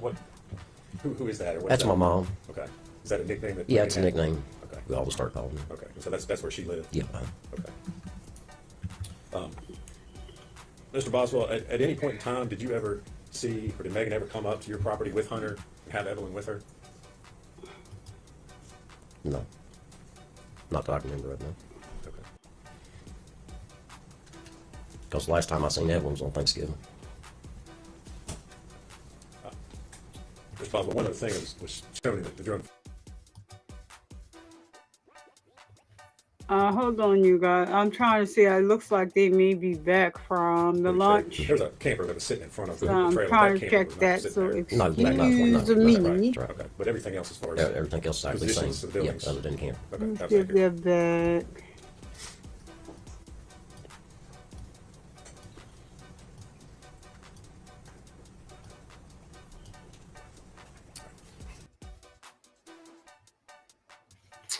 All right, so that is over. That was the dad's.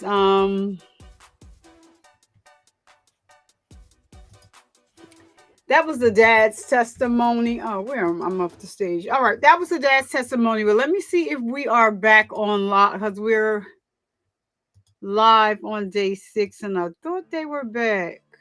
Oh yeah, they are. All right, good stuff. Good stuff.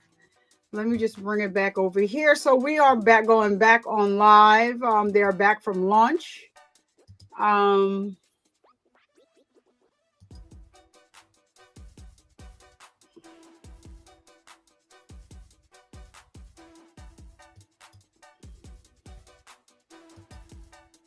right, let me just get this right over here and let's get started. Let me make sure I have this. This is back to 1, and just make sure that the speed is all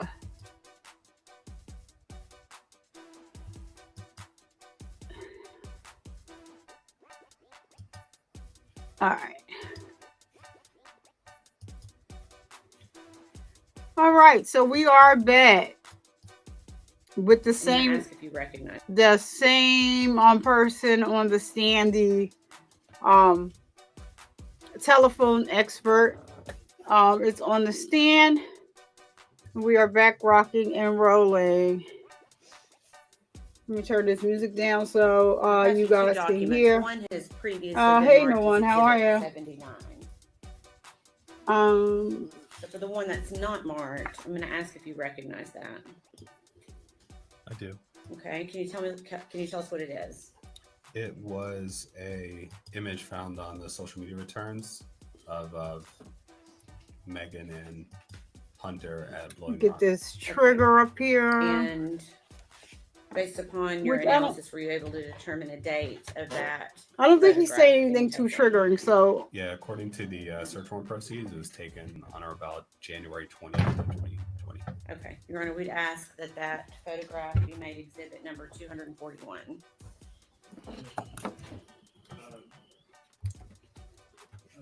Subject to your prior ruling, yes, sir. We did 241, subject to prior ruling. And did you also recognize the exhibit that I handed up along with that? The message? Yes. Yes. Okay.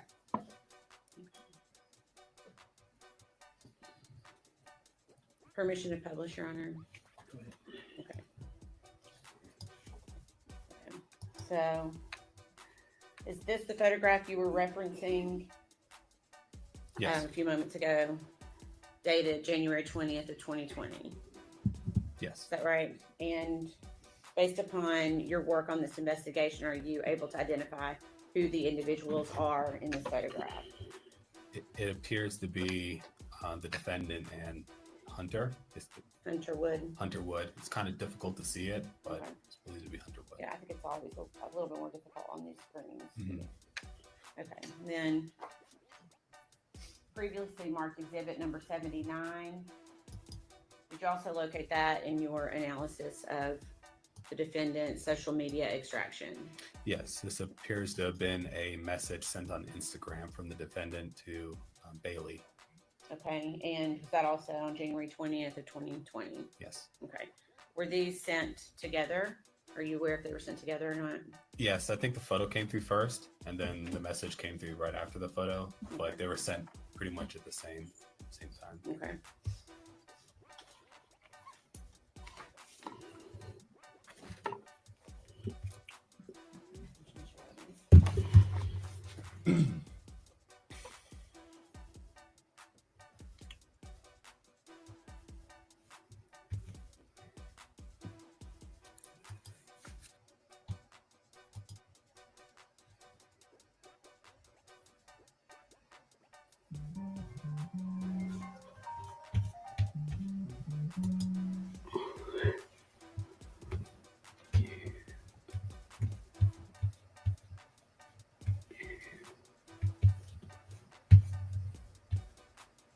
oh, wait a minute. Is it not planned? Hold on. What happened?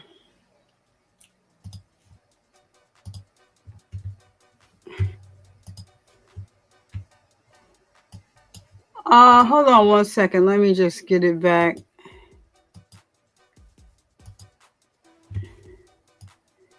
Oh yeah, why is it?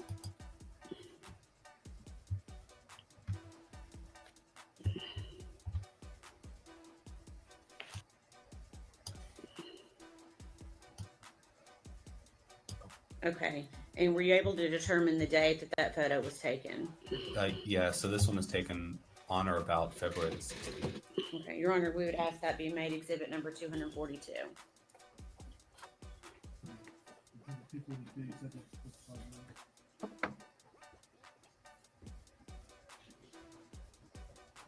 Again, that came from the defendant's social media extraction. Yes. Okay. So on Instagram. Okay, on Instagram. Okay. Permission to publish, Your Honor.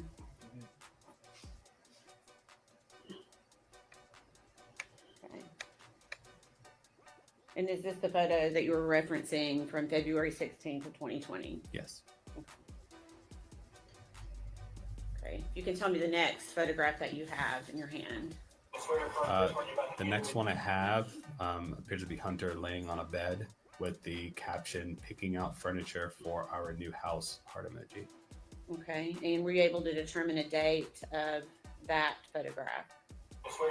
Yes, so this was posted, this appeared to be posted on Instagram on or about February 17th. So for both of the one before and this one, they were actually posted in the dates that you gave. They appear to be posted. According to the proceeds. And posted by whom? The defendants. That's great. That's great. You were Well, we got that Perry, we is that made correct? exhibit Yes, sir. number 240. Mr. Perry, how old are you? I'm 25.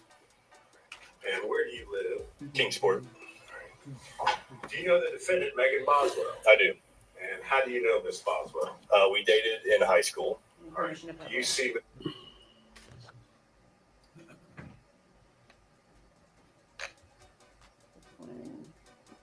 Okay.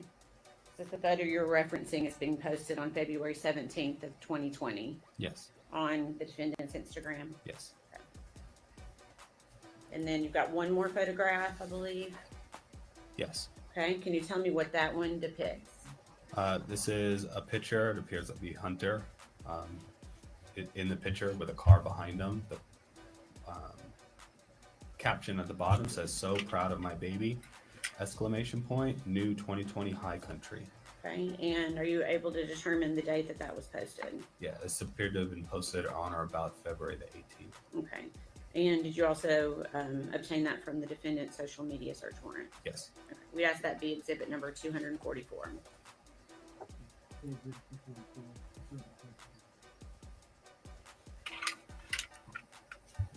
And permission to publish.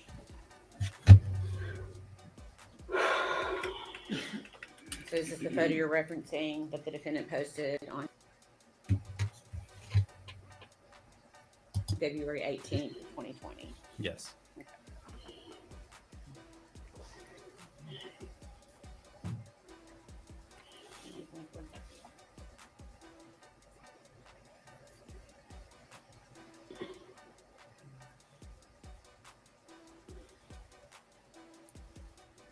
Were you also asked to review the defendant's social media records regarding Ethan Perry?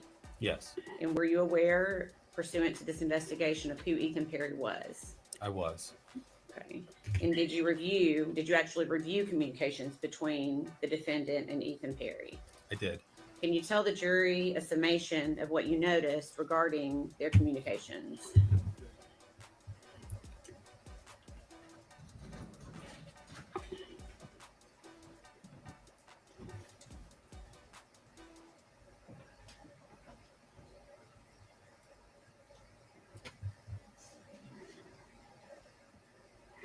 Y'all notice that every defendant that's in the courtroom always wears glasses. They tell them to wear glasses. It makes them, I guess, look intelligent or innocent or whatever. That's why Joey Arias, the glasses that she wore in court, I forgot how much money they sold for at an auction. But they made lots of money.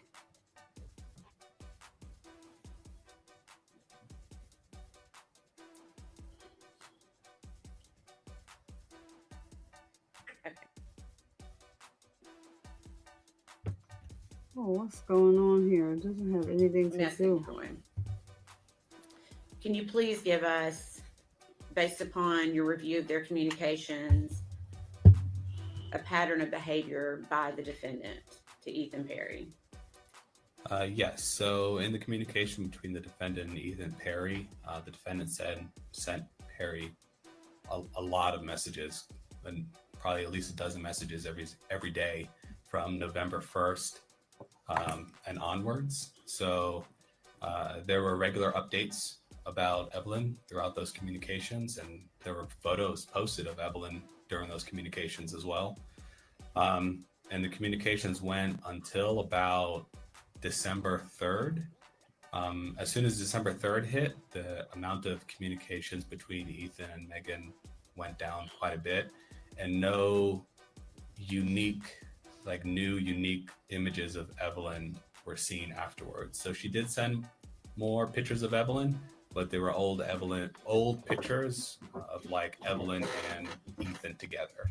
So I didn't observe any new photos after approximately December the 3rd. Okay. All right, thank you. Please answer any questions the defense has for you. Yes. Oh gosh.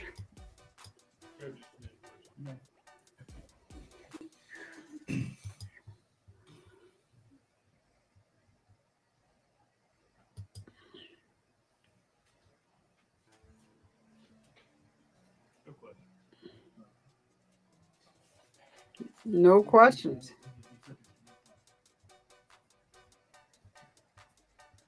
There's been potential for recall, but if so, we will get in touch. Agent Grant, you finished right now with your testimony. You are being subject to recall. You don't have to sit here at court. I'm not sure that Yes, sir. Thank you. No questions. The defense did that with a lot of their witnesses. A lot of the prosecution's witnesses. They did not ask any questions. Normally that happens when they don't think that the prosecutor is winning their case. In this case, I don't think that it is that.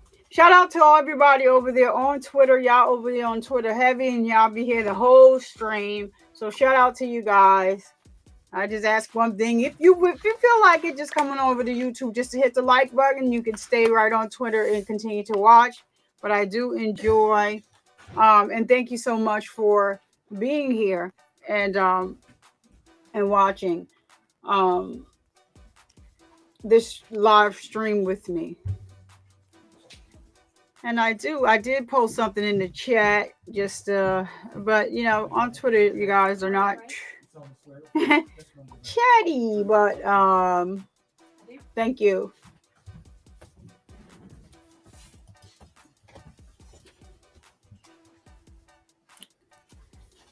No one is in the building. No one. You are Marla Gray, is that correct? That's correct. And where are you employed? I am employed at the Tennessee Bureau of Investigation, the Knoxville Crime Lab. And what is your position there with the TBI? I am a special agent forensic scientist supervisor, and I'm assigned to the forensic biology unit. And Agent Gray, if you would kind of give the jury an overview of what your duties are there within that division. So we analyze evidence for the presence of bodily fluids and skin cells, and then we determine who those fluids or skin cells belong to, doing DNA analysis. And what sort of educational background do you have that allows you to perform these duties? I have a Bachelor's of Science degree in biology from the University of Tennessee in Knoxville. I have also completed the in-house training program that is set forth by the TBI. And have you had specific training relating to serology and DNA analysis? Yes, during that 18-month training program, we cover serology, all the testings that we do, DNA analysis, and interpretation. Approximately how many examinations would you say you've performed over your years in the TBI? Yeah, I've been there for 14 years, and in that time, I've worked almost 1,600 cases. Do you hold any certifications? I do not. Okay. Does the TBI provide technical equipment that you're able to use in the performance of your duties there? Yes, they do. All right. And is this equipment standard across the state within the scientific community? Yes, it is well known, not just across the state, but in forensic labs all over the world. Have you been qualified to testify as an expert witness in the criminal courts here in Tennessee? I have. And in fact, have you been qualified as an expert here in Sullivan County? I have. And after having been qualified as an expert witness, have you then gone on to give testimony as an expert witness? Yes, I have. And was your qualification as an expert in the field of serology and DNA analysis? Yes, or in forensic biology, which encompasses both of those. Judge, we would tender Agent Gray as an expert in the field of serology and DNA analysis. Mm-hmm. Judge, I agree. Should be deemed to be an expert in the field of serology.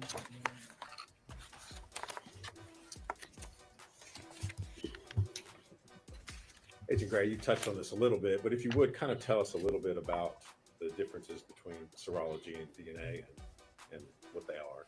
So serology is the screening process. When evidence comes in, we're determining if we're looking for blood, semen, or saliva, and then we'll take a portion of that through the DNA analysis. If it's an item that's been handled, we're not looking for a fluid, but we're looking for skin cells that were left behind. And what sorts of things are you looking for when you perform those types of analysis? For, say, blood cases, we're looking for tests that change color, that indicate blood, and then we'll take that through the DNA process to generate DNA profiles for comparison. All right. And obviously you work in a laboratory down there in Knoxville, correct? I do. Do you all have a process for how you handle evidence that comes into the lab? Yes, we have policies and procedures that we follow. So in instances, every piece of evidence is worked one at a time. We don't have multiple items out at the same time. We wear lab coats, masks, gloves. Gloves are changed between every piece of evidence.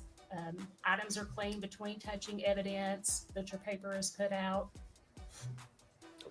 And each case, is that assigned a specific case number within the lab? Yes, so when evidence comes in, the evidence receiving unit will give it a unique laboratory case number. All the evidence that is associated with this case will have that number, and all the requests for exams that come in. That way we make sure they match.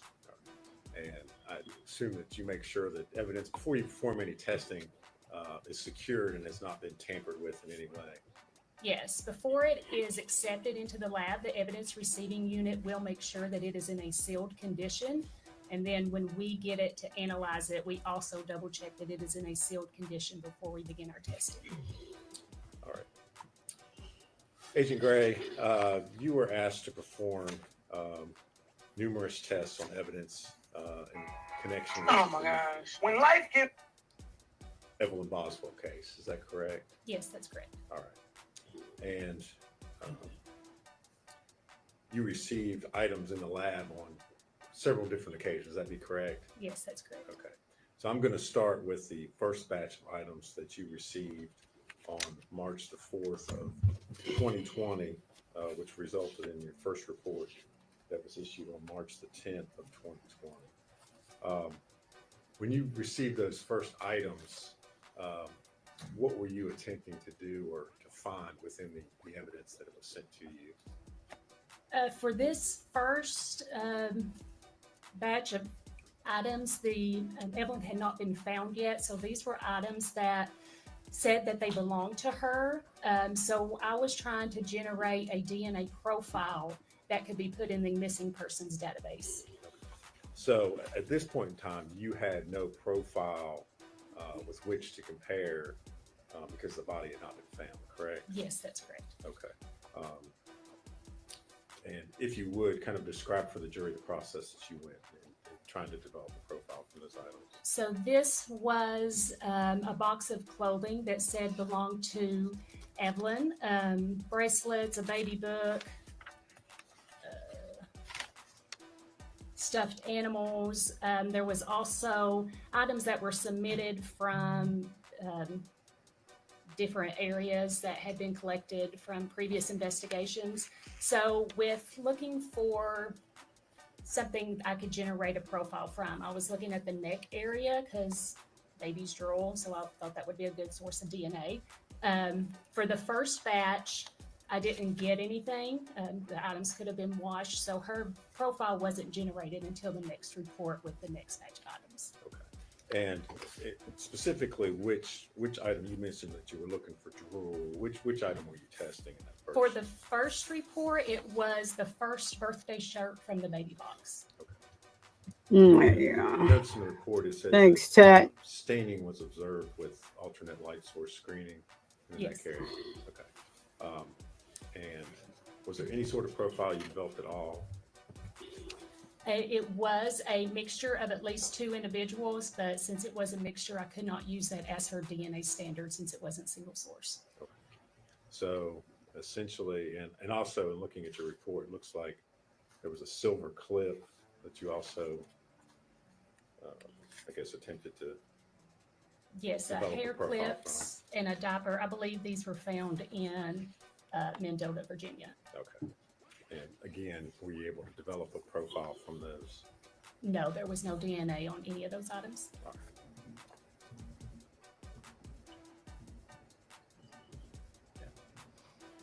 Agent Gray, I'm going to pass you a document and ask you if you recognize it.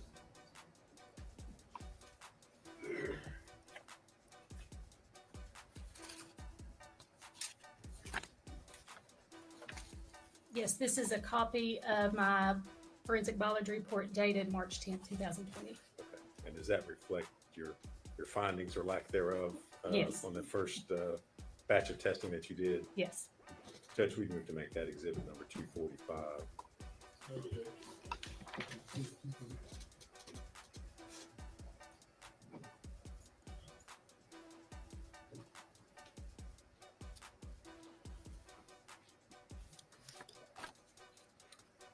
Now, Agent Gray, I want to ask you about another report. You were aware of an item of evidence, which was a trash can that was collected from the scene. Is that correct? Yes.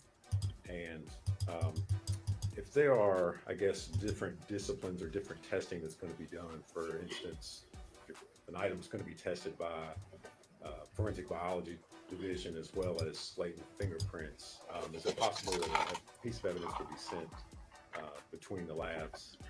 Yes, the Knoxville Crime Lab does not have a latent print unit, so all evidence that requests latents are sent to the Nashville lab. And so specifically in this case, was the trash can being sent to latent prints to have prints done? Yes. All right. And as a result of that, did the Nashville lab collect some swabs from the trash can in order for you to perform DNA testing at a later date? Yes, Dr. Christina Proctor collected swabs for me to test later.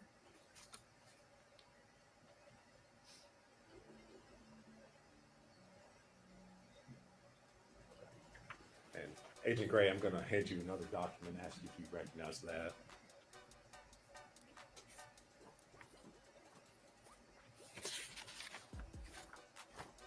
This is a copy of the report that was written by Christina Proctor stating the areas of the trash can that she swabbed.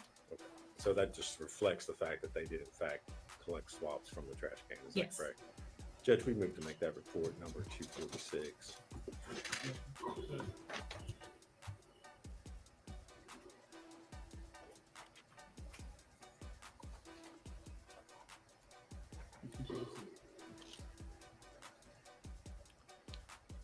Agent Gray, the next batch of items that you tested, those were items that had been taken from the trash can and from trash bags that were found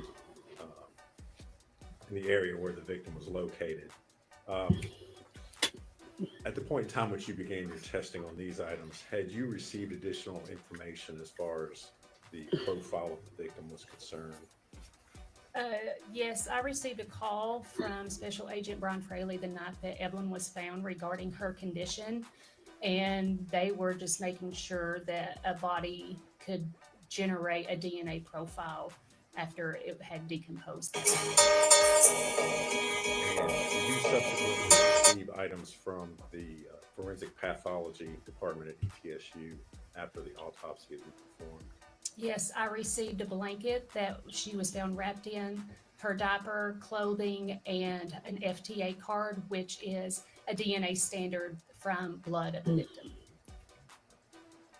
And so after you received the FTA card, were you able to generate a profile of the victim? Yes, I went back and worked the pants belonging to Evelyn Boswell and a shirt that belonged to Evelyn Boswell. I compared that to the FTA card that was submitted and it matched. So you were able to perform testing on those items that you've previously been unable to? Yes. Is that correct? All right. And if you would kind of walk us through the items, the first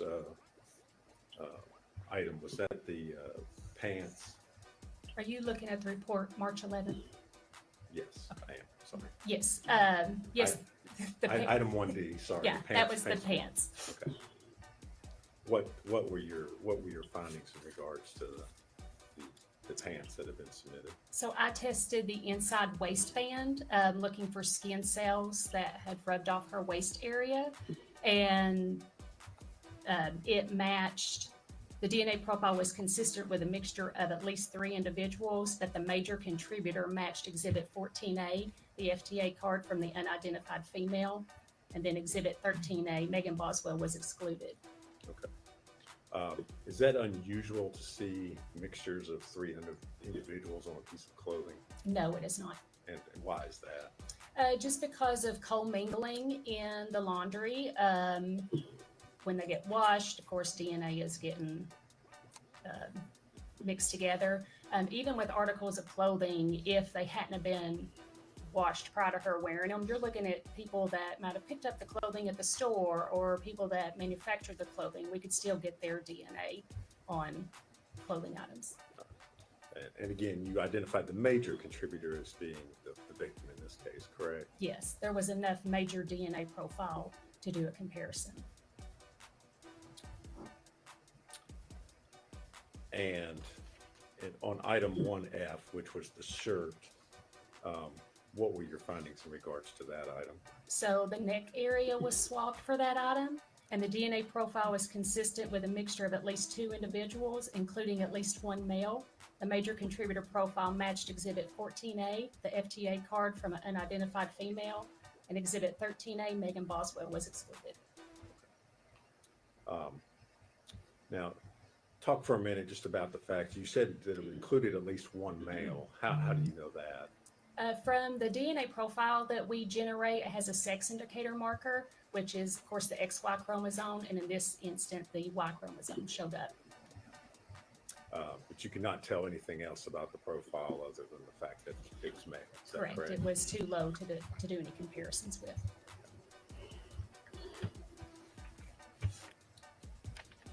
Were there any other items that were tested as part of your report that was done on March the 11th, 2020? No, this one was just the pants and the buckle standard from Megan Boswell and the FTA card from the unidentified female. And then this report was given to the ME for identification purposes. So that was the purpose of your testing this report. Okay. And you prepared a report, but you then sent it to the medical examiner's office. Yes.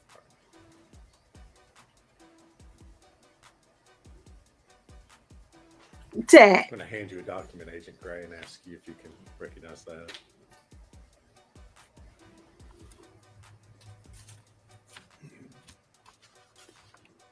Yes, this is a copy of the report dated March 11th, 2020. And is that a true and accurate copy of the report that you prepared of your findings? Yes. Okay. Judge moved to make that exhibit number 247.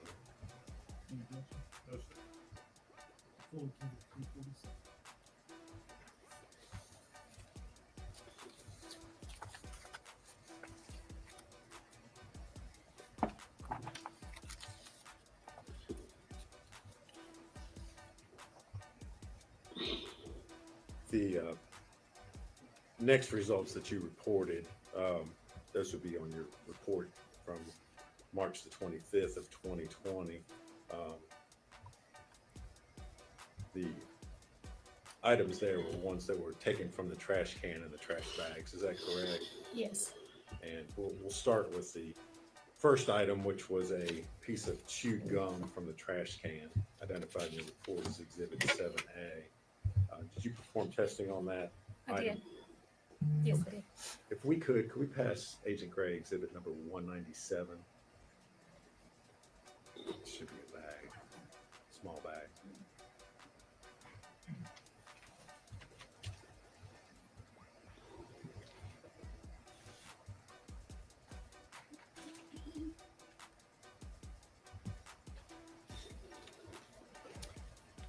Agent Gray, will you take a look at that and see if you recognize it? Yes, this is my exhibit 7A, which is the chewed gum. This is the seal, has my initials on it. This barcode, this is what is generated by the evidence receiving unit that has that unique laboratory case number. And this is how the internal chain of custody is maintained throughout the lab. And these are, of course, my initials. You recognize your initials there on that item? Yes. All right. Did you perform analysis on that particular item? I did. And if you would, tell us what the results were that you obtained. The DNA profile matched Exhibit 13A, Megan Boswell. The probability of randomly selecting an unrelated individual who would be included as a contributor of the DNA profile is 1 in a number greater than the current world population. Any other profiles besides that? No, that was a single source profile. Chill. And thank you. If we could hand her exhibit number 217.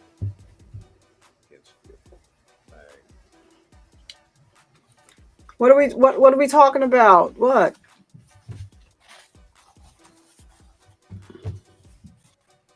Girl, just plead guilty. Cause just where you at is where you're staying. You're staying in jail. Girl, there's no getting out for you.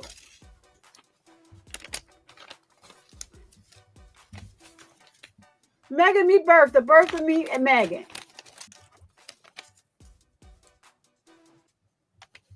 It says blue gloves. Yes, do you recognize what's been handed to you?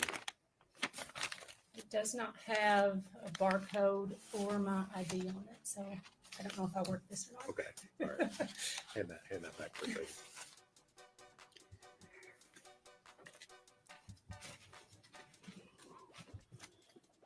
Girl. I'm gonna come back to that.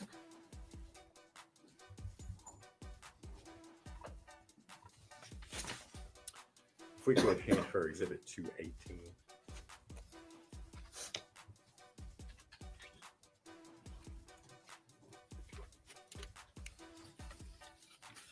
You recognize that item? Yes. And what is it? This is my exhibit 18A, which was a cold and cough medicine bottle. There's the barcode that is generated by the TBI and the seal that I placed on it after I was done. And did you perform analysis on that particular item? I did. And if you would, tell us what the results were of your analysis. The outside of the bottle was swabbed. A limited DNA profile was obtained and is consistent with a mixture of at least 2 individuals, including at least 1 male. Due to the limited profile obtained and the unknown number of potential contributors, interpretation is inconclusive. All right.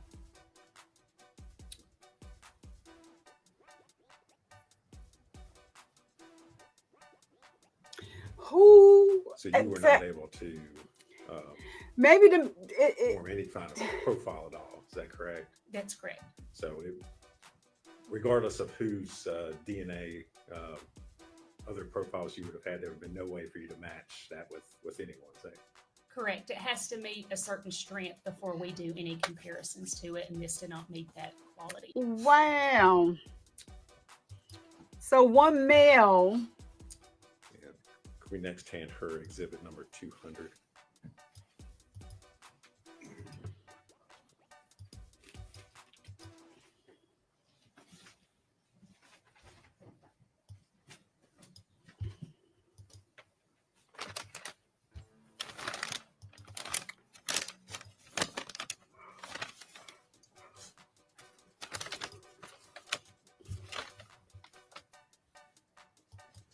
You recognize it? Yes, this is my exhibit number 19A, which is a Dasani water bottle. Here's the TBI barcode, and this Look at that nasty water bottle. And did you perform analysis on that particular item? I did. And what were your findings? So the mouth area and inside of the cap was swabbed for testing. The DNA profile is consistent with a mixture of at least 2 individuals. The major contributor profile is consistent with Exhibit 13A, Megan Boswell. It also had World Pop stats, and the minor profile was inconclusive. Megan Boswell. And if we could next hand her exhibit 211.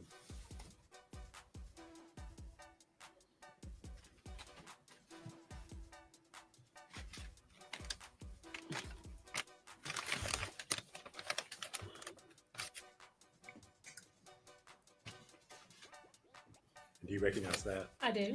Tat, tat, tat, tat. This is my Junk, exhibit 20A, which Junk is a Forever great value is water on. bottle. There's the TBI barcode.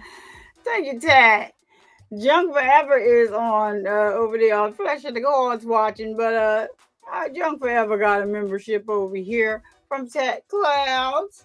Thank you so much for contributing, Tat. I so ever so grateful for you and all you do for the channel and holding me down and being a moderator over here, as well as gifting.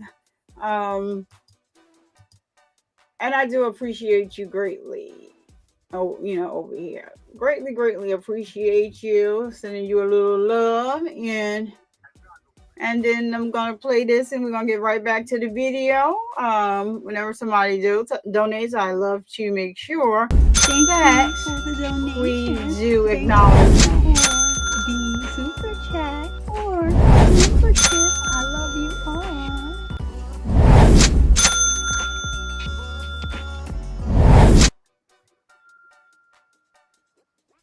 All right, and thank you for all you do, chat. I definitely appreciate it, Jung, forever. Next time I see her on, we can let her know she got a membership.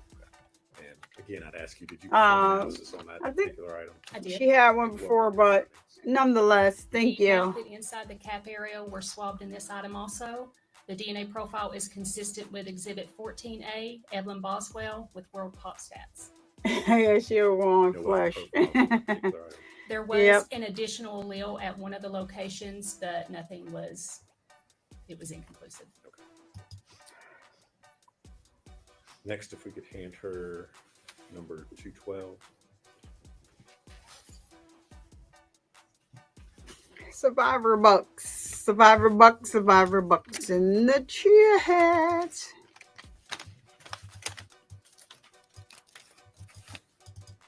Do you recognize that item? I do. This is my Exhibit 22A, which is a Misty water bottle. The TBI barcode with my ID and the seal that was placed on it when I was finished.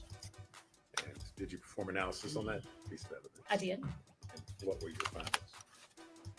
So once again, the mouth area and the inside of the cap was swabbed for testing, and the DNA profile matched Exhibit 13A, Megan Boswell with World Pop Stats. Next, we could hand you Exhibit 213.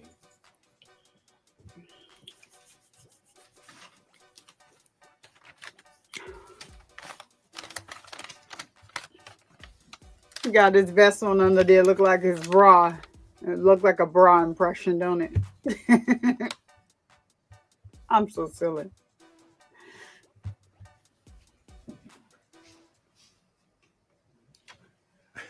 I'm sorry. Let me pick up what were you just handed 213? Yes. Do you recognize that? I'm sorry. That's okay. Yes, it is my Exhibit 24A. It is a Food Club water bottle. Here's the TBI barcode label and my seal that I put on it when I was complete. Okay. And did you perform analysis on that particular item?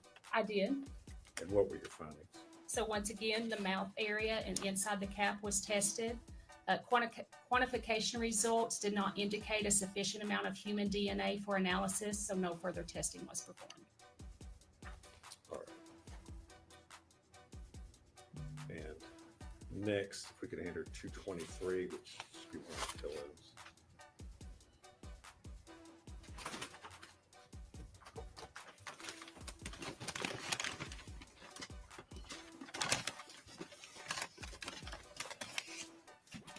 Do you recognize that item?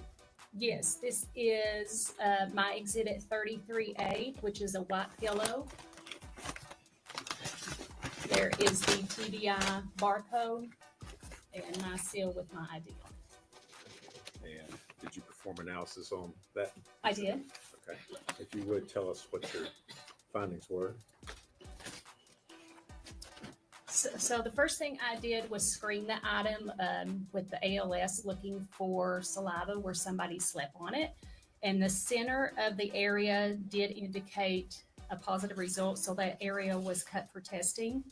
And the DNA profile is consistent with a mixture of at least 2 individuals, including at least 1 male.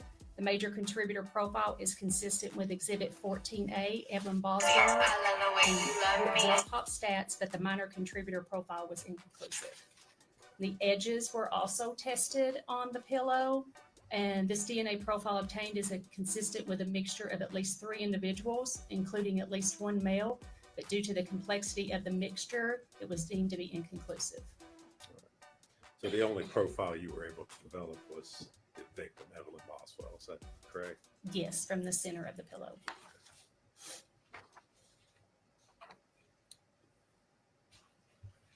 We could hand her exhibit number 224 next. It also should be a pillow.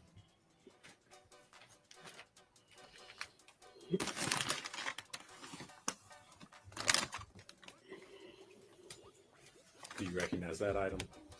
Yes, this is a white pillow with yellow staining. Here is the TBI barcode with my ID. And down here is the seal that was placed on it after I was finished. And did you perform testing on that particular item? I did. And what were your findings? There was staining on this item, so I first tested it for the presence of blood, but it was negative. The center of the profile was tested. The quantification results did not indicate a sufficient amount of human DNA for further analysis. And the edges of the pillow were tested, and a limited DNA profile was obtained, but due to the limited profile, interpretation was inconclusive.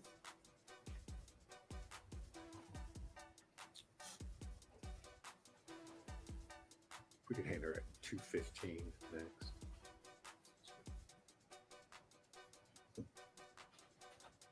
Let's be a bottle.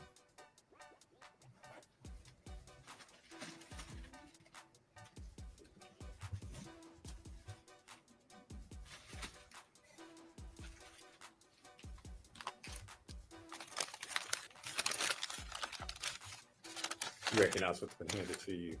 I do. This is my exhibit 39A, which is a nuke baby bottle with contents. Here is the TBI barcode and the seal that I placed on it. And did you perform analysis on that baby bottle? I did. And what were your findings? So the nipple area was swabbed and the DNA profile matched exhibit 14A, Evelyn Boswell. And the sides of the bottle were also swabbed. The DNA profile is consistent with a mixture of at least 2 individuals. The major contributor profile was consistent with exhibit 14A, Evelyn Boswell, and the minor contributor profile was inconclusive.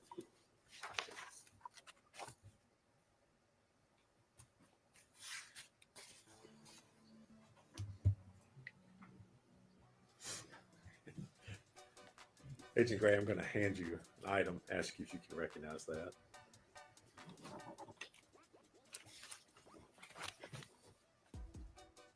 Yes, this is my exhibit 9A, which is blue latex gloves with hair. This is the TBI barcode and my seal on the top.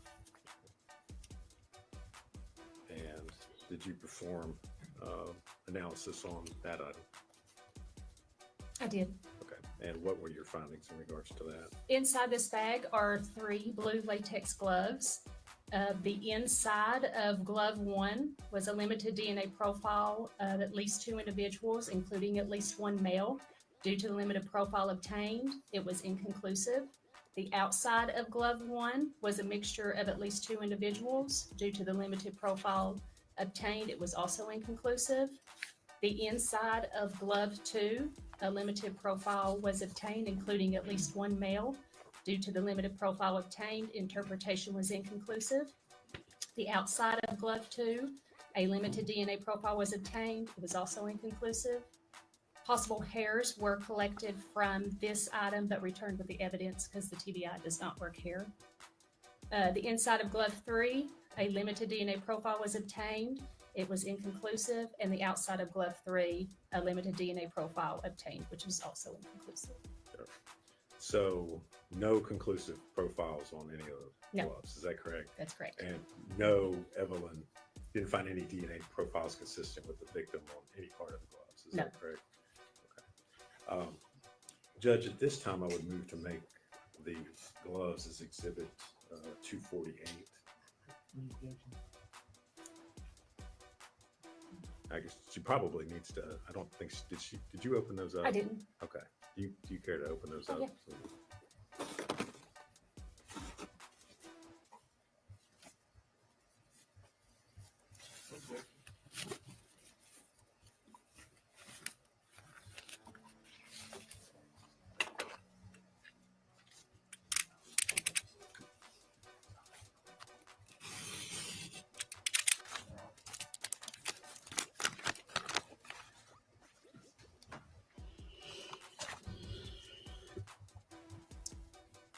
This is the first glove, glove 1. It has a 1 on it.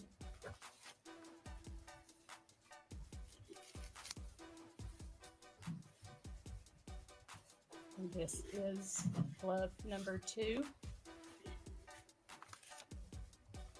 Of course, sorry, that was glove number 3. This is glove number 2. As you can see, they're shredded.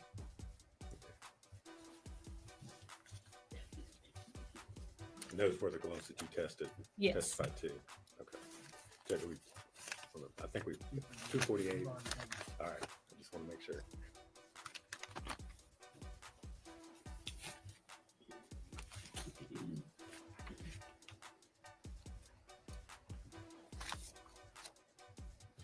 Agent Gray, did you prepare a report of your findings in regards to those items? I did. And I'm going to hand you a document.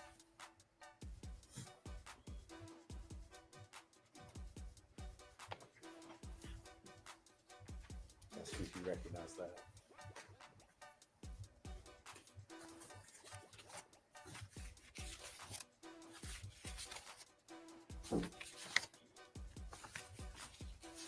Yes, this is a copy of my forensic biology report dated March 25th, 2020.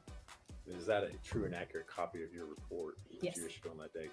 Judge, we move to make that exhibit number 249. Any objection?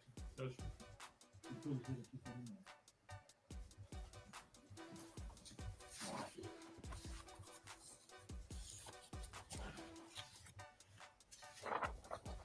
Now, Agent Gray, obviously you've tested a number of items in regards to this case.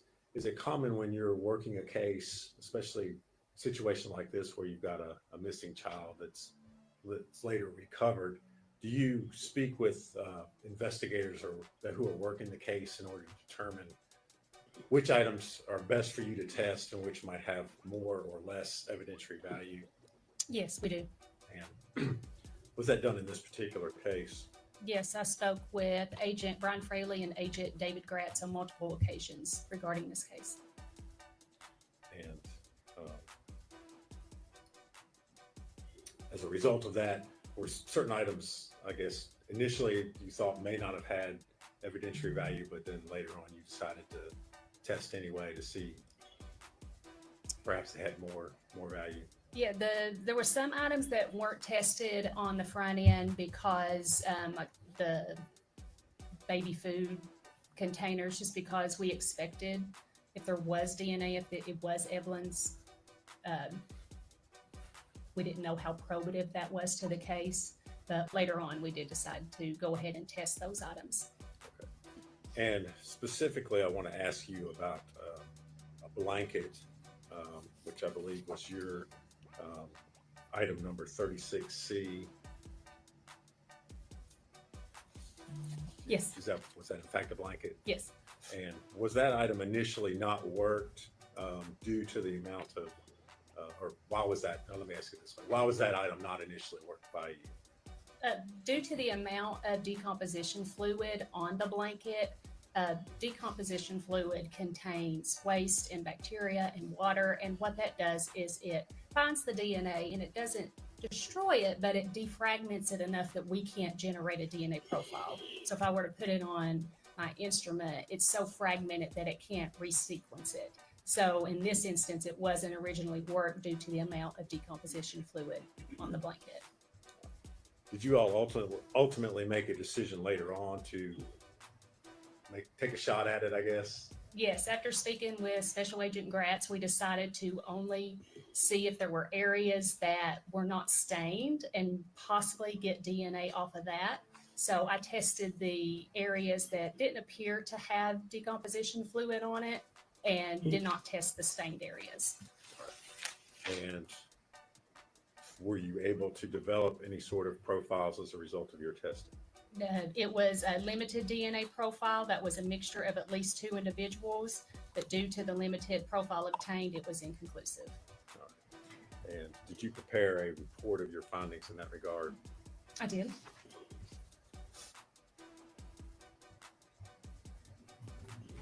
I'm going to hand you a document, Agent Gray, and ask you if you can identify it.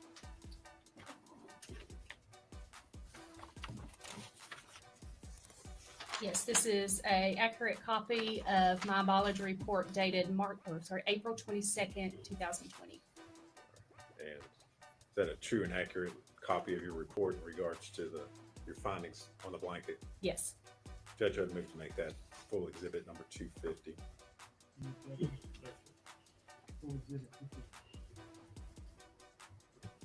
All right, you back? No one? No. Agent Gray, the next item I want to talk about is the foil sheeting. Talk a little bit about the condition of the foil as you received it there in the lab. We received it. It was heavily stained with orangish brown fluids or staining. There wasn't a lot of staining or areas that were not stained. And there were pieces that were wadded up together, but I think there were 5 pieces in total. If we could hand Agent Gray exhibits 201 and 203. One is that white box sitting right there.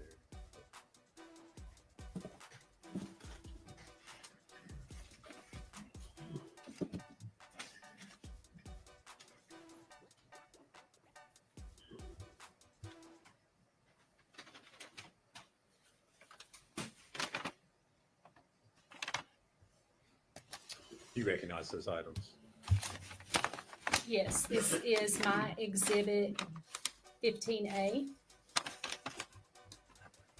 This was my seal down here at the bottom.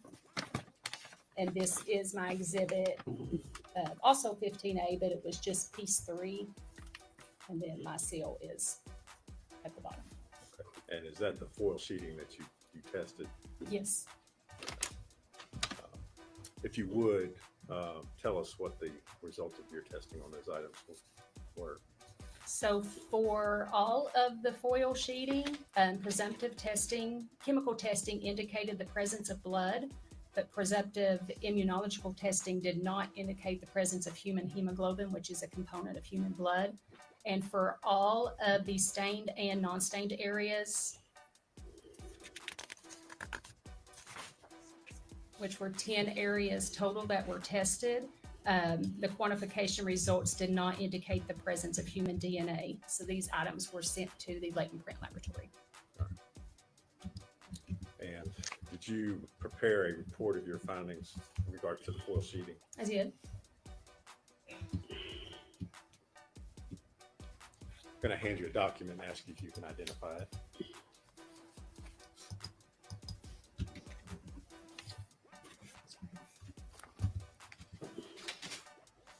This is a copy of my report dated March 12th, 2021. And is that a true and accurate copy of your findings in regards to the foil sheeting you just testified to? It is. Judge, I'd move to make that exhibit number 251.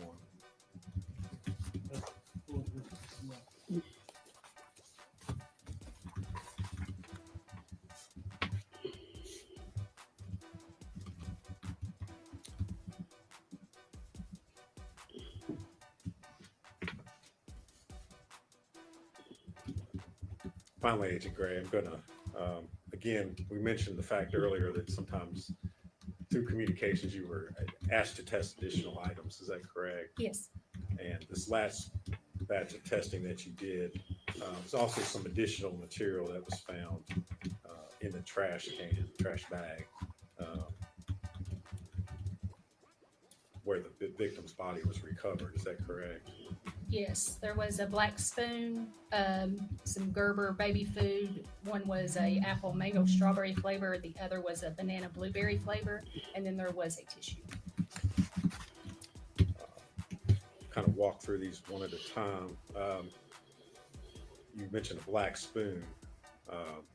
What were your results in regards to that item? So the mouth area was swabbed for testing, and quantification did not indicate the presence of human DNA, so it was not taken any further. And what about the Gerber apple mango strawberry baby food? The sides of the pouch was swabbed. There was still food on the mouth area of the swab, so I stayed away from it just due to bacteria and focused on the sides of the swab, the sides of the pouch. And quantification was inconclusive for the presence of human DNA, so no further testing was performed. And what about the Gerber banana blueberry baby food? So once again, the sides of the pouch were swabbed. and quantification did not indicate the presence of human DNA. Could I see Exhibit 164?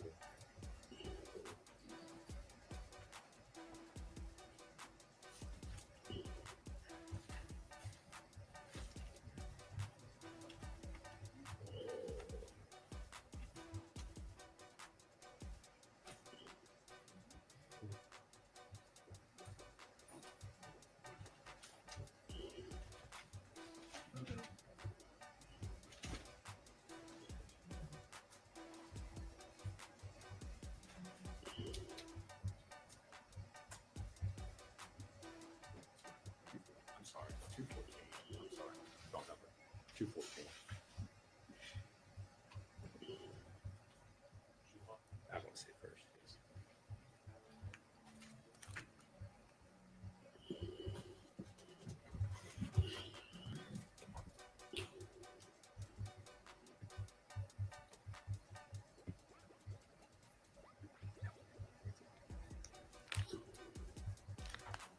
Agent Graham, I'm going to hand you what's been previously introduced as Exhibit 214. Ask you if you recognize that. Yes, this is my exhibit 37A, which is a tissue. And did you perform analysis on that particular item? I did. Okay. And what were your findings in regards to the tissue? So this tissue was heavily saturated in a reddish brown stain. So I initially tested for the presence of blood, and presumptive chemical testing indicated the presence of blood, and presumptive immunological testing indicated the presence of human hemoglobin, which is a component of human blood. And the DNA profile matched Exhibit 13A, Megan Boswell, with World Pop Stats. Using the expression world pop stats, what does that mean? So right now the current world population is over 8 billion people, and out of 8 billion people, no one in the world has the same DNA profile as the one I generated. So you can say with pretty certain confidence that this was Megan Boswell profile that you found. Is that Yes. correct? Yes.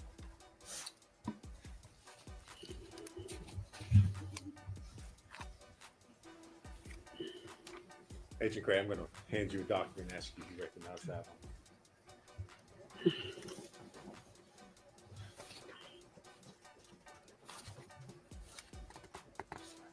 This is a copy of my forensic biology report dated October 22nd, 2021.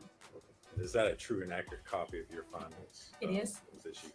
Judge, I would move to introduce that as exhibits 2.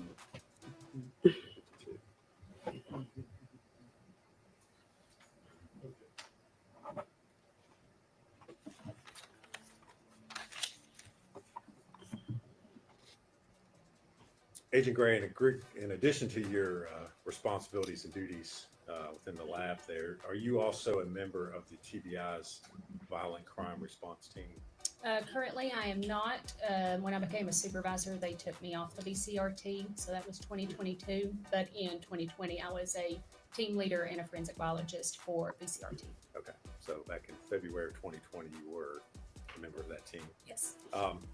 And specifically in regards to this case, were you asked as a member of the Violent Crime Response Team to perform a couple of searches? Yes, I was. All right, and specifically on February the 19th of 2020, did you go to Middlesboro, Kentucky to search a 2018 red Chevy Cruze? We received the request on February 19th. We went to Middlesboro on February 20th. Okay. And did you in fact perform a search on a 2018 red Chevy Cruze? I did. And what were y'all looking for?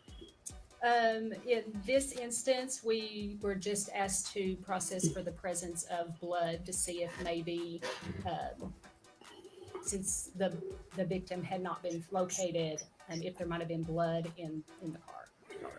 And did you all find anything of evidentiary value searching through the car? No, it was negative for the presence of blood, and we did not collect anything from the car. And Subsequent to that, did you also receive a request around February the 28th of 2020 to search a mobile home that was located at 967 Sugar Hollow Road in Blumpville, Tennessee? Yes, we received the request on February 27th, and we went on February 28th to 967 Sugar Hollow Road. All right. And again, what were you searching for there at that location? At that location, we were searching for the presence of blood, and we were also searching for Evelyn. Find anything of evidentiary value at that location? No, everything was presumptively negative for blood, and we did not collect any evidence. VCRT did not collect evidence. 1 second, Judge.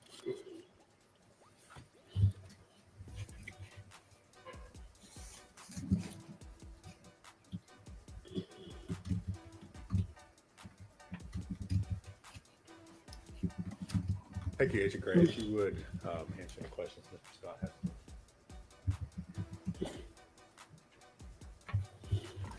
Could I see Exhibit 249, please?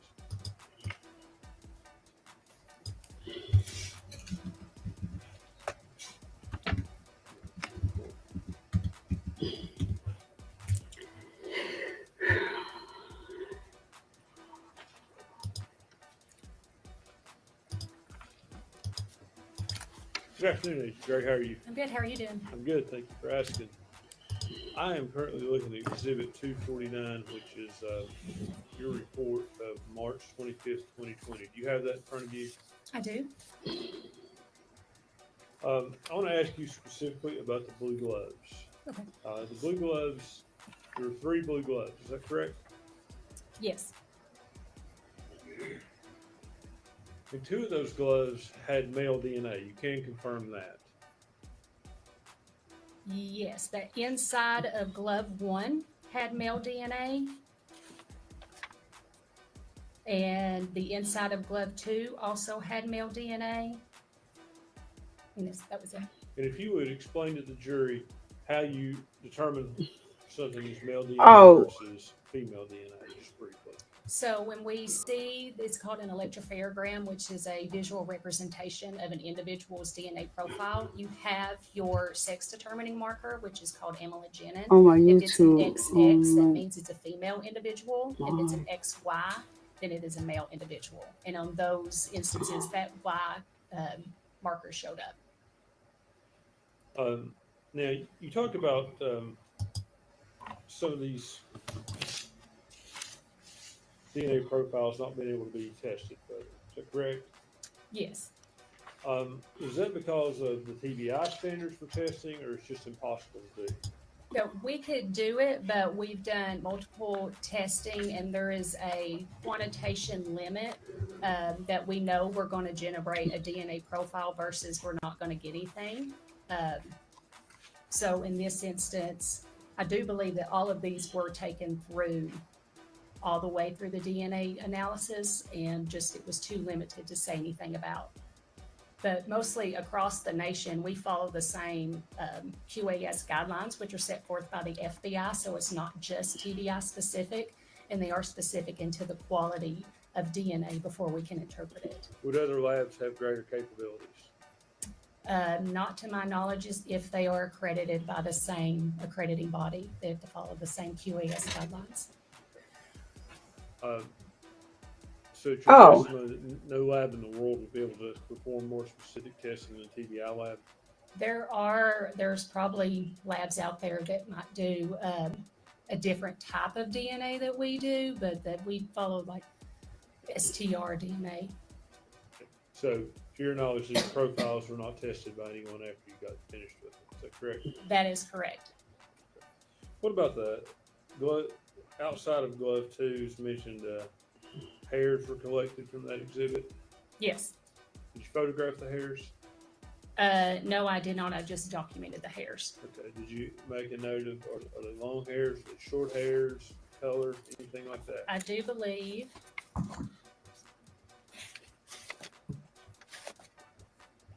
The palm was shredded with white residue and hair on the fingers, and the hair is dark. The hair is dark. Yes. But you didn't make any Nothing about length or anything else. No, it was just that it was dark in color.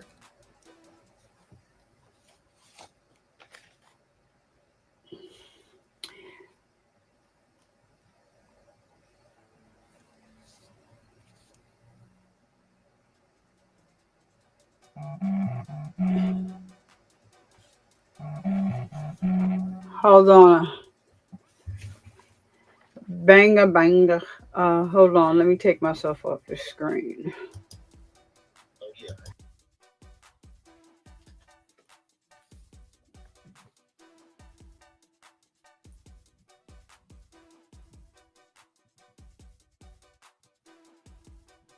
Let's talk about the pillow. I'm having a difficult time on this sheet finding the pillow. 32A. Thank you. The pillow had Evelyn Boswell's DNA on it, is that correct? Yes, in the center of the pillow. Okay. Could you tell if that came from saliva or what that came from?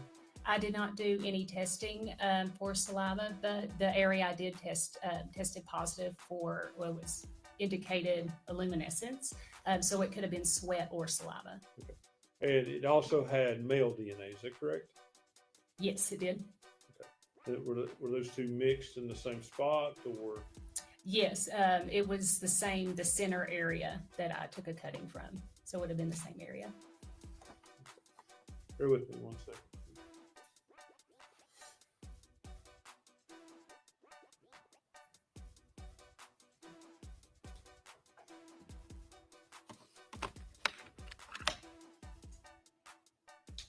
And finally, there was a bottle, like a medicine bottle, Yes. found in the trash can. What number was it? Do you have that? It was Exhibit 18A. Yes, ma'am. 18A. That's what I'm looking for. And that item was it? It was tested, and were you able to determine if it had male DNA? I was able to determine that it had male DNA, but it was inconclusive for any comparison purposes. And as far as other DNA, were you able to determine if you could link anyone else to the bottle with DNA? No, not. But once it's deemed inconclusive, no comparisons are performed. Okay, just 1 minute.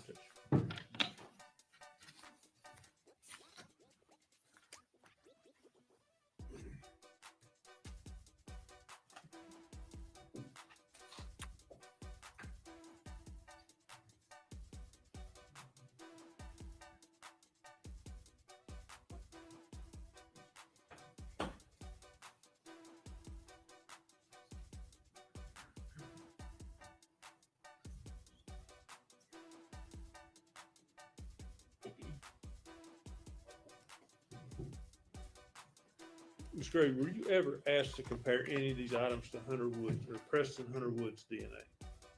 I never received a standard for Hunter Wood, but I did not need it. Thank you. Agent Gray, I guess I'll follow up on your last answer there. When you said you didn't need it, why didn't you need it? I didn't have any unknown male profiles to compare it to. Okay, so there was nothing there that you would have been able to compare to anyway, correct? Correct. So all these male profiles Mr. Scott's asked you about were also limited. There's no way you could have drawn it. If I'd submitted to you every DNA sample from every male in the world, you would not have been able to tell me Correct. who it was, correct? I wouldn't even ran them since I didn't have any unknown male DNA. Thank you. That's all. If I could just clarify, you did have unknown male DNA on those items we just went over. There was unknown limited male DNA, but since there wasn't strong enough for me to do any comparisons, even if they would have sent in the standard, I wouldn't have ran it. Thank you.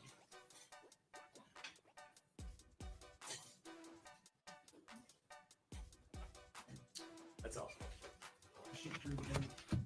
She is. Yes. Thank you for your testimony today. You're released from this animal. Statement called David Hoover.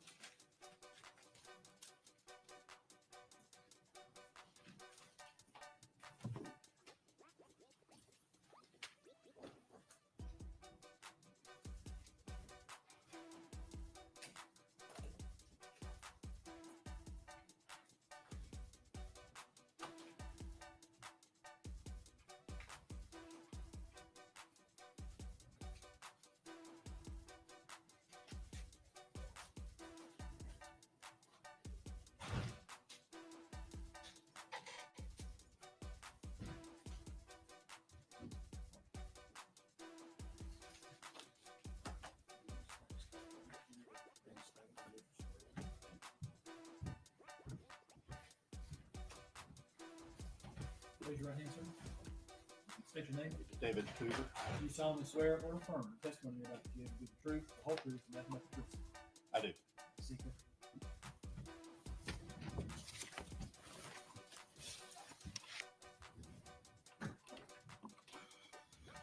Good afternoon. Good afternoon.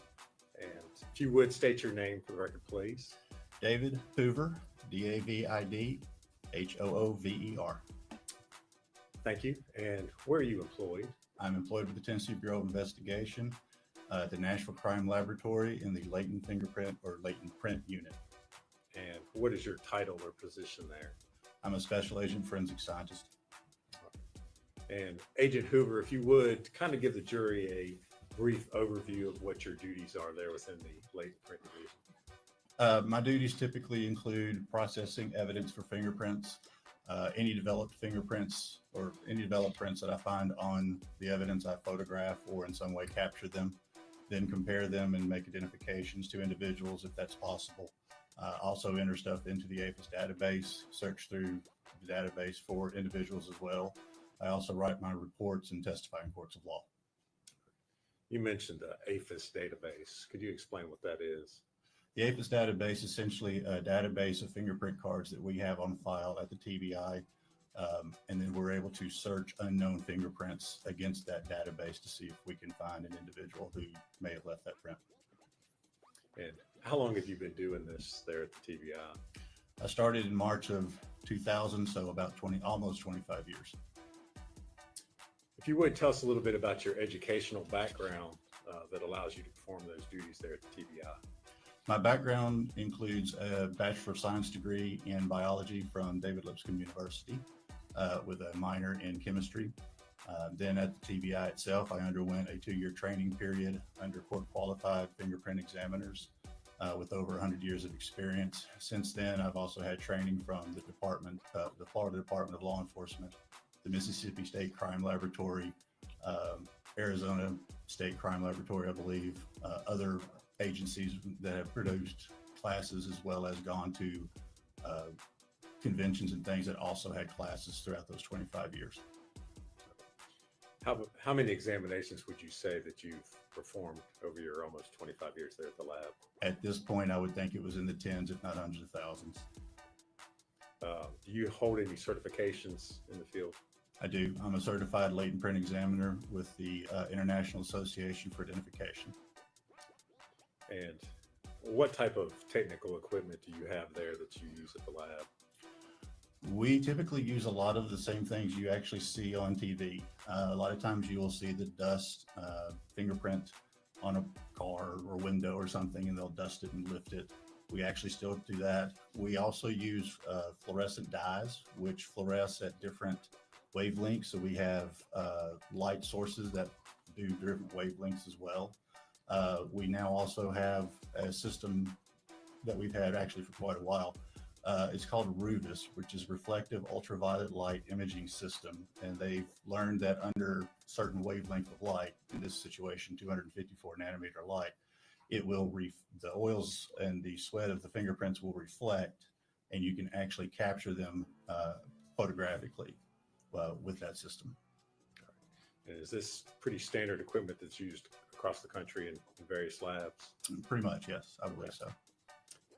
Agent Hoover, have you been qualified to testify as an expert witness in the criminal courts here in Tennessee? Yes, I have. And after having been qualified as an expert, have you then gone on to give expert testimony? Yes, I have. And so then you've been qualified as an expert in the field of latent print identification. Is that correct? Yes, in both state and federal courthouses. All right. Judge, at this time, we would offer Agent Hoover as an expert in the field of latent print identification. He's an expert. To be clear, to be an expert in the field of latent print. Agent Hoover, if you would, just tell us a little bit about what latent prints are. A latent fingerprint is essentially a reproduction of the ridges of your fingers or palms, and it can also include your feet. This is called friction-ridged skin. It helps you hold on to things. So a latent print is essentially a reproduction of those ridges on a surface after you've touched them. Essentially, you've touched something, you've left sweat or oil in that reproduction of your ridges behind on that surface. And as a latent print examiner, when you look at an object or you're looking for prints, what exactly is it that you're looking for? I am looking for the ridge formations that we have in our fingerprints. Predominantly, we'll look for what is called level 1 detail first, which is the ridge flow and the pattern types within the fingerprint. Sometimes we don't have the pattern types and we can only look for the ridge flow itself. We're also looking for what we call level 2 detail, which is bifurcations, ridge endings, dots. These are the types of things that happen within the ridge flow itself. So a ridge is flowing along and then it suddenly stops and the two ridges on either side continues to go. That's an ending ridge. A bifurcation is essentially like a fork in a road. So you have the same thing except for that ending ridge touches one or the other side of that, those other two ridges, forming essentially a fork in the ridge flow itself. A dot is essentially what it describes. It's defined. It's just simply a small area that's just a ridge and it's just a small dot that shows up. All right. Are latent prints more than just what we talk about as being fingerprints? Yes. Okay. What all is? They can be fingerprints. There can be palm impressions. Your joints of the fingers also have the same type of detail that we can use to identify people. And like I said a little earlier, your feet even has the same thing where you can actually develop feet footprints and then compare them to individuals, their footprints, and see if it's the same individual or not. It's rare, but it can be used for identification purposes. Okay. If you would talk for a second about how a latent print is created or left on the surface. Like I said, when you touch something, you can leave behind that sweat and oil on that surface, and it can remain there, and then I can process it and develop it to be able to actually see it and capture it. Do certain things affect whether or not you're able to develop a latent print on a surface or an object? Yes. Some surfaces are not very good at retaining a latent print. Rough surfaces typically are not something that's very good in retaining a usable latent print, because if you touch a rough surface, that rough surface is going to break up that ridge flow. What you're touching, what you're using to actually leave behind, like I said, is sweat and oils, which typically also have a lot of water to them as well. So you're talking about a liquid medium, and if you're touching something that's very bumped and bubbled up, then some of that medium is going to be lost in the valleys and crevices of the rough surface. Some of it's going to be left on top. So it's going to be very broken up, and you're not going to be able to see or use it to actually identify somebody. Because what we're looking for is enough information and enough clear information to be able to say this latent print was left by this person's finger or palm or footprint. And does whether or not a surface is clean or dirty, does that affect? That can also affect it, yes. Okay. Now, you work at the lab in Nashville, is that correct? That's correct. Okay. Do you have a process as far as processing evidence that comes into the lab there in Nashville? Yes, we do. If you would explain to the jury how that works. So an agency will bring in a piece of evidence and we'll go through our evidence receiving section, in which case that piece of evidence is given a specific lab number and an evidence number. If that lab number is already created, then that's another lab number, or excuse me, another evidence number. As it goes through, it's then the case is assigned to an individual. In this case, I would receive the case. In this situation, I would receive the case. And then I would go pick up that evidence from evidence receiving to then do my testing. And prior to testing any items, do you make sure that they have been secured and not tampered with in any way? The evidence receiving unit is involved in that, and they have a vault in which it is stored in, and that only they have the opportunity to get to. Once I get the evidence, I make sure that the evidence is in a sealed condition in some way, and then I go from there and then open it, process it from there. All right. If we could at this time, I'd like to hand Agent Hoover exhibit number 196, trash can.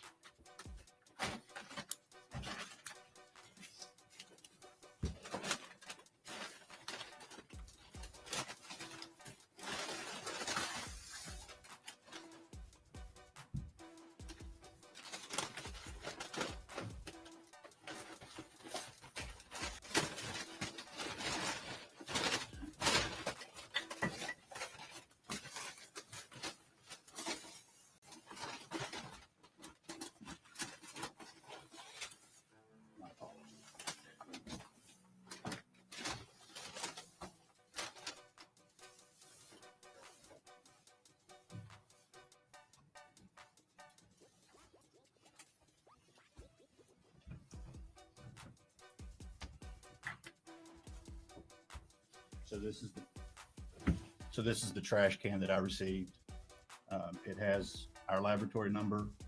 It has our exhibit number as well as my initials. This is the sticker that was on the side of the trash can. It also contains the exhibit number and my initials. And these are pieces of the rim of the trash can that I removed to be able to process better.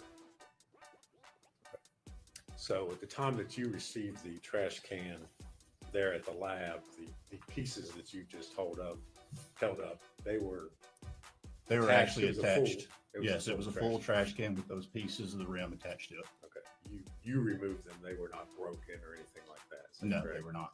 And you mentioned you held up a sticker.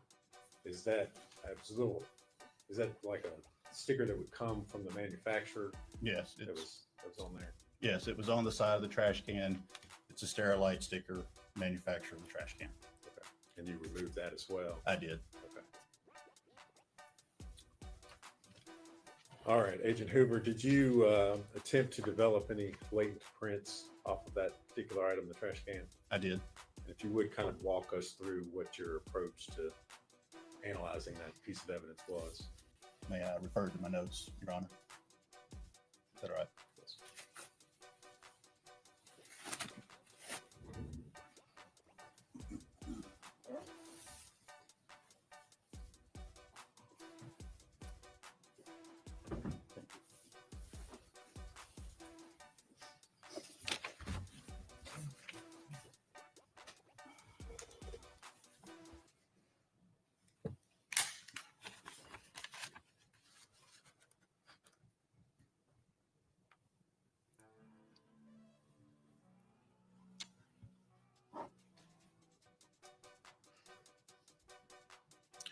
On that trash can, I did pretty much a full process of just about everything that we can do at the laboratory, or that we normally do for fingerprints at the laboratory, including super glue, dust, the Rubis system that I mentioned, the ALS, the fluorescent dyes that I mentioned as well. The rim, especially the body itself. No, it looks like I did everything on even the body itself as well. Okay. And what were you able to determine, or what were you able to find as far as the prints were concerned? On the sticker, I found a palm print, and up underneath the rim, which is the reason why I removed the rim, I found the very far tip of a fingerprint. And when I mean a far tip of the fingerprint, I'm talking about the areas up here at the very tip top of your print, right as it goes into the nail. Okay. Talk about the palm print that you found for a second. The palm print that I found was very small. In fact, it was probably about my size of my palm. The whole palm would have fit in about that much of the palm print. So I'm confident that it's probably a child's print. Some people do have smaller hands, and so I couldn't totally discount comparing it to some other people. But it was a very small print. Certainly didn't. Would you say it was not the size of a normal man's hand? Well, okay. Oh. You've already stated what you thought as far as that size was concerned. And so you excluded Megan Boswell as being the contributor. I did compare it to Megan Boswell, and I was able to exclude it from her. Okay. And you mentioned the fingerprint. And again, where did you locate that? Up underneath the rim, I believe it was on the right side. All right. And were you able to make any conclusions as far as that fingerprint was concerned? I was. And what did you conclude as far as that was concerned? Well, eventually I was. Okay. But, well, on the date that your initial examination was done, the report was issued on April the 2nd of 2020. That was inconclusive to her because in general, when you do a fingerprint card, if you look at the finger, when you touch it, if you're doing a fingerprint card and you're rolling the person's finger, this part of the finger does not touch. So you don't really get a good recording of that tip area. That happens actually quite often. All right.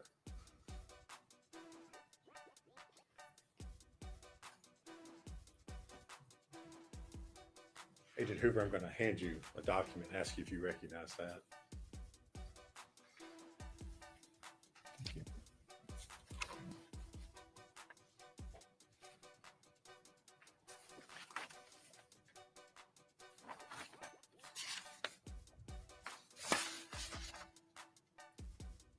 Yes, I do. And what is that? It appears to be a copy of my report from April 2nd of 2020.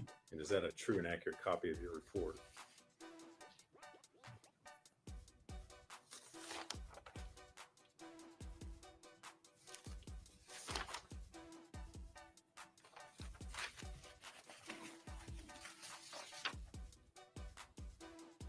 Yes, sir. Judge would move to make that exhibit 253.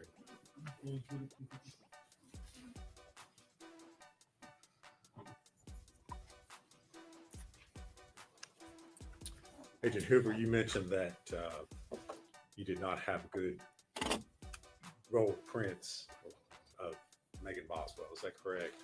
I would say I did not have complete prints. Okay. At least in that tip area. Sorry. Did you then attempt to, or speak with law enforcement in an attempt to get better prints of Miss Boswell done? I did. Okay. And did they comply with your request? Did you receive additional prints from them? I did. They complied. Okay. And were you able to do any additional comparisons based upon that next set of prints that they sent you? Unfortunately, I was not able to. And why was that? The prints that I was sent still were not of a good enough quality to actually compare to.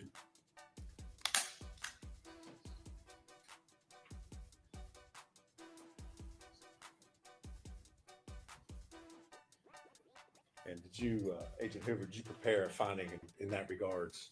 I did. Report? I'm going to hand you a document and ask you if you recognize that.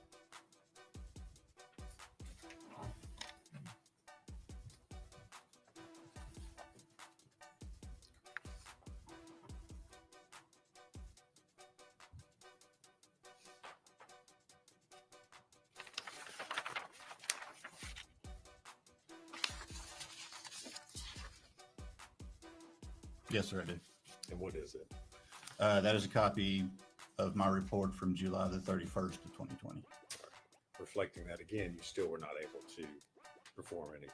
My result was inconclusive again. Okay. And is that a true and accurate copy? It appears to be, yes. Judge, I'm going to make that exhibit 254.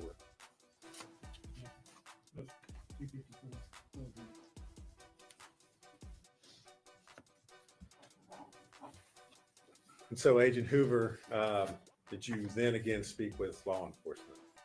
Yes, did. And what was the nature of your conversation at that point? That I still needed better prints, especially those around the tip area. All right. And did they try yet again to get you a good copy of prints from Miss Boswell? Yes, they did. All right. Did they use a different technique this time? Slightly different. Okay. If you would tell the jury what type of technique they used. They tried to use what is called hinge lifters. These are a product that some forensic warehouses produce, and it essentially is a small plastic, can be a square, can be a rectangle piece with tape over it, so that what happens is when you lift the tape, you're able to then lift it or put the tape over the print and then lift it, and it has its own backing already. And they attempted to do that and use, again, the same type of material to try to lift that print, or to try to lift that area of her finger and send it to me. All right. And any success this time on being able to do a comparison? Unfortunately, no. Okay. Did you again prepare a report to reflect that you were unsuccessful? I did.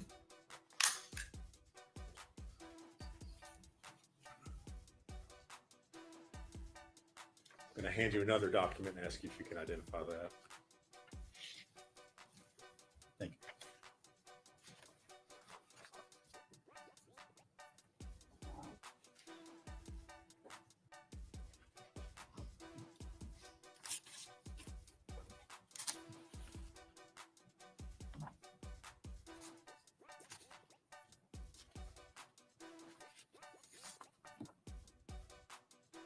Yes, I do. And what is it? It is a copy of a report from February the 8th of 2021. And is that the report that reflects your latest attempt to make some sort of identification? Yes, it does. Is that a true and accurate copy? It appears to be. Judge, I move to make that exhibit number 255.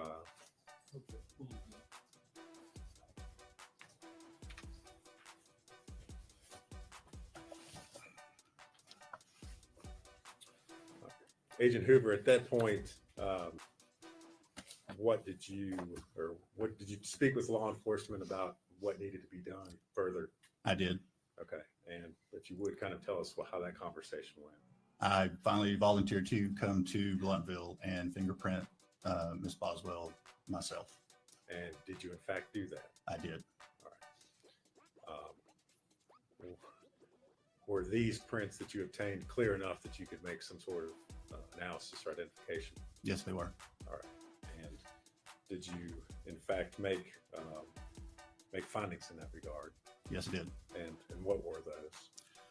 I was able to identify the fingerprint from the underneath the rim of the trash can to Megan Boswell's number 2 or right index finger. And so that was, again, you found that underneath the rim of the trash can. That is correct. Is that correct? Mm-hmm. All right. And did you prepare a report of your findings in that regard? I did. And I hand you another document and ask you if you can identify it.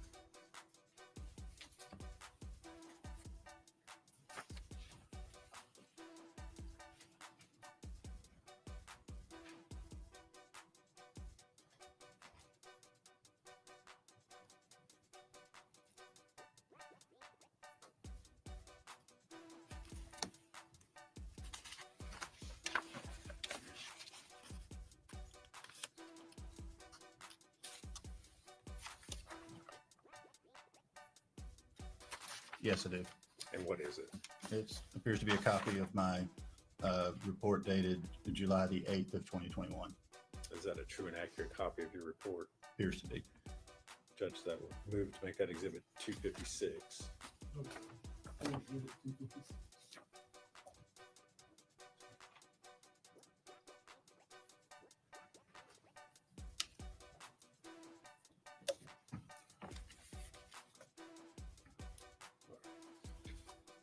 Agent Hoover, I'm going to ask that you be handed exhibits 201 and 203.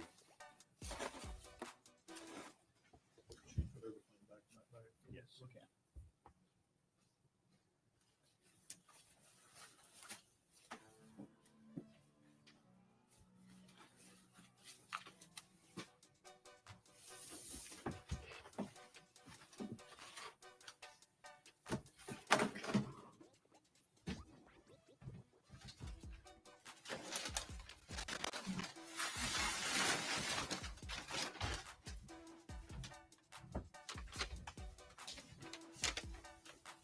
Thank you.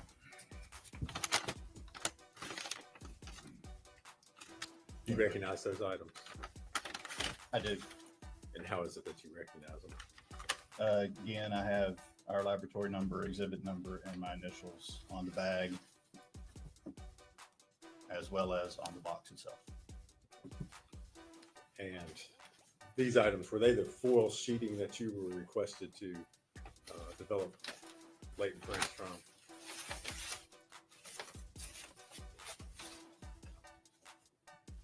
Yes. Okay. And did you in fact perform an examination on those items? I did. Okay. What was your findings initially?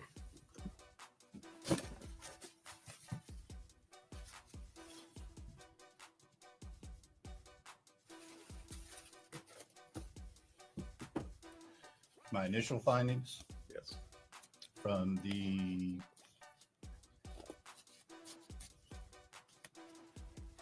May the 10th, Yes, 21 sir. report, Yes, sir. that I did not find any fingerprints of identifiable value on the foil.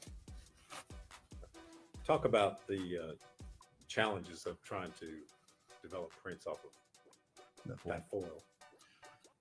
That foil was very wrinkled, for one thing, which is also very detrimental to fingerprint reproduction. The ridges of the wrinkling will break up the fingerprint. Secondly, there was either trash or decomposition that was all over much of the foil. All of that would also affect the ability for the fingerprints to remain or to develop on the foil itself. And did you prepare a report of your initial findings I in did. regards to foil? I'm going to hand you a document and ask if you can identify it.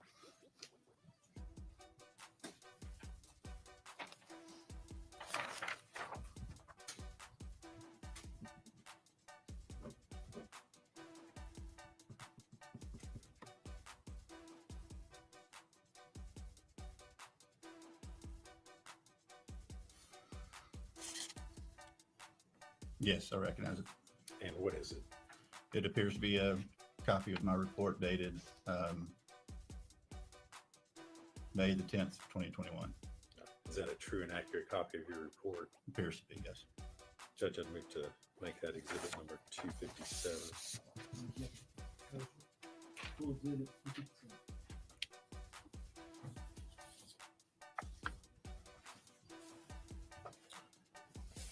Agent Hoover, in regards to the foil, were you later contacted by scientists within the lab about performing additional testing on the foil? Yes, it was. And did you in fact receive that foil back in the lab? Yes, it originally went back to the Knoxville laboratory, and then it came back to us in the Nashville laboratory. And do you remember why that was? Yes, part of the original packaging was a large box, and then inside that box was these other pieces as well. And this box had markings on it that looked like it was only for forensic biology. And so I ignored that box and focused on the other pieces of aluminum foil because that's what I was understanding was to be working, to be processing. That was the actual piece of evidence. I did not know that the forensic biologist had separated one piece out because she actually saw ridge detail that would be considered fingerprints. And so she actually separated that piece out and sent it separate so that nothing got destroyed or damaged. And it was my mistake that I did not recognize that that box was actually also part of the full exhibit. Okay. And when you say the box, you're talking, it's actually in a separate, it's exhibit 203, is that correct? That is correct. Okay. And so you had not performed testing on that piece initially? No, I did not. Okay. After it was received back in the lab by you, did you perform testing on it? Yes, it did. And were you able to develop any sort of latent print profiles as a result? I developed a couple of prints on it. One print was not identifiable, meaning it did not have enough clarity or detail to be able to use to identify to an individual. One print was identifiable, and that print identified. Right. Yes, go ahead. Sorry. My findings on that one was that it did identify to Megan Boswell's left middle finger. So you had one print that there was no identification. You can't make any. It wasn't useful for it. No. Okay. And the only other one was identified to Megan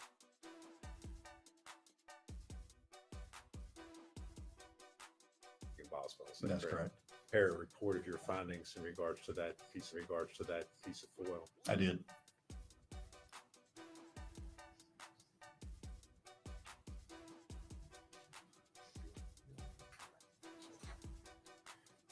Agent Hoover, I'm going to hand you a report or document and ask you if you can identify that.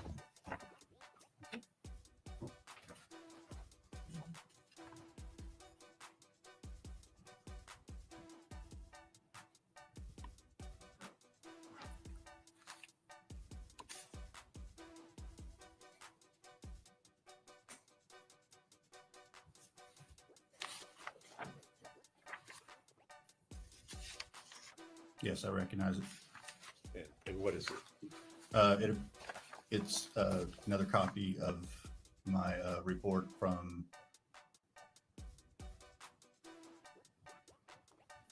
May the 6th, 2022. And is that a true and accurate copy of your report? Yes, it appears to be. Judge, we would move to make that exhibit number 258. Full exhibit 258.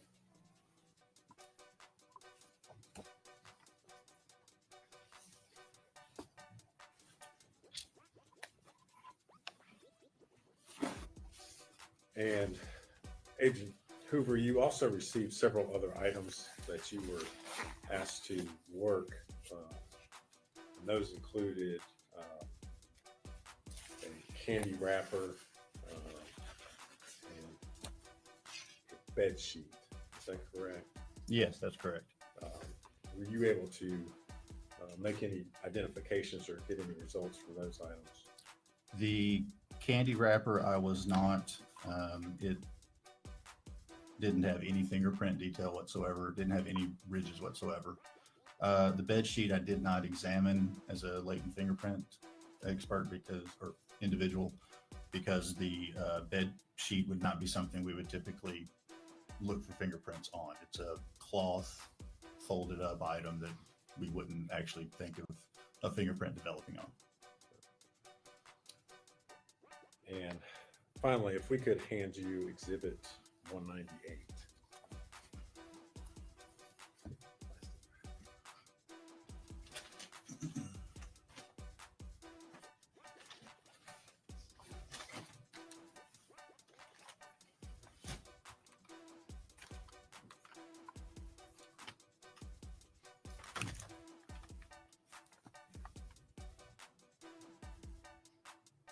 You recognize that item? I do. And how is it that you recognize it? Again, this one happens to be a sticker, but we have our laboratory number as well as the exhibit number and my initials. And that item is a black, if you can remove it, is that a black plastic bag?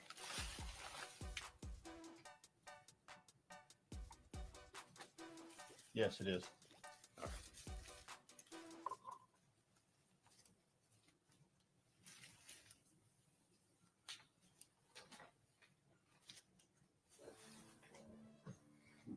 And did you perform print analysis on the bag? Yes, I did. All right. And if you would tell us what you were able to find in regards to the bag.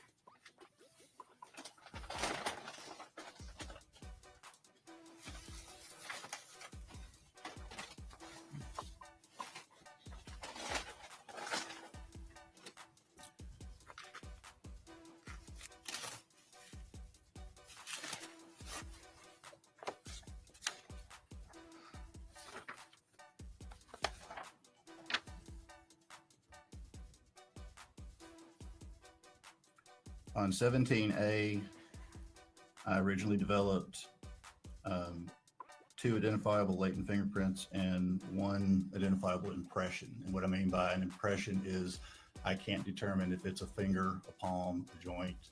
I don't know its specific orientation or its specific where it specifically came from, whether it was one of those types of anatomical positions. Okay. And did you make any determinations as far as comparison was concerned on the 2 identifiable latent fingerprints? Yes, it did. Okay. And what were you able to, what were your findings in that regard?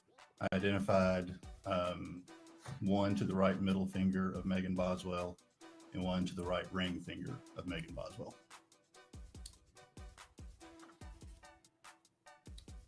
And what about the latent impression? At that time, I reported that it was inconclusive with Megan Boswell. And did you prepare a report of your findings? I did. On that day? I'm going to hand you another document, Agent Hoover, and ask if you can identify that.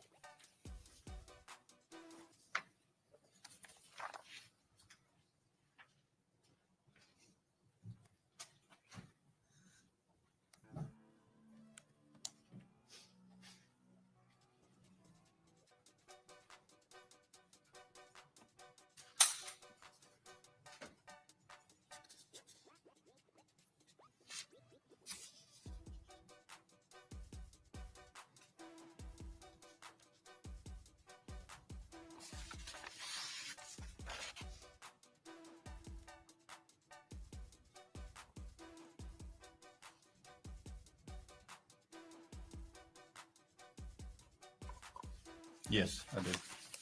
And what is that? It's a copy of my report from February 27th of 22. And is that a true and accurate copy Yes. of your report? It appears to be. Judge, when we move to make that exhibit number 259, I believe.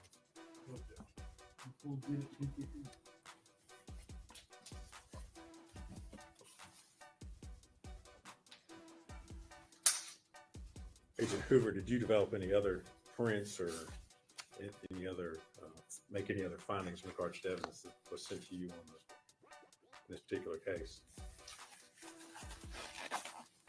The only other thing was that latent impression I eventually determined was insufficient quality for identification purposes due to its distortion, and some of the other detail and stuff was not as clear as I originally thought.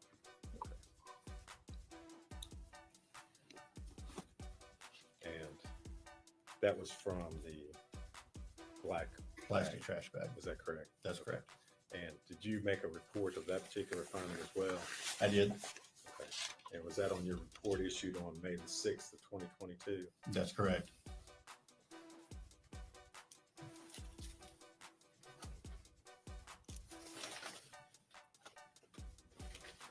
Agent Hoover, I'm going to hand you a document in that regard. Okay.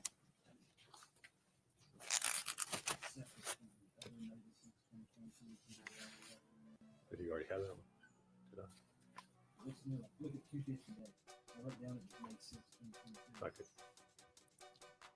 I mean, that may be.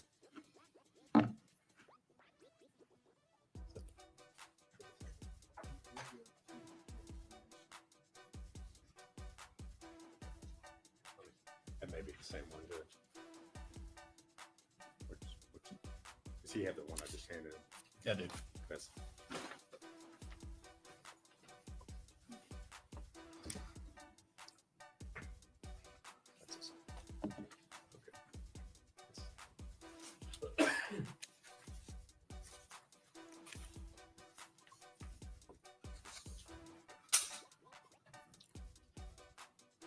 Agent Hoover, of all the exhibits that you tested in this particular case, were there any prints that you could have possibly identified? Any other prints that you were able to develop? The only one remaining is the small palm print from the trash can sticker.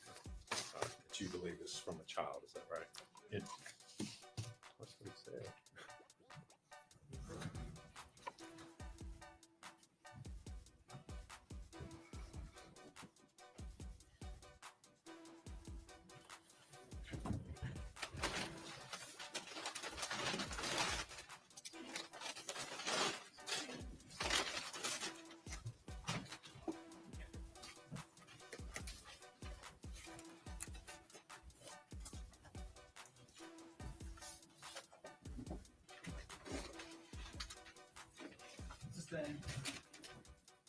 So again, Agent Hoover, the only print that you developed that you were not able to identify was the small print on the side of the trash can. Is that correct?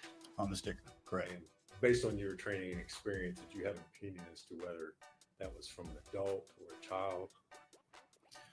My opinion would be that it would be from a child. However, I can't discount a small individual.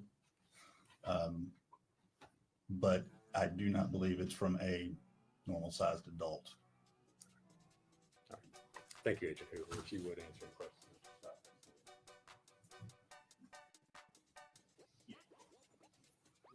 Ladies and gentlemen, we'll take about 15-minute break. Everyone stand, please. During the break, please do not.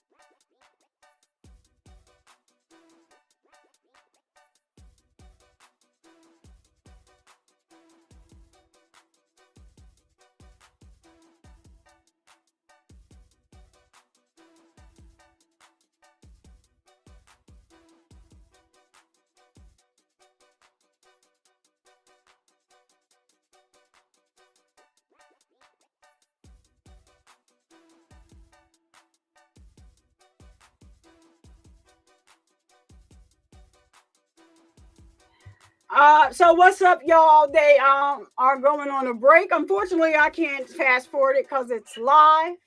So if y'all want to get something to drink and come back, we can do that. But we're staying on. But yeah, the judge went on a break, so we're on a break. I think everybody should go get something to drink and to quench your thirst if you haven't been able to get a drink. Cause yeah, I'm about to get me a drink and I'll be back. I'm gonna be right back when they come back. When court resumes, I'll be right back in the house. So give me a minute and I'll be back. I'm on a important phone call and I will be right. I'll see you guys in a minute. I'll leave the feed up so I can see when the judge comes back on. All righty. All right.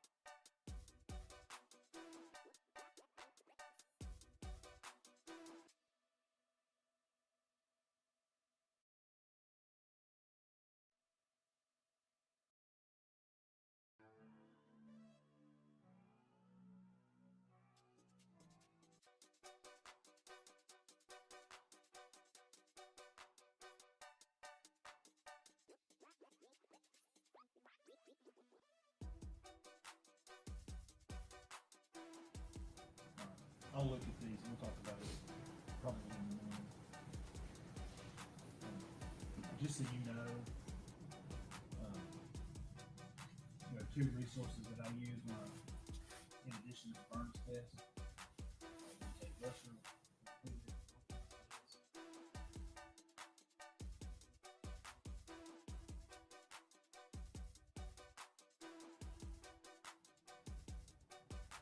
I had went by Judge Tiffins outlined, and it does go back a ways, but I don't think it's been overturned at least.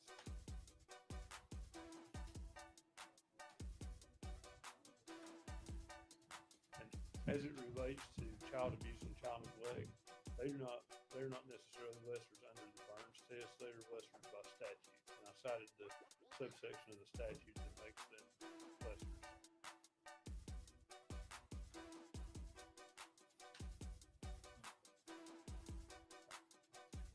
We need to approach it. I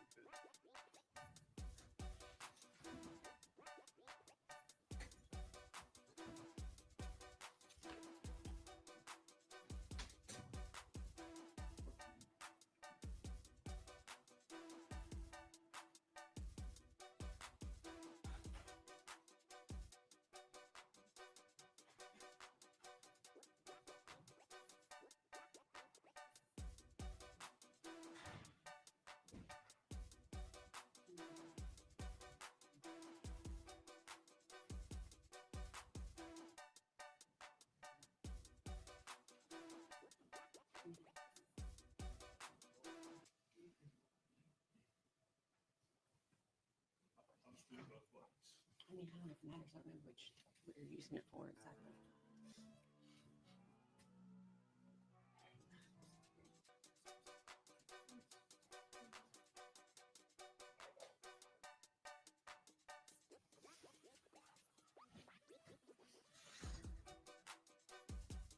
All right, if we stay ready to see.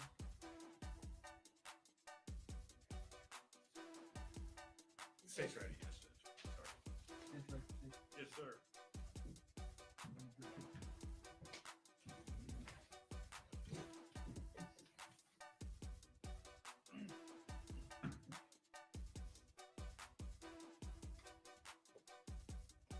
Everyone stand, please.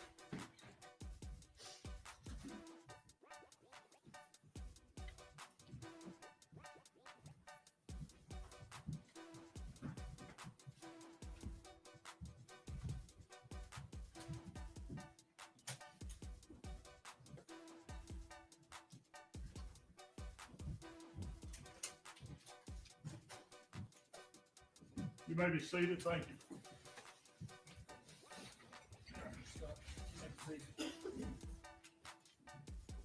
Good afternoon, Mr. Hoover. How are you? Good. How are you? Good. My name's Gene Scott. Nice to meet you. Nice to meet you.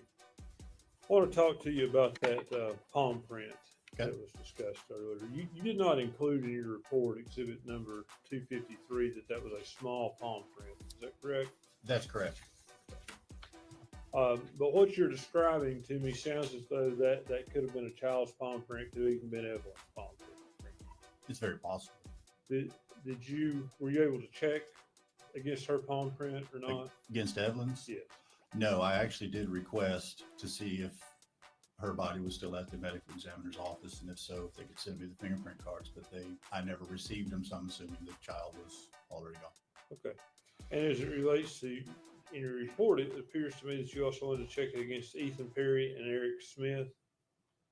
No, I did not. You did not. Would you like to see your, but you said it will be compared with.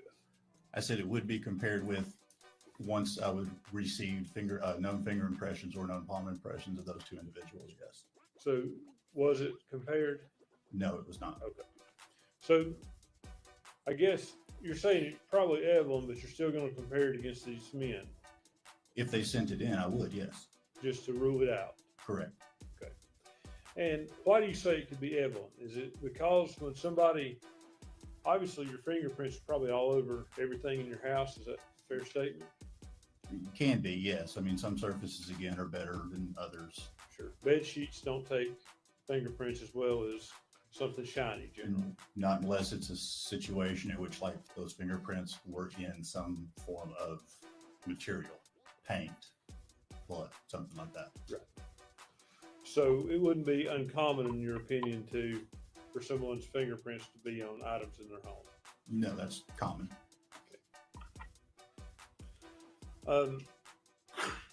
As it relates to the aluminum foil and the one fingerprint you found of Megan's, you can't say when that print was put there, can you? No, I cannot. Possible it was on the aluminum foil before the foil was placed on the child. I have no knowledge of that one way or the other. It would be possible. That's a possibility. And again, you have no knowledge one way or the other when the print was made there. No, that's correct. How long would the print stay there? That's something you really can't determine, depending upon the situation. If the print was protected and like in a closed off space inside of a box, like a keepsake box or something like that, it may last for quite a while. In fact, I had one that they know of. It was a ex-wife's fingerprint in a case, and it was on a box that hadn't been touched for 5 years, but it was in a closet inside a box. It was perfectly protected. Once you get into places where you have water, rain, heat, cold, different things affecting the actual piece of evidence, you're not going to have typically a longer lifespan of that fingerprint. What do you describe as a longer lifespan? If I left a fingerprint here and then immediately did that, I could wipe it away right there and it would be gone. If I had something like on a beer can on the side of the road in the summertime, it may bake it off fairly quickly. If it's not raining or anything, but it's cooler, it may last a little longer. That's what I'm saying. There's no real evidence that shows us how long one will stay on a surface of something in a specific amount of time. It sounds to me like you're saying cool and dry preserves it better than hot and wet. Yes. Typically.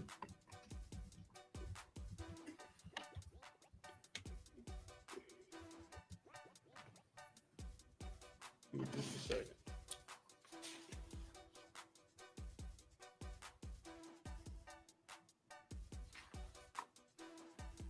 Let me ask you about latex gloves. Latex gloves, will they prevent the leaving of fingerprints? They can, yes.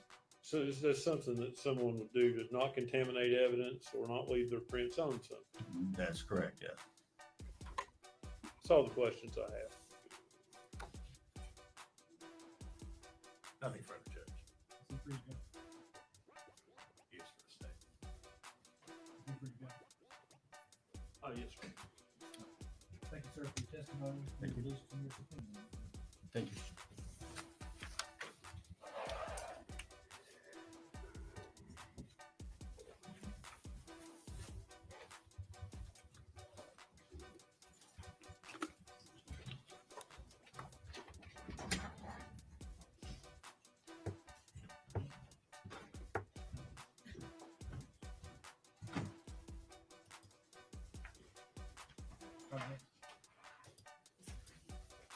Dr. Latrina Schmidt.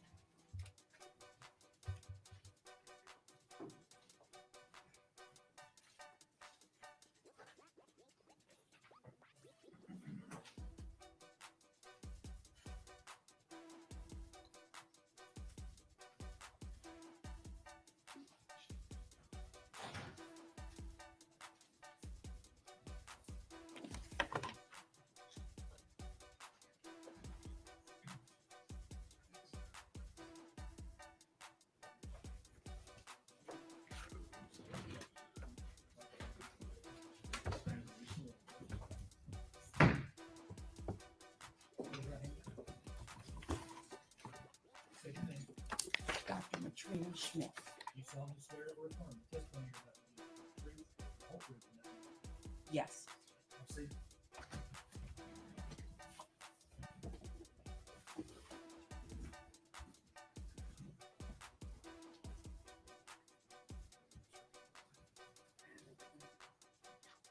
Good afternoon. Good afternoon. Are you ready for us to start your own? Okay. Can you spell your first and last name for the jury, please? My first name is Matrina, M-A-T-R-I-N-A. Last name is Schmidt, S-C-H-M-I-D-T. Okay. And where are you currently employed? Brevard County in Florida. Okay. And what is your official title there? I'm an associate medical examiner. Okay. And how long have you been there? March of 2023. Okay. And until present, I'm assuming? Yes. Yes. Okay. And can you give us a background of your education, please? I have a bachelor's in biology. Got it at Aquinas College in Grand Rapids, Michigan, 4 years. Then I went to medical school in Medical College of Ohio in Toledo, Ohio for 4 years. Then I did a residency in anatomic and clinical pathology at West Virginia University Department of Pathology. I did that for 4 years. I did a 1-year fellowship in forensic pathology at Bexar County Medical Examiner's Office in San Antonio, Texas. I returned to West Virginia and did another year of residency, and then I started practicing as a medical examiner. Okay. And where did you first start practicing as a medical examiner? West Virginia. Okay. And where are you licensed? Which states are you licensed to practice medicine in currently? West Virginia, California, Tennessee, Hawaii, and Florida. Okay. And so that would go to say that in 2020, were you also licensed to practice medicine in the state of Tennessee? Yes. And are you board certified in the field of forensic pathology? Yes. Do you maintain memberships in any medically related societies? Yes. Okay. Can you, have you published any scholarly materials in the field of forensic pathology? No. Okay. And you stated that you're currently employed as a forensic pathologist, correct? Yes. Okay. Can you tell the jury what you do as a forensic pathologist? I perform medical legal autopsies to determine the cause and the manner of death. Okay. Have you previously been qualified as an expert in the field of pathology and in your role as a forensic pathologist? Yes. Have you been so qualified here in the state of Tennessee? Yes. Or at this time, we would ask to qualify Dr. Schmidt as an expert in the field of forensic pathology. OJ.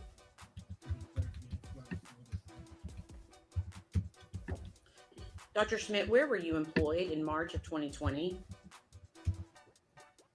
At the William L. Jenkins Forensic Center in Johnson City, Tennessee. Okay. And is that at East Tennessee State University? Yes. Okay. And what was your title there in March of 2020? I was an assistant professor in pathology / forensic pathologist. Okay.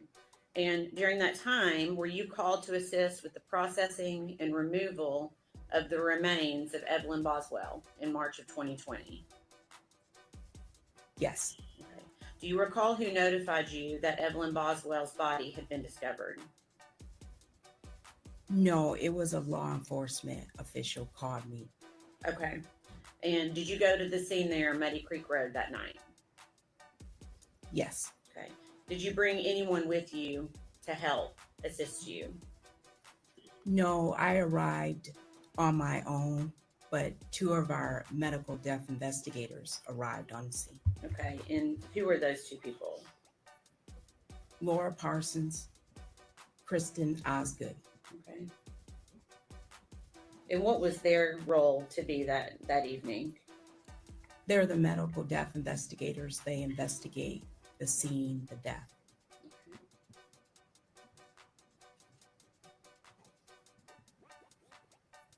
And was law enforcement present when you arrived that evening? Yes. Okay. Do you recall what time of day you arrived? I do not. It was evening. It was dark. Dark outside. Okay. Where was Evelyn's body located at the time of your arrival?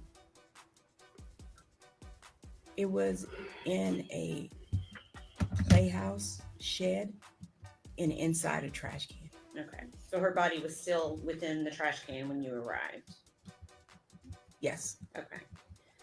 And did you observe or assist in the removal of Evelyn's body from the trash can?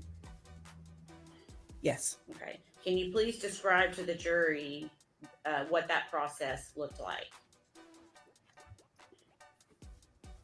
We removed the trash can from the shed. Photographs were taken, and then we did a step-by-step process of removing the decedent from the trash can and the contents of the trash can. Okay. And did you observe law enforcement with each of these steps of removal? Yes, and our medical death investigators were also a part of the process. Okay. And was this at your direction or at someone else's, the process that they used? We had discussed the direction we were going to take prior to removing the trash can from the shed. So I was directing it, but I think we had all had a discussion on the best way to handle the process. Give me just a second.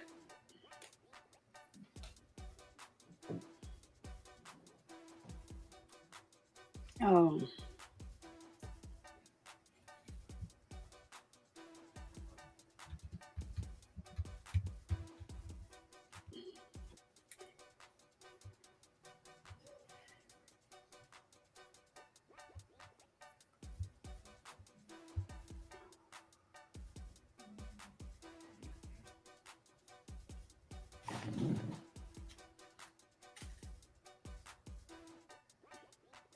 Can you tell the jury what steps you took to ensure that the scene and Evelyn's body was maintained as secure as possible? TBI was present, our medical death investigators, and everything that we removed from the trash can, in addition to the decedent, was photographed and it was written down as evidence. Okay. And how did you protect the body from contamination? I don't remember, but we always have a sheet and the body bag ready and prepared. Okay. Mhm.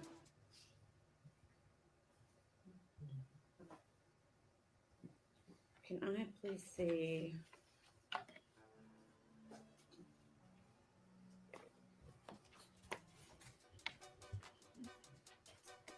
Exhibits number 20 through 38, please.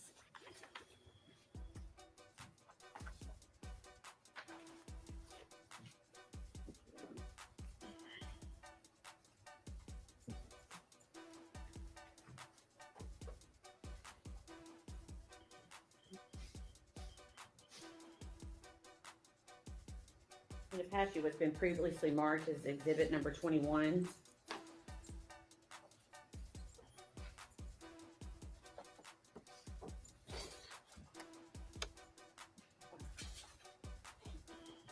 Does that help refresh your memory on how the body was placed at the time that at the time Evelyn was removed from the trash can? Yes. Okay. Can you describe to the jury what you recall about how her body was protected from contamination? The body bag was placed on top of, looks like paper, and then she was removed from the trash can directly into the clean body bag. Okay. All right. We can pass that back. I'm just going to show it to the jury quickly so the jury can see what we are referencing. It's been previously marked as exhibit number 21. Is this what you were referring to with the butcher paper and the body bag? Yes. Okay.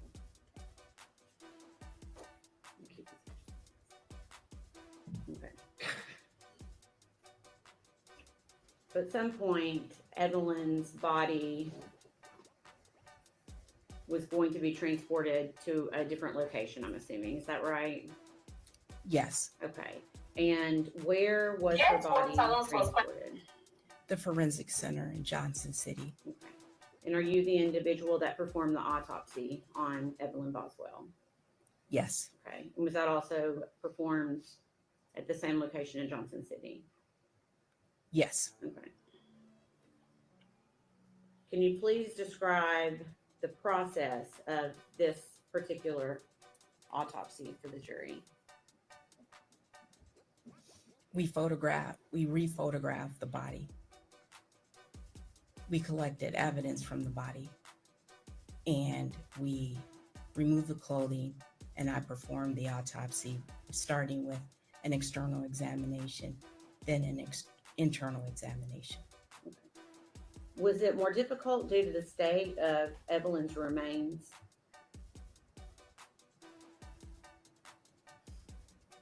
I don't understand Okay, the let me question. ask it in a different way. Does decomposition of a body impact your ability to perform certain things during an autopsy? It can, yes.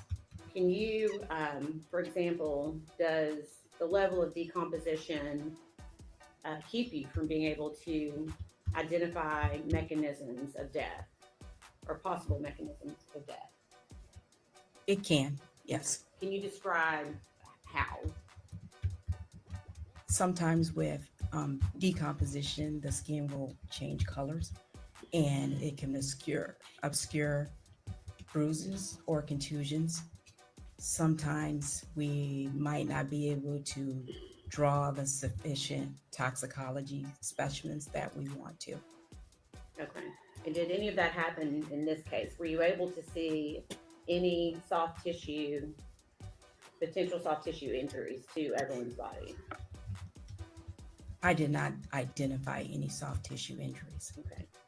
Did decomposition play a role in that at all? It's probable, yes. Okay.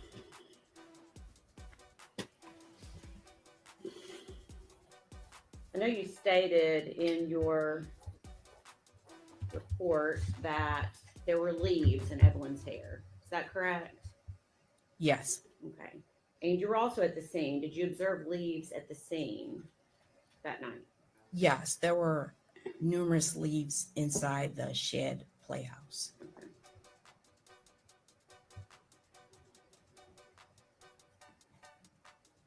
Okay. So I'm assuming when you conduct an autopsy, it's not just the body itself that's helping you make your determination. Is that a fair statement? That's correct. Okay. What other materials do you as a doctor use in order to make a determination when you're conducting an autopsy and trying to determine a cause and manner of death? Our investigation or summary, law enforcement investigation. I can use medical records, sometimes histology. That's where I take the tissue and I look at it under a microscope. Okay. Okay. And after you conducted the autopsy of Evelyn, are those results essentially generated into a report? Yes. Well, what do you think? In the normal course of business? Yes. And have you reviewed your autopsy report for accuracy and completeness? Yes. I'm going to pass you documents.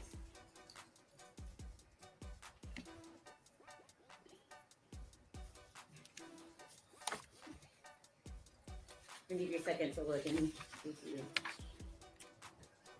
recognize that.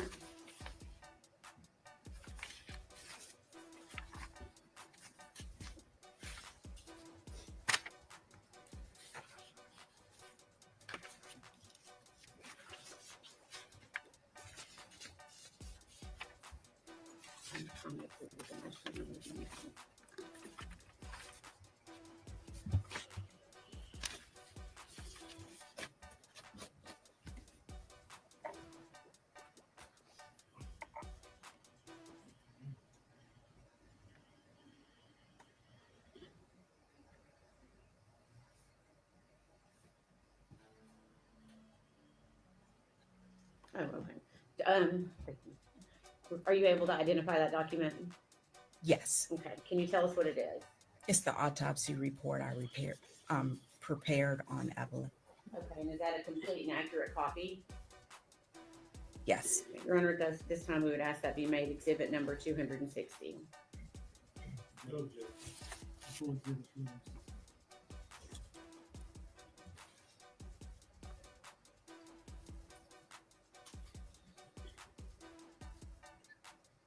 Dr. Schmidt, did you form an opinion as to the cause and manner of death of Evelyn Boswell? Yes. What is your opinion? The cause of death, homicidal violence. Okay. And can you explain that for the jury? What did you base that finding on? I based it on the autopsy findings, the investigative summary, the investigators that went to the scene, and law enforcement investigation. Okay. Hypothetically, if Evelyn was alive when she was placed in the trash can, is positional asphyxiation likely? Yes. Okay. Can you tell the jury what positional asphyxiation is? It's your body's in a position that compromises your breathing.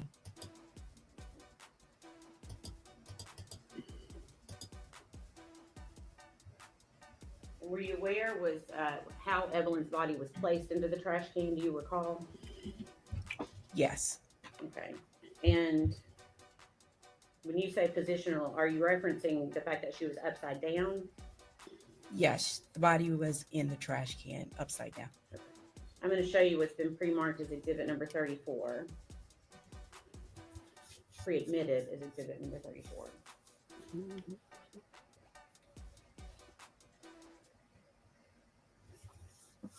Okay. Oh, my daughter. So hypothetically, if a blanket is pulled up over the face of a child who's then placed into a trash can upside down, could the blanket itself cause some type of asphyxiation? Yes. Okay. What about the trash bag that Evelyn's body was in? Could the trash bag itself cause some type of asphyxiation? Yes, if it covered the airways, the nose and the mouth.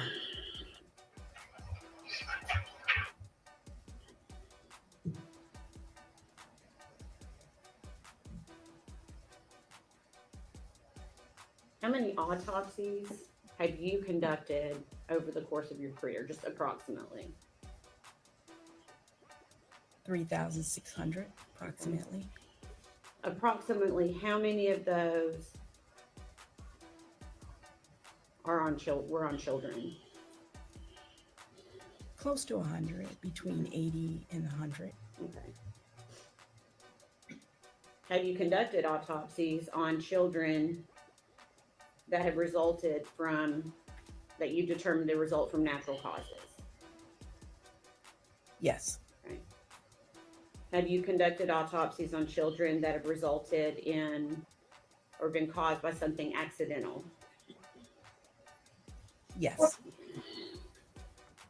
So if I gave you a hypothetical that Evelyn Boswell was sleeping in a bed with an adult or two adults and a rollover sleeping episode occurred, is that something that you would consider as being a possibility for her death in this case? Do you want me to rephrase the question? Yes, please. Okay. Is a rollover incident possible? A co-sleeping rollover incident possible? Explanation for Evelyn Boswell's death? My opinion, no. Okay. And can you explain why? She said her opinion, nope. Evelyn is an older child, and typically we see the overlay in younger children.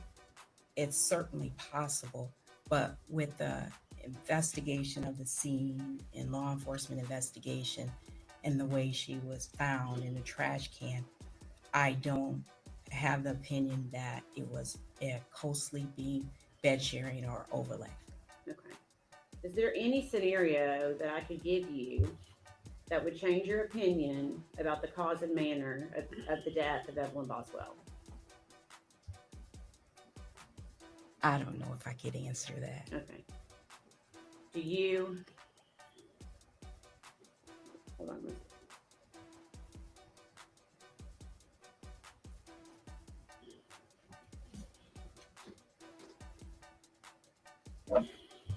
Oh, hey, Allie. Anything about the autopsy as well as the other things that you had said that you used to come to your conclusion that led you to believe that Evelyn Boswell died from natural causes? No. Okay. Same question. Anything based upon the history that you were given from law enforcement, the scene itself, plus your autopsy of Evelyn's body that led you to believe that Evelyn died from something accidental? No. Please answer any questions that the defense has for you. Oh boy, here we go. Here we go. Here we go.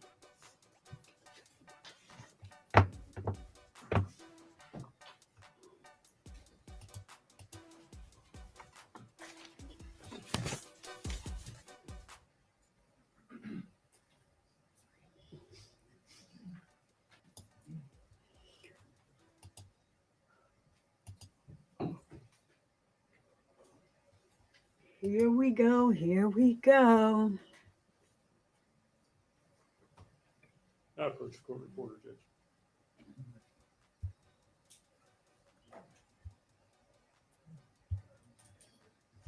He get on my nerve. Oh, I don't like him. I don't like him. I don't like him. I don't like him.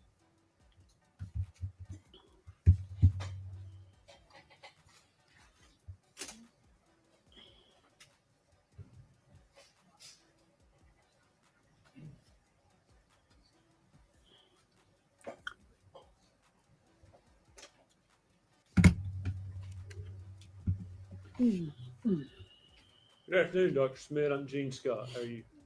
Good afternoon. I'm good. Thank you. I think we've met once before. It's good to see you again.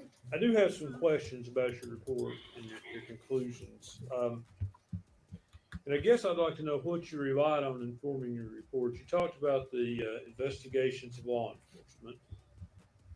Obviously, you did an autopsy on the body. Did you go through Evelyn's medical records, the OB records from when her mom was pregnant with her, and her pediatrician records?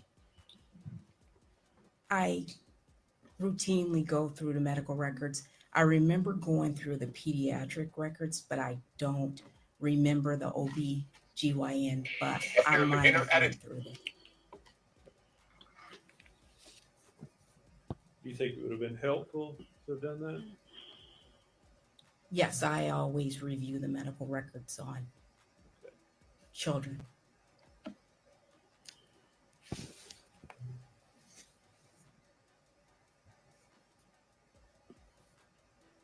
And Ms. Masson, you'll finish up by asking you if anything could be said to convince you this was by natural causes. And it's your opinion it could not be, I assume. Based on my autopsy examination, no. Let's talk about your autopsy examination.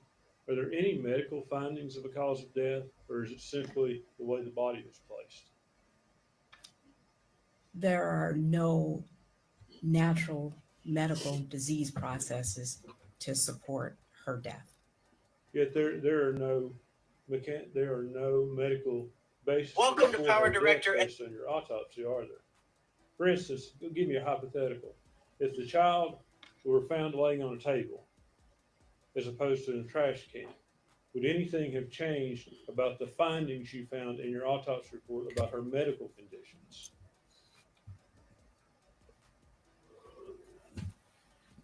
No. So, you mentioned in your report I need a drink. Oh, mouth is dried. There is a possibility that the decedent was alive when placed in a trash can cannot be excluded, correct? Yes, You cannot conclude that either. that's correct. You don't know one way or the other. That's correct. Ain't that what she said? So you talked about natural causes, and there's no sign of disease or anything in natural causes, correct? There is signs of disease processes. Yes. In this autopsy? Yes. Okay, what are they? There is a patent foraminal valve, which is just the septum between the atria and the heart, did not close properly.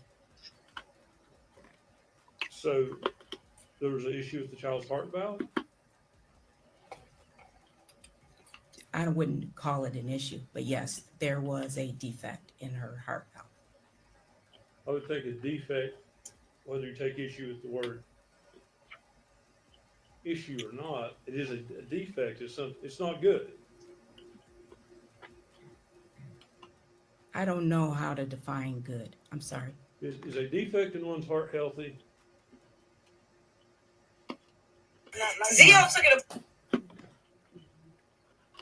Could that defect have led to the child's death? Is that possible?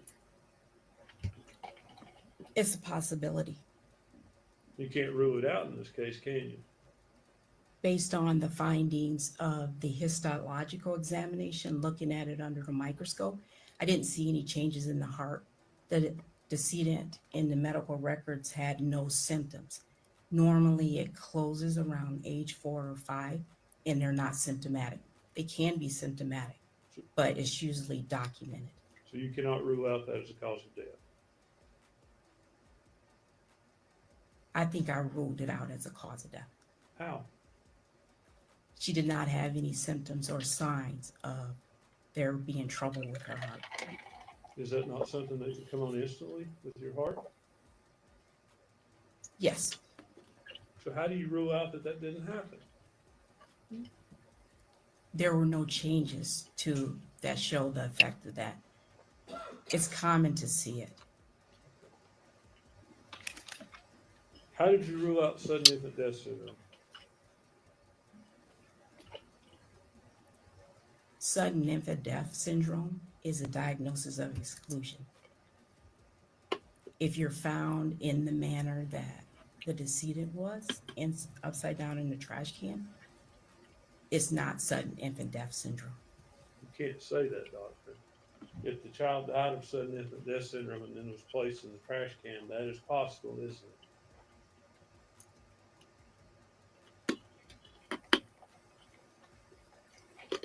Usually they die around 9 to 10 months is the upper age, but yes, you're right. It could be a sudden death and then placed in the trash can. It could be possible in this case.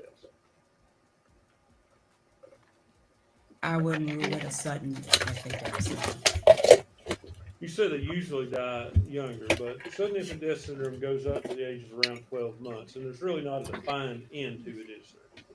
It becomes less common. Is that right? Yes. Okay. And there are factors that really don't know what sudden infant death syndrome is, do we? That's correct. But there have been factors determined that can maybe lead to that. That say higher incidence of SIDS with kids who have these conditions, certain conditions. Would you agree with that? Yes. Okay. Were you aware that there was an intrauterine growth restriction when Megan was pregnant with Evelyn? Yes.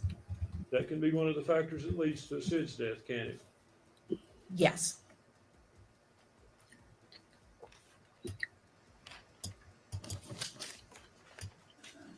Were you also aware that as of her 10-4 visit, Evelyn suffered from acute pharyngitis?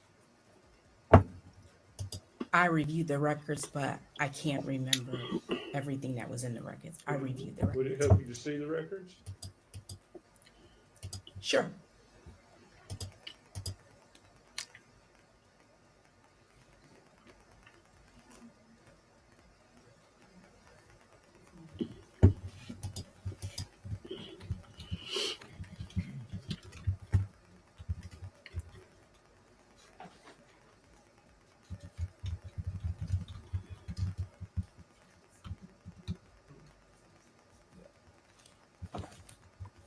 withdraw item 67, please. Okay, may I show this to the witness?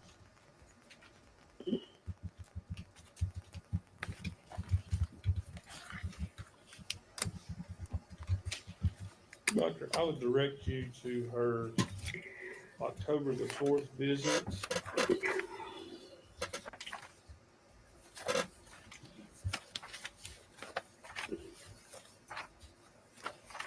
Page 37 and 38.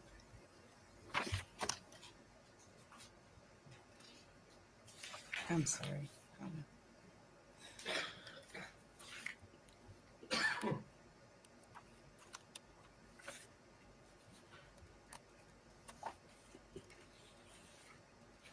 Is it towards the back?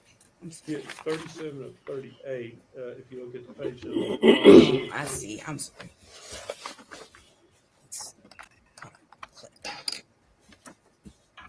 Okay. Child suffered from acute pharyngitis, is that correct? Yes.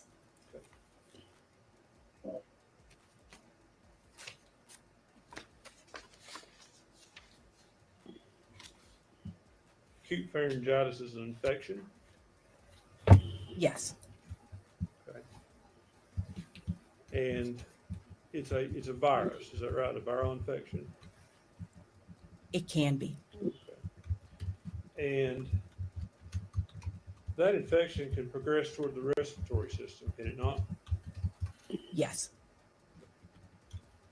Viral pharyngitis itself can increase the risk of SIDS. Yes or no? Yes. I'm sorry. I didn't mean, I sounded curt with you and I didn't mean to. I should have asked you a direct question. So please don't take offense to yes or no.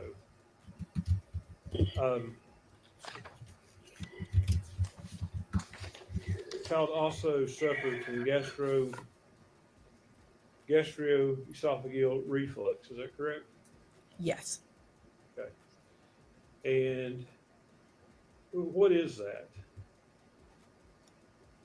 It's when the food comes back up through the sphincter, because food goes through the esophagus into the stomach, and there's a sphincter that keeps it from coming back up into the esophagus and to go down, continue into the intestines for digestion, and it comes back up into the esophagus. And can that lead to laryngeospasms? Yes. What is a laryngeospasm? This is where the muscle contracts. A child can die from a laryngeal spasm, can it? Yes.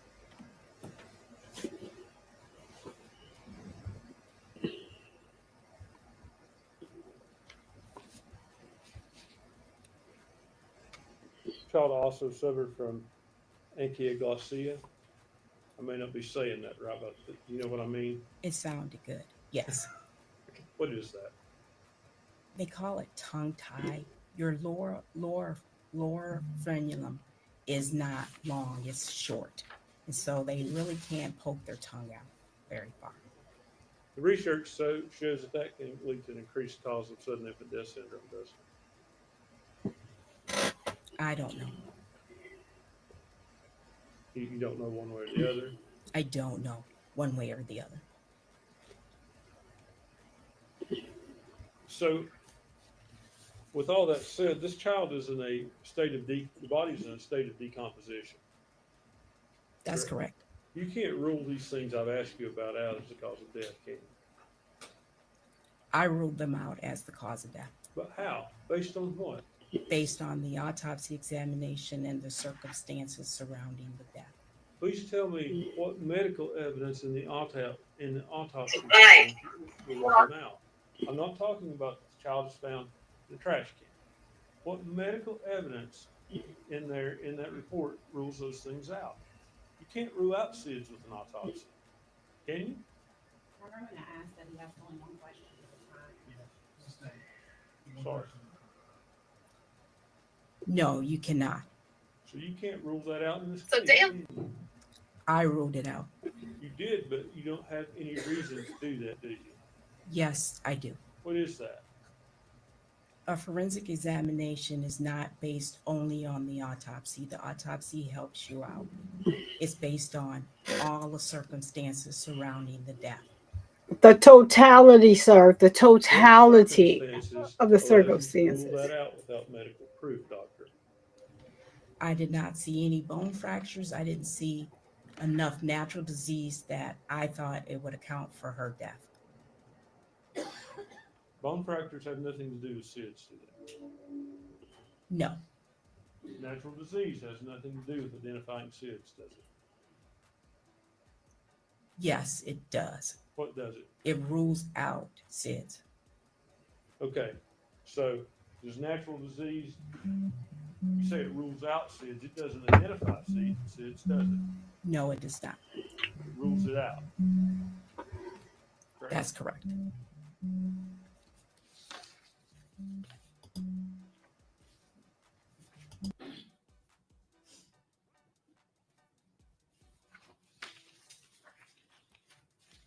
How did you rule out co-sleeping and being rolled on in the bed as a cause of death?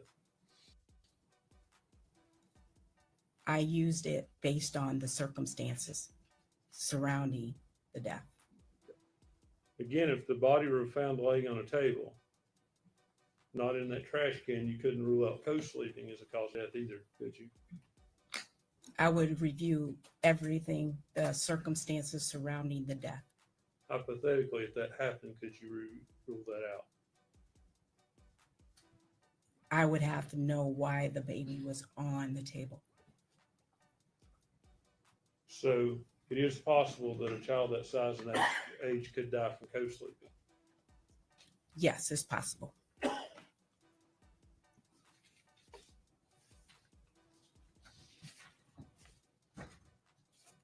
Let me ask you about the leaves you talked about in the baby's hair. Yes. Okay. Was that wrapped up under the blanket in the tinfoil? Yes. Okay. So you testified that there were leaves in the shed. Yes. Are you saying inside of the shed? Yes.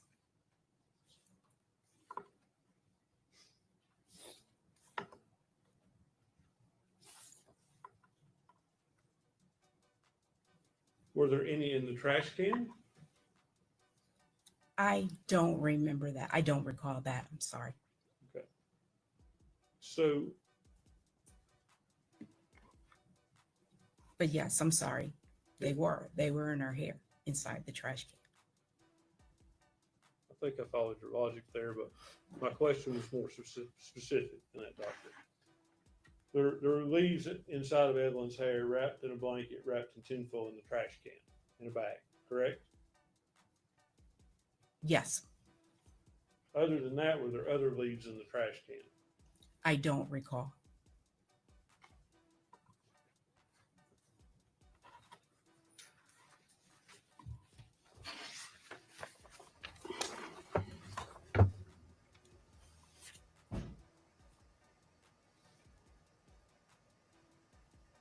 So when you describe this death as homicidal violence, you describe that as based on the child being found in the trash can. Is that correct? And the investigation, yes. Okay, but not your medical findings. Yes, my medical findings in There addition. There were no findings of violence in your autopsy, were there? Yes, the decedent was found upside down in the trash can. Okay. Were there any broken bones? No. Okay. At this point, soft tissue. Damn. It was hard to determine any kind of damage to soft tissue. Is that fair? That's correct. So there were no medical findings of violence in your report, was there? Yes, the decedent was found upside down in the trash can. I'm sorry. I'm asking.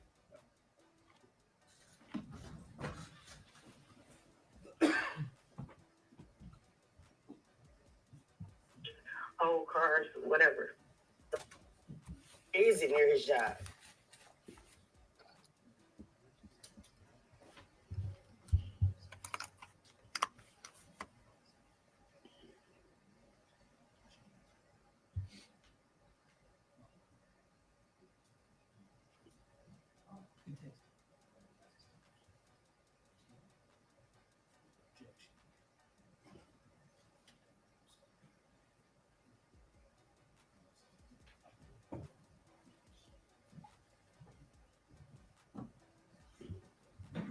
Doctor, let's make sure we're on the same page.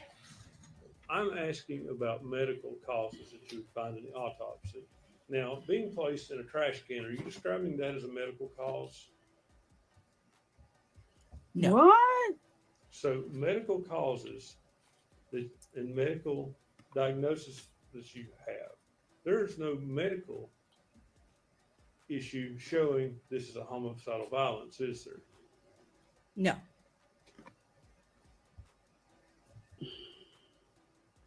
And you can't say that the child was dead or alive when it was in the trash can, can you? That's correct. Can I have just a minute, Judge?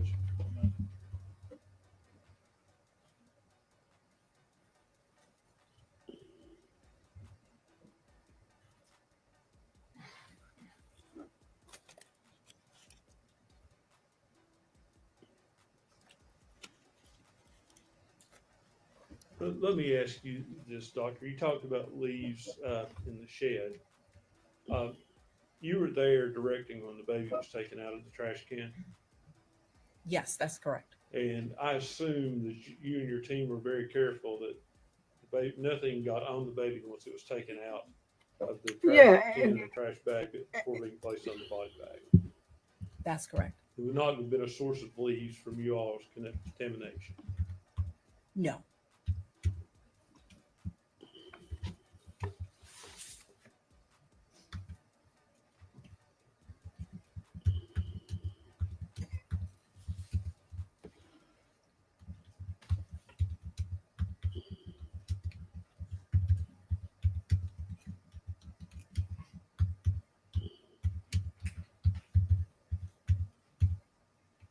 So, Doctor, based on your medical findings, not based on the leaves being found in the trash can, but based on medical findings, is there anything to support abuse as a cause of her death?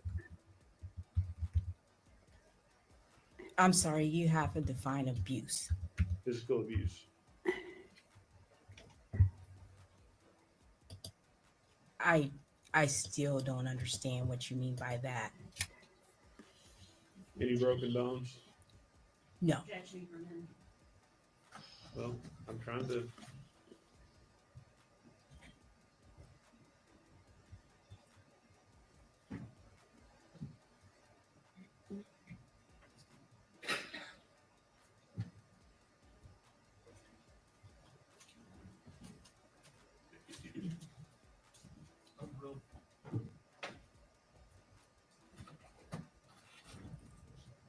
Any broken bones? No. Any signs of prior broken bones? No. Judge, that's all the questions I have. Dr. Smith, thank you and good to see you. Nice to see you. Redirect. No, Your Honor. She released the By the state, yes. Stop. Yes, sir. Dr. Smith, thank you for your testimony today. You are released from your subpoena. Thank you. Next. State call Dr. Lewis.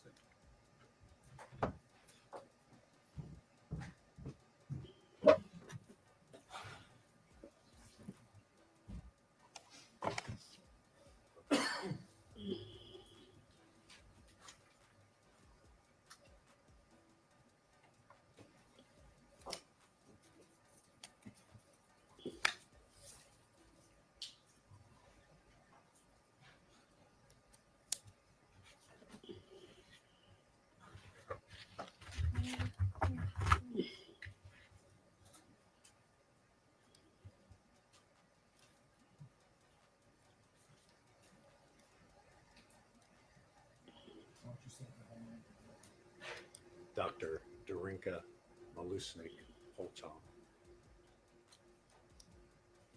I'll let her say it spelled for you.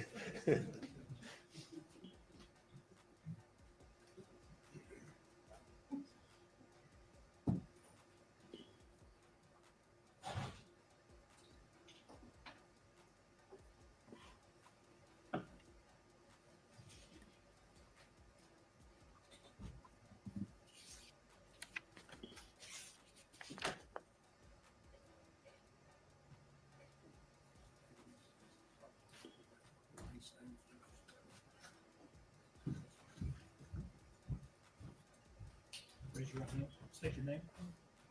Darenka Milusnik Polchan.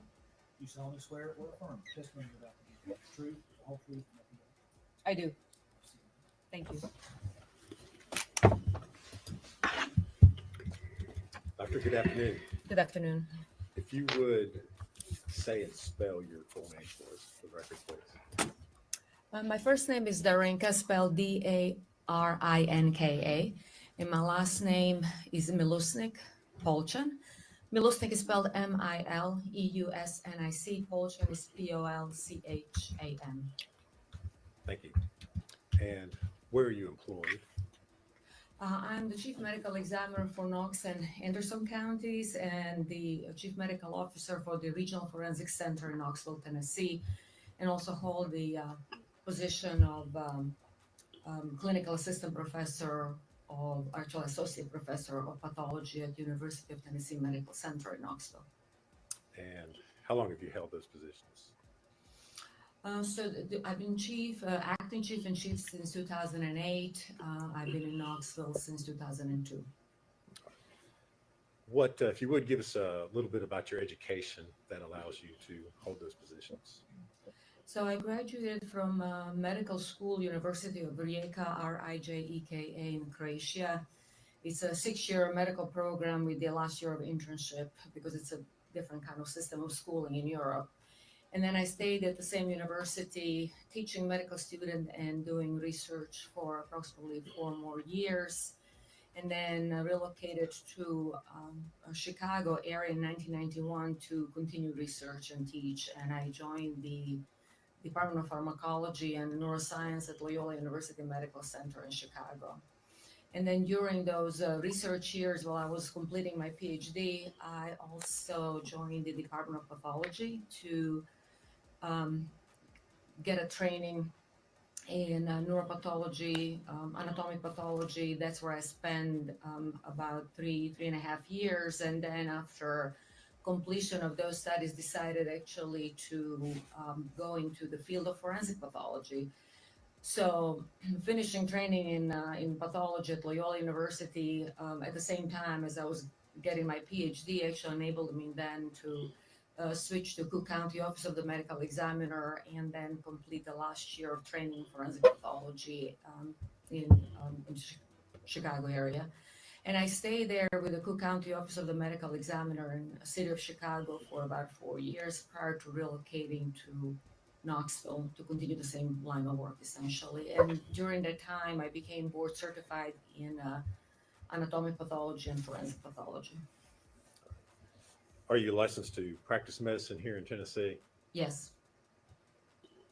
And are you certified in anatomic pathology and forensic pathology? Yes, I am. Do you maintain membership in any sort of medical related societies? Yes, there are a number of societies such as American Academy of Forensic Sciences, the National Association of Medical Examiners, and then just the regular pathology groups that College of American Pathologists and American Society of Clinical Pathologists. The membership in the name, actually, National Association of Medical Examiners is important because actually that's the accrediting body for the forensic centers in the state of Tennessee, and then of course we are accredited by the name by the National Association of Medical Examiners. All right. Have you published any scholarly materials in the field of forensic pathology? Yes, I've published some papers and platform presentations and book chapters with the main interest in kind of intersection of forensic pathology and anthropology, and then those mainly book chapters. And as far as the publications, I have a special interest in toxicology and child abuse. All right. And have you done any presentations on asphyxia in children and strangulation? That was actually one of the old presentations at the National Association of Medical Examiner meetings. It was a platform presentation. Now, you are currently employed as a forensic pathologist, correct? Yes. And are you board certified in the area of forensic pathology? Yes, anatomic pathology and forensic pathology is kind of dual certification. All right. And so what is it that you do as a forensic pathologist? So in the state of Tennessee, actually, the forensic pathologists are medical examiners, and so because we don't have a coroner system, we have a medical examiner system. We are appointed to perform the duties of a medical legal death investigation on a county level. So essentially, that's what I do. I investigate with the help, of course, with the rest of the staff in the office. We investigate all the sudden deaths that happen, as I said, suddenly without medical attendance or due to violence. And our main obligation is to work not for any particular organization or the law enforcement. We work with the law enforcement to come up with an answer to what really happened and what the cause, manner, and mechanism of that in these situations where that happens suddenly, unexpectedly, without medical attendance or due to violence. Have you previously been qualified as an expert in the field of forensic pathology? Yes, in many counties in East Tennessee. Actually, I believe here in Sullivan County years ago.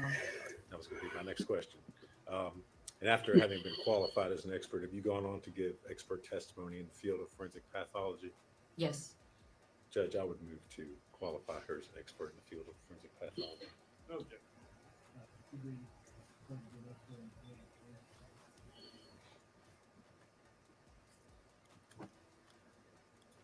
Dr. Malusnik, at the request of the district attorney's office here in Sullivan County, did you review an autopsy that had been performed by Dr. Matrina Schmidt, as well as other case materials involving the death of Evelyn Boswell? Yes. And if you would, tell us what materials you reviewed. So I reviewed everything that was available when I was approached to originally look at the case, and I can list all the entries that I compiled in my report if that's sure acceptable. So what was available to me at the time of review and writing of my report is the birth certificate for Evelyn Boswell, Indian Path Medical Center birth records, Premier Pediatrics medical records, Mountain States Medical Group Urgent Care medical records, Bristol Regional Medical Center medical records, then autopsy report performed and signed by Dr. Schmidt, autopsy photographs, scene photographs, TBI forensic biology reports, several of them. They were dated from March 11, March 25th, April 22nd, and then TBI toxicology report dated March 19th, that's 2020. And then national NMS, which is the National Medical Toxicology Lab, both technology forensic case report, summary of facts by the Attorney General's office, and the presentment state of Tennessee, Sullivan County Criminal Court case S72869. And these materials, are they typical of what you would normally review in preparing an autopsy? Yes. And based upon your review of those materials, did you form an opinion as to the cause and manner of death of Evelyn Boswell? Yes. What was that opinion? So my opinion was that Evelyn died of asphyxial death, and that the manner of death was homicide. All right. And again, you reviewed the autopsy that had been done by Dr. Schmidt. How, if anything, did your opinion differ from what she had concluded? In essence, actually, our opinion did not really differ much, except that in my report, and that's the kind of luxury of writing a kind of expert review report versus the just regular autopsy report, is that I specify several different ways of asphyxial death or different mechanisms of it. Okay. And when you say different mechanisms of asphyxia, what are you talking about? Can you explain that to the jury a little bit? So asphyxia essentially means that the inability of a person to breathe or for the oxygen to be supplied to the cells in the body. And the different ways how that can occur is either by preventing the circulation to the brain or other organs and tissues in the body, or preventing the breathing, or putting a person in such a position that essentially compromises both circulation and breathing at the same time, with the end result of essentially depriving the tissues and organs of oxygen. And then in that with that respect, actual asphyxial death in general are very complex deaths, and if there is any compromise in the integrity of the person, such as decomposition, then they have to be really described in such a manner, these mechanisms, that are understandable, because in the end, the asphyxial death is the what we call diagnosis of exclusion, meaning when everything else is excluded, what we are left with essentially is that the findings in the body and the finding of the body within the scene that are going to come to essentially explain what really happened to an individual. What I'm essentially saying is that there's the mechanism, asphyxial mechanisms such as positional, mechanical, traumatic, or actually can be also the consequence of the positioning in the scene, and that information comes strictly from the scene investigation. All right, and let's talk about each type of mechanism in regards to this particular case. What about the scene or the body would relate to positional asphyxiation? So the forensic autopsy, just like any other autopsy, which is a major procedure, kind of cross-section and dissection procedure in the body, almost like a complex surgery, cannot be done in a vacuum. It has to be done in the context of the scene investigation. So that's why we have medical legal death investigation, and that's why medical examiner and representative goes to the scene in order to create a context in which this individual was found. And that's why I always say that the forensic autopsy cannot be performed in vacuum. It has to be performed in the context of the scene.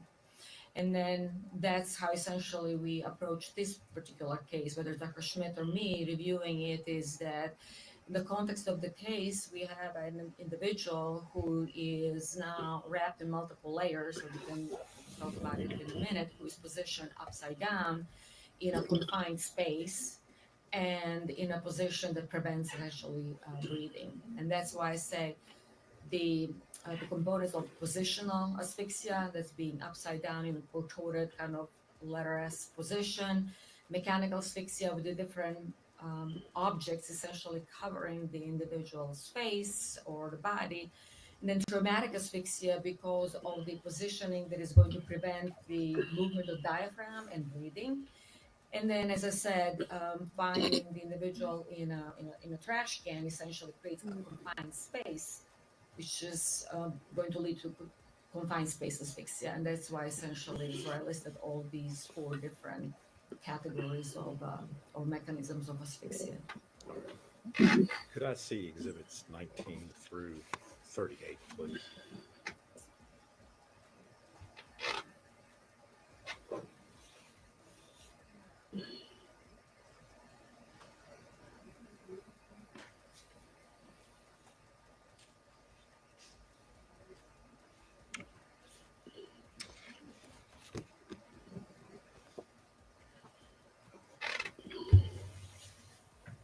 Dr. Malusnik, I'm going to show you. Hey, what's Mookie Mookie. submitted as exhibit number 19.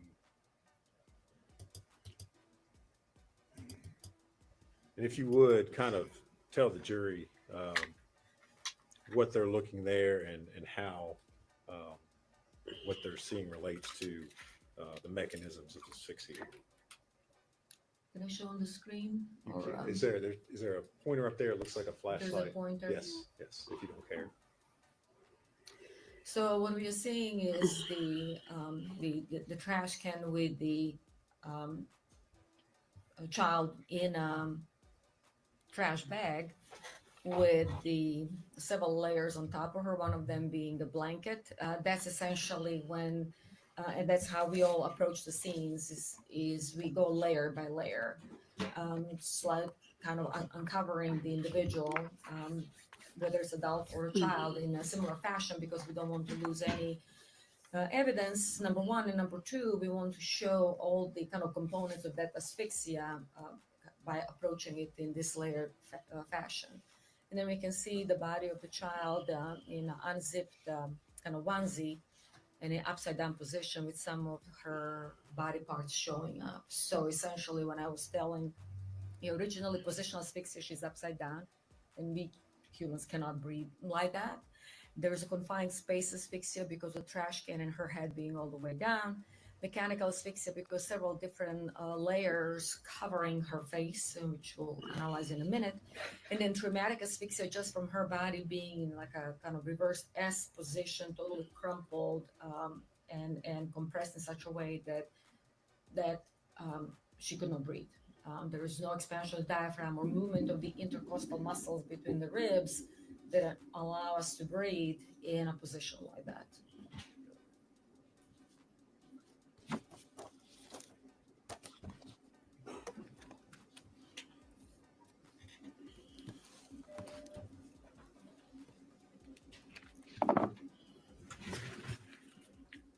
You gotta be at 5:30.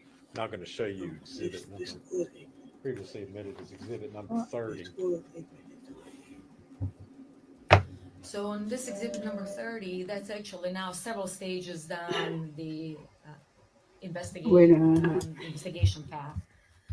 So the key is always, as I said, as little manipulation as possible, and then go again layer by layer. We lost several layers here: the garbage can, the trash can. There was also, the trash bag. There was also a black bag on top of all of that. That was all removed, and now the child is in the blanket, and there is a foil, which is actually a very curious piece of evidence because it was so tightly applied to the child's face and upper body that looked like a wrapped, almost like a part of the kind of mechanism that prevents her from breathing, because that would be another kind of example of mechanical asphyxia, because an object is covering the face and preventing her from breathing. And the other thing that can be also seen is that the body is actually contorted, and usually that would happen, with kind of force applied, because we know now she's upside down, and the force applied for her body actually to kind of fit in the bottom of the garbage can, and that would be part of the traumatic asphyxia component. Now I'm going to show you exhibit 31.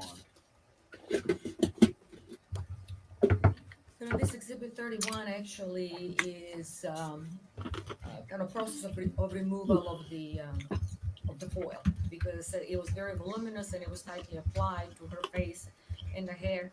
One thing that actually happens with the decomposition of the body following a prolonged time interval after that is that a lot of our tissues start to actually break down and detach.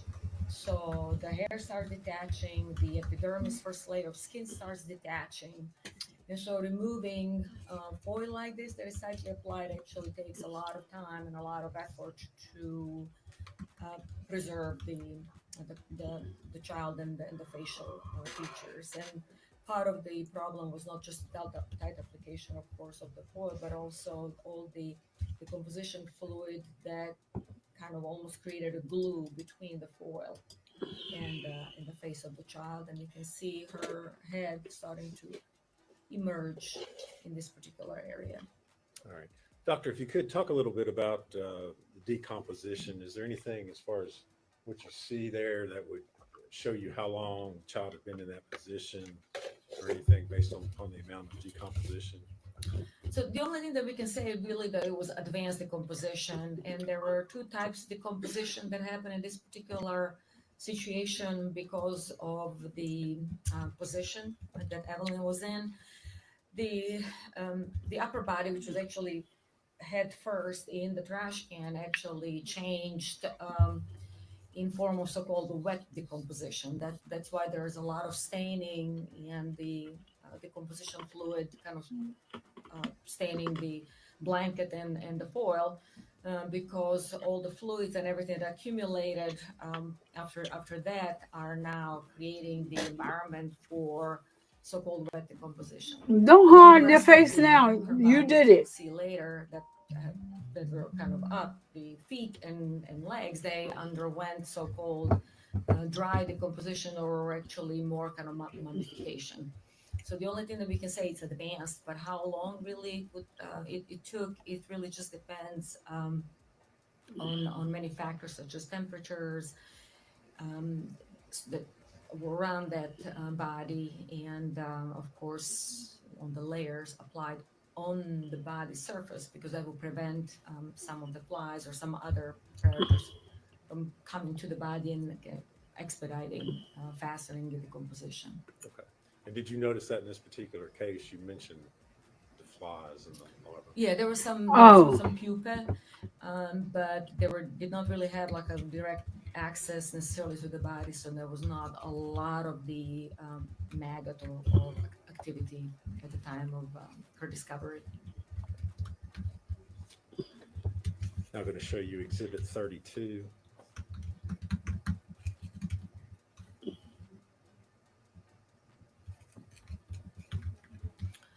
So the exhibits 32 Yes. is actually just another kind of painstakingly removal of all the layers. Again, the foil is being further detached. Now we can see her head and face, and then part of the upper body, her arm, while the legs are still covered. Does this photo show anything in regards to the positioning of her head as it relates to asphyxia? So one thing that what was becoming evident as the body was being uncovered is that her face was flattened because it was pressed against the foil and the blanket and side of the trash can. And then, of course, it was also kind of a little bit contorted because the face is pointing in this direction. And then her neck was kind of slightly contorted, and the head actually is almost at the level of her buttocks. Essentially, her feet, buttocks, and head, they're all kind of compressed almost at the same level now.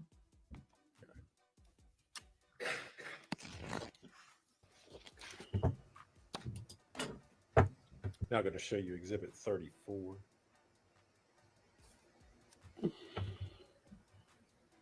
Yeah. That's what I said. Was she hiding for? What you hiding that face for now? Similar phase after the foil is removed. The blanket is covering the face, so the face is in this particular orientation. And again, the difference between all the fluids and wet decomposition staining the blanket versus just dry desiccation of the arm and then feet.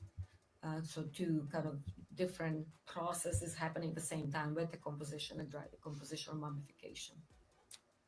Anything that you could tell in regards to, I know that the foil's been taken off in this particular photograph, but in regards to the positioning of the foil and the blanket as well, is there anything you could tell as far as whether that was haphazard or intentional?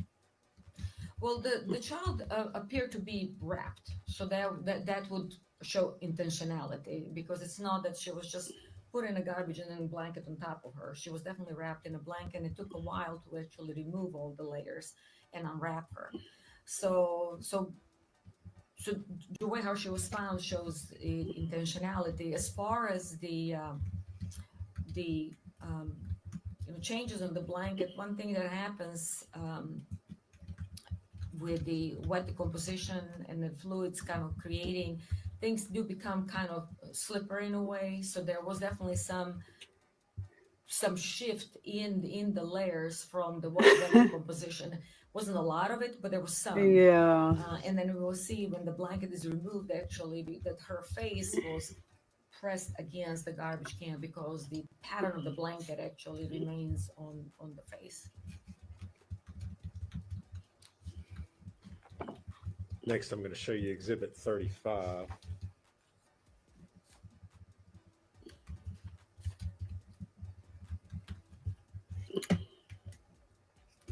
So the exhibit 35, now the layers of the blanket are further removed.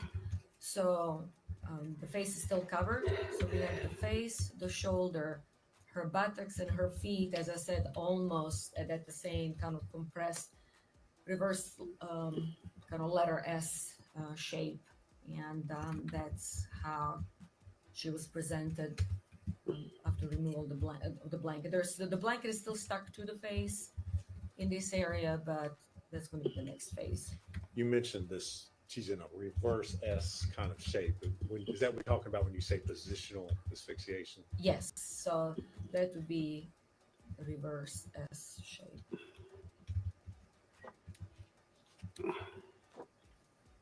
Next, I'm going to show you Exhibit 36.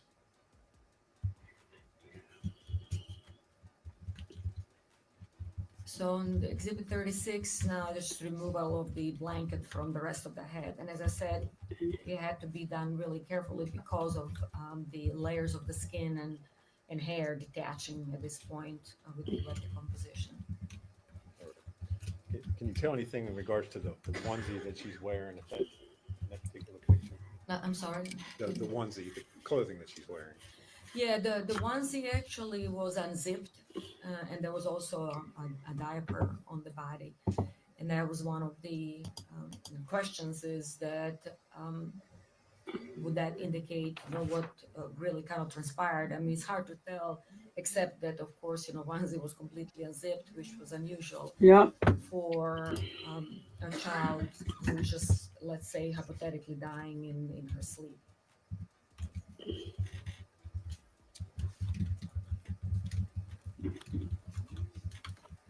Now showing you Exhibit 37.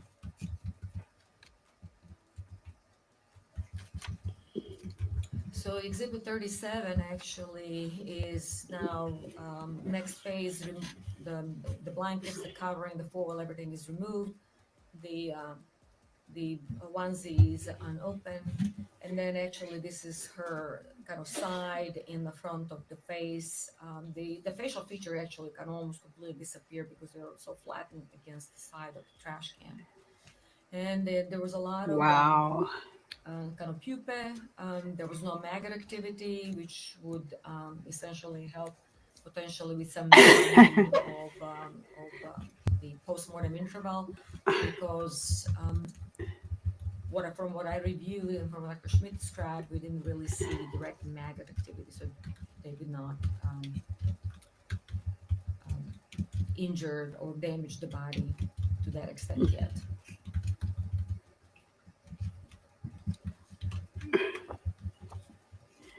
And now showing you Exhibit 38. And essentially what's happening now is that her body's kind of being unfolded. That's what needs to happen in order for the clothing items to be removed and then for the photographs to be taken and an autopsy to be performed. Because with the autopsy, the head has to be open and the body has to be open in a Y-shaped manner with the Y-shaped precision. That can only happen if the body is kind of unfolded now for complete examination.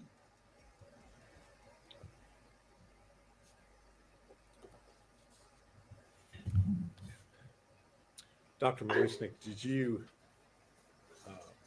as part of your review of the records in this case, review the child's pediatric records? Yes. You see anything in there that would indicate to you that she would have died from something that was medically related, medical conditions? No, she was considered a healthy child, and all the milestones were reached in timely manner. All right. And what about the possibility of her dying from some sort of rollover death? So she was not an infant anymore, so she already be in a kind of toddler stage, and I've never seen overlaying on a child older than 8 months. Actually, 6 months is even pushing it because it's just not easy to overlay a child who can already move, flip, and it's just not that easy even for an adult to overlay a child of that age. And I've never had a case like that. The only overlay of a 2-year-old that I had was actually a homicide. Dr. Malusnik, are you aware whether the state of Tennessee Department of Health maintains statistics on rollover deaths? Chloe. The age of children in Tennessee? Yes. And have you had an opportunity to review those statistics? Yes. How many children last year over the age of 12 months Don't they died of rollover deaths in Tennessee? I think their character limits are more than How many ours. children in the I don't last know. 10 years over the age of 1 in the state of Tennessee died from rollover deaths? We all of those we call like unsafe sleeping environment. That's a none of the children who died of overlaying, rolling over, unsafe sleeping environment were older than a year.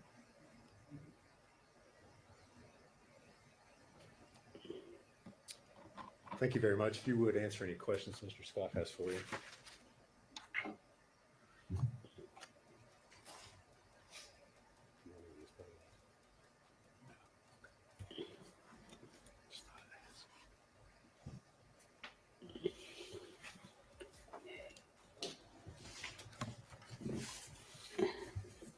Good afternoon, Dr. Norris. How are you?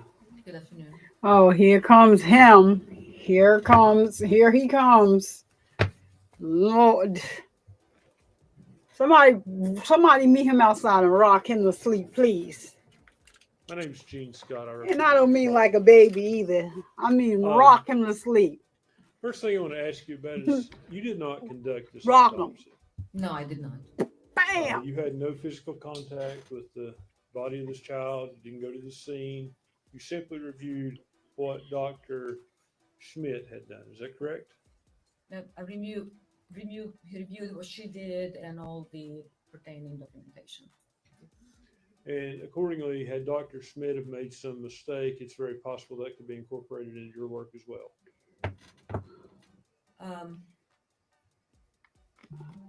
That's a very complex question. I cannot answer yes or no. May I explain? Sure.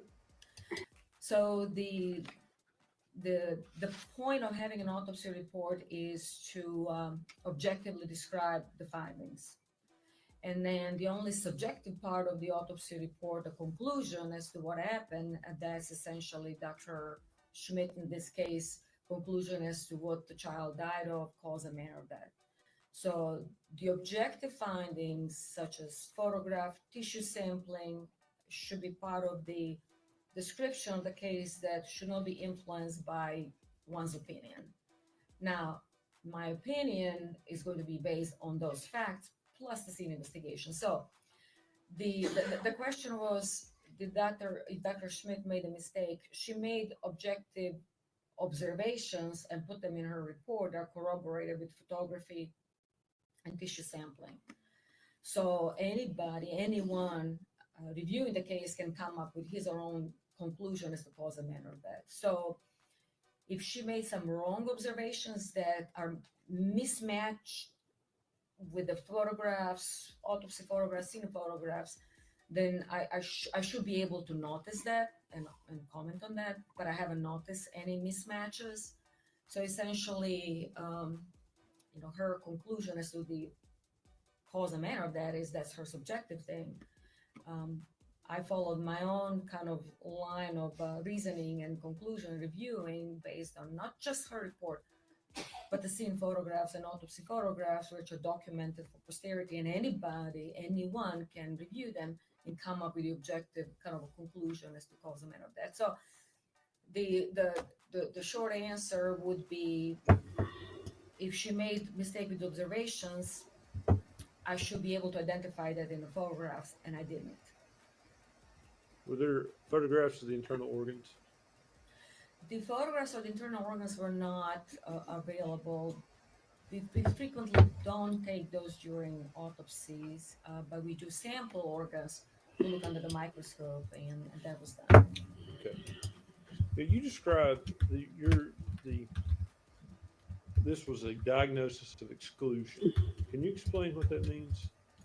So, by saying asphyxial deaths are frequently diagnosed exclusion means that we found an individual in a position that prevents breathing, but there is no mark on the body. And I've done thorough investigation.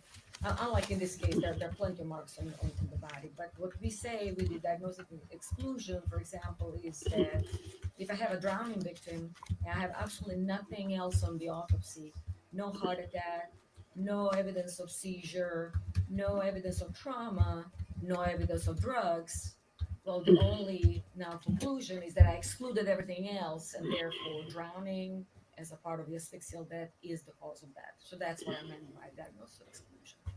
Okay. In this case, as it relates to the medical reasons contained in the autopsy, and I'm not talking about where the child is found at the scene, but the medical conclusions, were you able to come up with a cause of death? So there was no other reason for this child to be dead because there was no evidence of infection or any or tumor or anything like that that was identified at the time of the autopsy. And the review of the medical records, which is always mandatory for the forensic pathologist to review medical records, birth records, pediatric records, did not indicate that anything was wrong with the child, such as seizures or anything of that sort. So this child had no objective way or reason to be dead.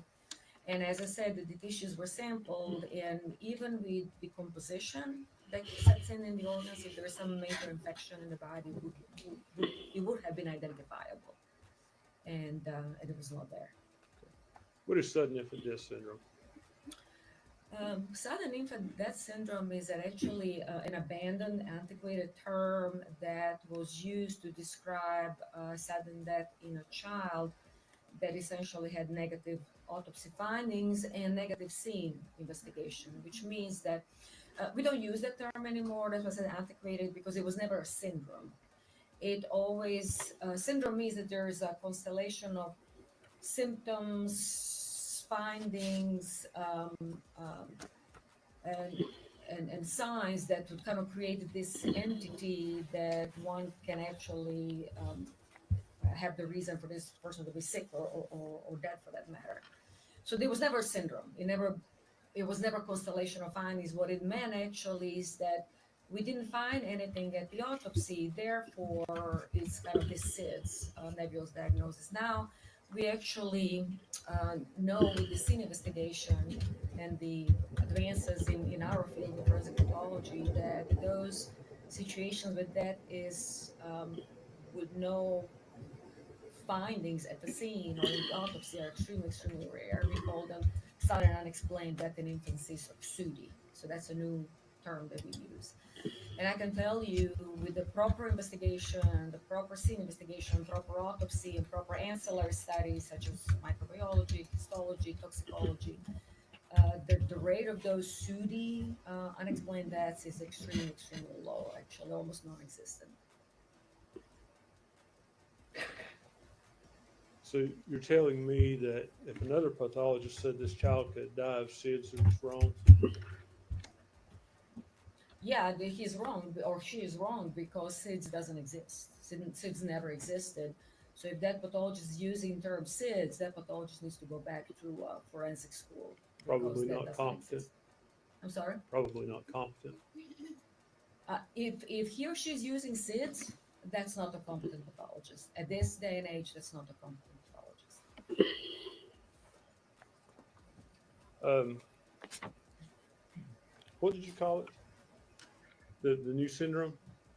But it's actually not really a syndrome. It's a sudden unexplained death in infancy or unexpected death in infancy. Means that we exhausted all the investigative capacity and thoroughly done autopsy with sampling and ancillary studies, and we found absolutely nothing.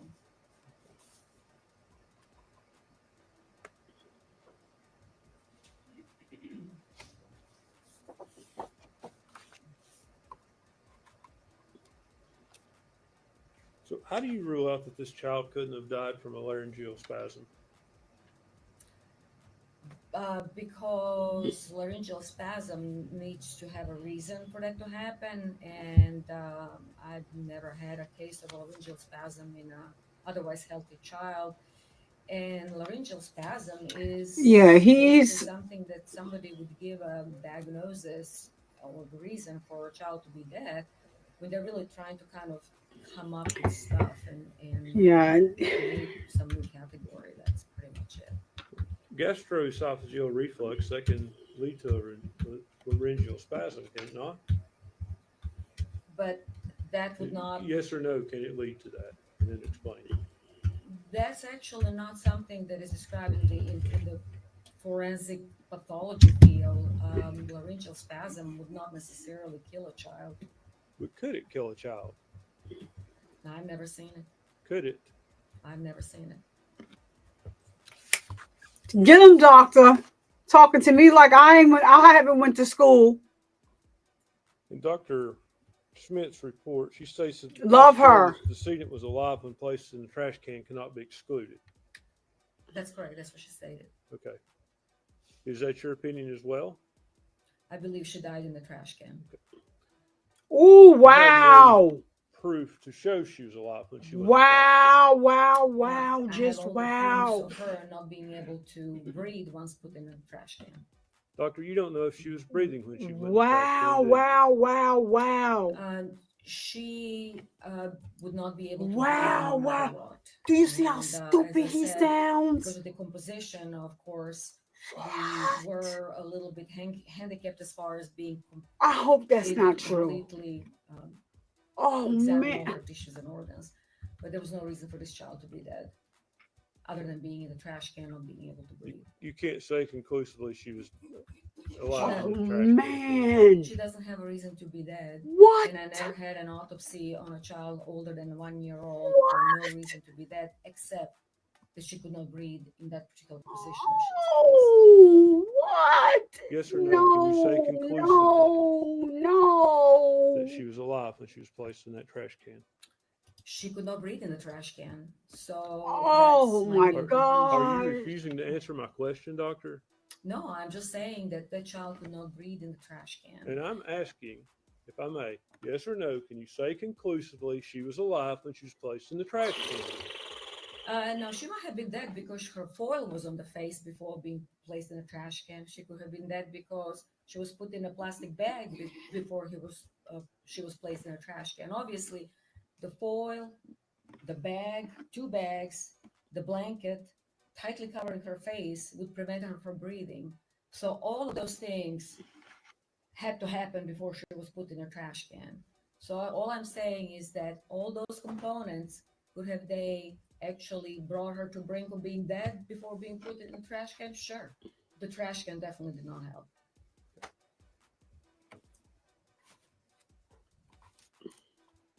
You can't say conclusively she was alive while she was wrapped in that blanket or tinfoil, can you? She would have definitely died with a tinfoil and the bag and the blanket. And there was no reason to put all of those things and tightly apply to her face and her body unless she was alive. You can't say conclusively that she was alive when she was wrapped, yes or no? All I can say is that she cannot breathe. With a foil, Judge, I would ask with a bag, the witness to answer my question. Yeah, Rebecca. Yup, eat his ass up. Eat his ass up.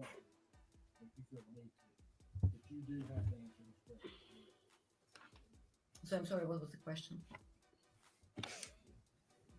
You can't say conclusively that that child was alive when it was wrapped in the blanket and when it was wrapped in tinfoil. I have no reason for this child to be dead. Yes or no, doctor? Nobody can tell exactly of the state of her body except that she cannot breathe with a foil and a bag. Judge, I would ask the court to instruct the witness to answer the question yes or no and then explain.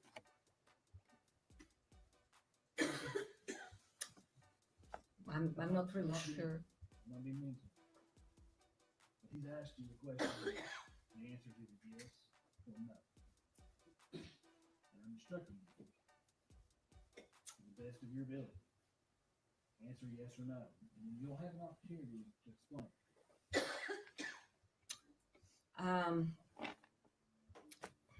For a forensic pathologist, it's hard to answer that question, yes or no, but nobody can guarantee or say with certainty what really happened to this child prior to the foil being put on her face. So you can't say whether she was alive or dead, can you?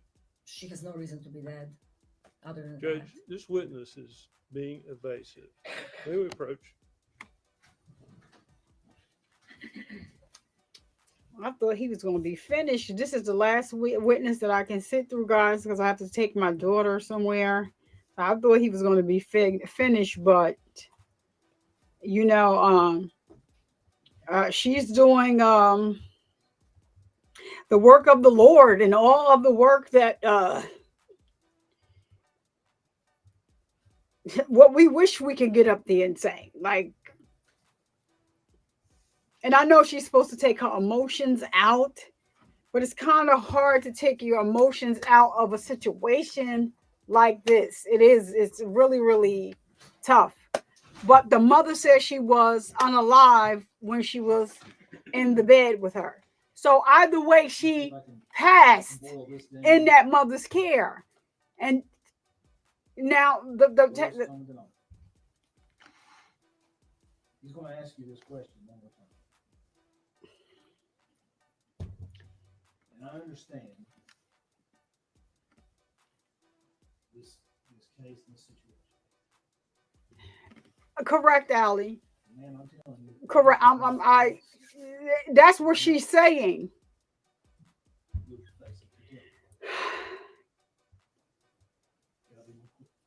yes. Yes or no, can you say conclusively that this child was alive or dead when it was placed in the blanket in the tent? It's not a it. She was a her. She's a human being. It's her, not it. The trash can. Which one? Okay. The answer is no. She could have been murdered a different way. Ooh. Thank you, doctor. Ooh. Did she slip the M in? Did she slip the red rum in?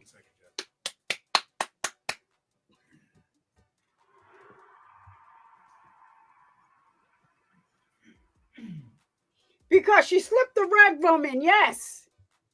Yes.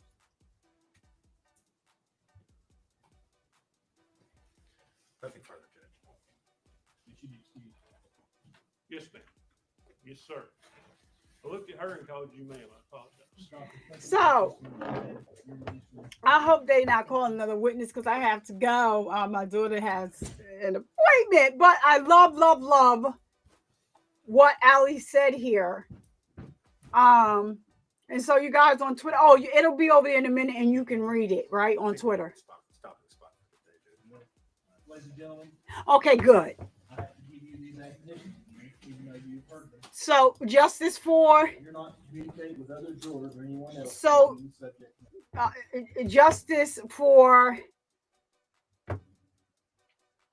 justice for our cutie, our baby. Justice for Evelyn. Justice for her. Justice for her. So, okay, so it's on the screen on Twitter too, because it's a kind of a lag over there. So you guys get it afterwards. But I love what Allie said here. The medical examiner makes a point. If the child was not alive, why put all the stuff over her face and mouth? It would make sense if she was alive to do that, as it would suffocate this poor baby. And I like the way, Allie summed that up. That was very hard to watch.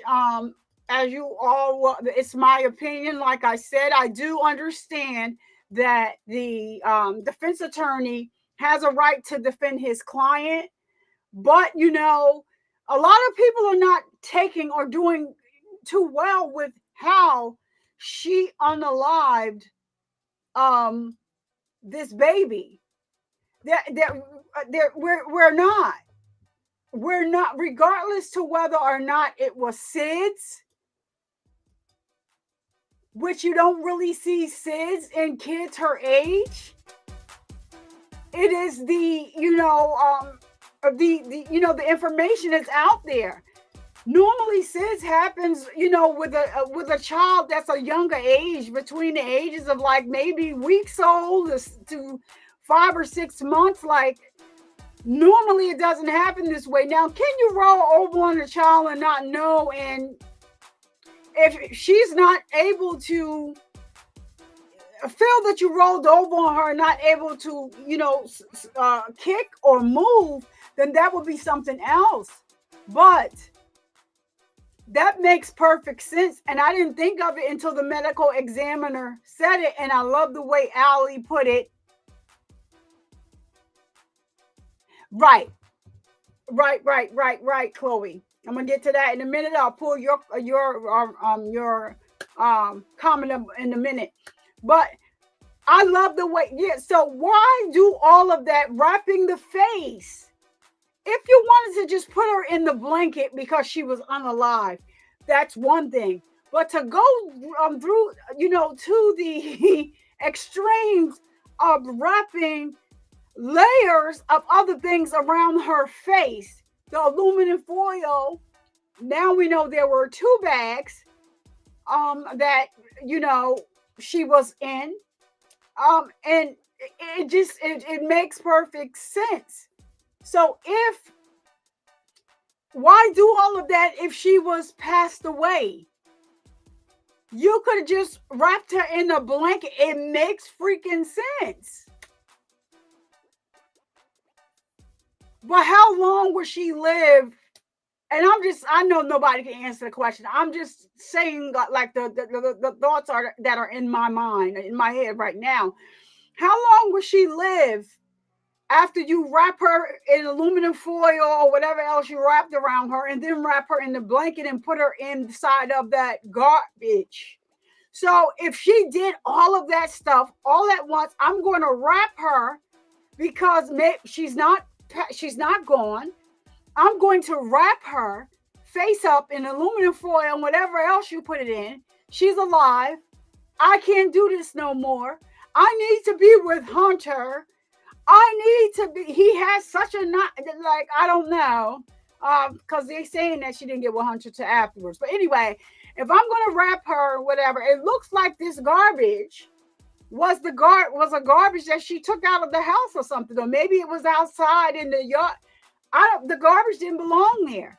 They can tell by everything else in that playhouse had cobwebs, dirt, dust, everything on it. The garbage can and one other item is the only thing that looked like it was put there recently.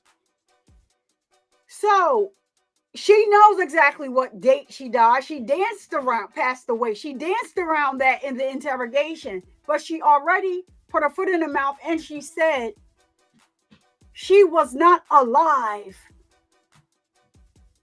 when she was in the bed. So I understand what the doctor, she didn't want to answer the question because she's probably thinking in her mind the same thing that I just said. Maybe she wrapped the face up, she was alive and went ahead and put it in the garbage. She may not have been passed away at that time, and you put her in there and you went on to try to live this fabulous life. She could have given Evelyn to her dad. She's cold and calculated. And you look at the interrogation videos, all the time that she spent talking to law enforcement, and she is laughing and smirking in those videos, basically asking them a matter of factly, what do you want to do? What are we going to do? I'm trying to find my daughter. What are we going to do? That's why I'm so glad that those messages came out, those Facebook messages came out earlier today about Hunter and her. He was concerned about where the damn child was. So that is the last person she tried to put this on. Hunter did it. She's like, my mom, she's telling him my mom took her. Hunter's like, no. They have your mother in custody. They still don't have the baby. I'm worried about the baby. He was more worried than she was. She was trying to get him to come to her and bring her some clothes, talking about she was on her way down to the TBI. And what really sealed the deal, she threw a name out there of a detective from the TBI, and Hunter threw a name right back at her. And he said, how about we call him? She says, who is that? He says, he is the head of the TBI. He's the head of this case. He's the head. Now you sitting there looking stupid wherever you are hiding at, because you want him to bring you to where the mother lives. He's like, no, how about we go to the police station here? How about that? So now that's when she says, well, I'm going to call this person at the TBI. He says, how about we call George? George was the name. She's like, who was that? He's the head of the TBI. Look, what? He's the head of this case. How about we call him? Letting her know, like, listen, I've been talking to him. But the public, because of all her lies, and he was the last boyfriend, started to harass and get on him. And so now this young man is in a mental hospital. And my prayers go out to his family, and I hope that that he gets better. And I hope and pray that the judge does not allow, because these messages came out, he doesn't allow the defense to ask questions about Hunter, about a tinfoil hat, because he's diagnosed with schizophrenia. Listen, baby, they didn't know that these messages were going to be, she doesn't know anything about technology, about anything. That's why she was willing to so freely give up her, her phone or whatever. She doesn't know how this works. So they did not know that they were going to be reading these text messages, Facebook messages in court. They didn't know. Hunter didn't know. So, okay. That's why I'm like, okay, so the prosecution must have known something. And then the interrogation video where they show the father, they're telling her, give it up, tell the truth. You're not telling the truth. You're lying. She's saying the baby is with my mother. He said, you're lying. The baby is not with your mother. You are lying. She should have took a plea deal of life without the possibility of parole, and she should have took it on the chin. Just the way you unalived this poor defenseless baby, and how you played in everybody's face is the same way. You need to take your sentence and get up out of our faces. And somebody asked about the DP. I normally like to not chime in about the DP. But Chloe said, in this case, do you think? And I still want to reserve my right, but I'm right there. I'm right there at this point. All right, y'all, I gotta get out of here and take my daughter somewhere, because she got chop mother, chop. And we do, and here we are. We do what they need. But anyway, still got to close the show out. Thank you all for watching. Twitter, I cannot express enough how grateful I am for you guys, over on Twitter, tuning in with me, watching this every day. I do believe that they do have court tomorrow. That's what he was just saying. So normally they go about 8:30. They normally are late. So even if I'm going to start at 9, even if I start at 9, I just go ahead and speed. We listen on a double speed, and then I turn it back to normal because we can't fast forward anytime after that. But I do appreciate you guys over there on Twitter. I say it every day. Please consider coming over to YouTube just to hit the like button. You can go back over there to and watch on Twitter just to hit the like button over here. It gets the video pushed out into the algorithm, and it helps the channel. It's a free way to help the channel. And so thank you to everybody over here on YouTube. To my moderators, thank you so much for holding me down. No one for always being in earshot for me, saying your name 1, 2, or 3 times. Here you come. You may be in the bushes. I know where you are. Thank you to no one for the background music as well. If you are a content creator looking for some background music for your videos, that is No One Is Your Guy. No one, please drop your link down in the chat, please. Rebecca Cry, thank you so much for being here. And your input, Allie, Chloe Alberts, Revenge. Chloe, I wanted to get your comment up here, but I gotta kind of run. My daughter is like, hey, listen, I'm going to be late. Listen, and so judging by her lifestyle, yeah, I'm judging it. It was likely the only thing she ever did that was thought out. Yes, it was. She wanted the lifestyle because Hunter's father had cash. So she moved with Hunter. What's going on to, so all these different outings and stuff with Hunter. And, and just your baby is, I will never be able to wrap my head around it. Your baby is in a garbage can, and you know that that's where she is. And you are just going on living your best life. I'll never understand it. Never, never, never. No one. That is Naziah Harris. Thanks for dropping that. But Emily is the baby in the green t-shirt. My gosh, that's Emily right there. So she's the one in the green t-shirt. So if you guys were on Twitter, were over here, and you were a member of the channel, I do make emojis.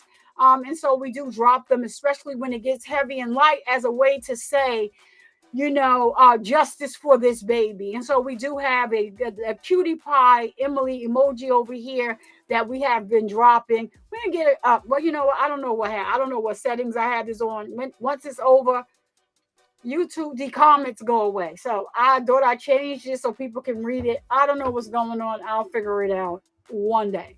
But we do have those over here to drop, and a lot of people they love the emojis. To drop it, it gives us a sense of like we're doing our part in this. We want justice for Evelyn. And I'm sorry if I said Emily. I have a Emily Stokes that's in the chat. Excuse me, I'm always mixing her up with Evelyn. Evelyn, let me make sure I say her name correctly. Miss Cutie Pie Evelyn Boswell. So yeah, we do have that over here. And so I got it, and I gotta change that, y'all. Put the name, like, yeah, Evelyn. Chloe, don't come for my neck. Thank you. So yeah, so I have to end the show the way I normally end it. So it wouldn't be me if I didn't end the show by raising awareness that men can get breast cancer too, because of the stigma associated with the word breast. Here on the Survivor Speaks channel, we have started using the terms chest and or pec cancer. So let's continue to break the stigma and spread awareness. And to my ladies, please remember to get your mammograms. Fill up on your boobies to make sure that you are all right. All right. And thank you to the sponsor of the show. That's no other than Tet Clouds. All right, and then you should have dropped your link in the chat. So we're going to end it. And I'll see you guys in the next live stream. I will have the thumbnail up. I'm going to start at 9. They didn't say that there wasn't any court tomorrow. Because the jury is sequestered. That costs a lot of money. So this judge is having court Monday through Saturday. So he's trying to get this done. So now I am going to, I'm going to go ahead today. I normally play my outro, but I'm going to play my intro as the outro because it is new and it is fresh. And the song, this is my new intro, so it was written by me, and the beat was produced and engineered by Mook Marv Music Inc.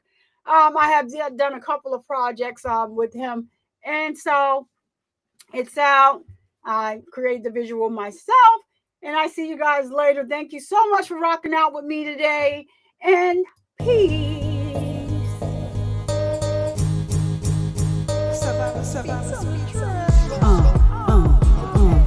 Speaks is the name at the end of the day. People love me or hate me, I don't care either way. Breast cancer busted through like a leaf in the night. A cancer's ass was knocked out before the end of the fight. A cheer for y'all, coming through, knocking everything out. Just if you see, I do nothing for clout. Just like cancer, I'll let nothing take me out. So be respectful when you step foot inside of my house. Hold it clear to have your ass escorted on out. So hop up out the bushes, wrap your feet, take a seat, and get comfortable and chill with your girl. Survivor Speaks, yeah. Hey, hey, hey. Who, what? I'm Survivor Speaks. What time is it? What time is it? It's time for you to hit that like and subscribe button and turn on that notification bell so you get a notification each and every time that I go live. Yeah.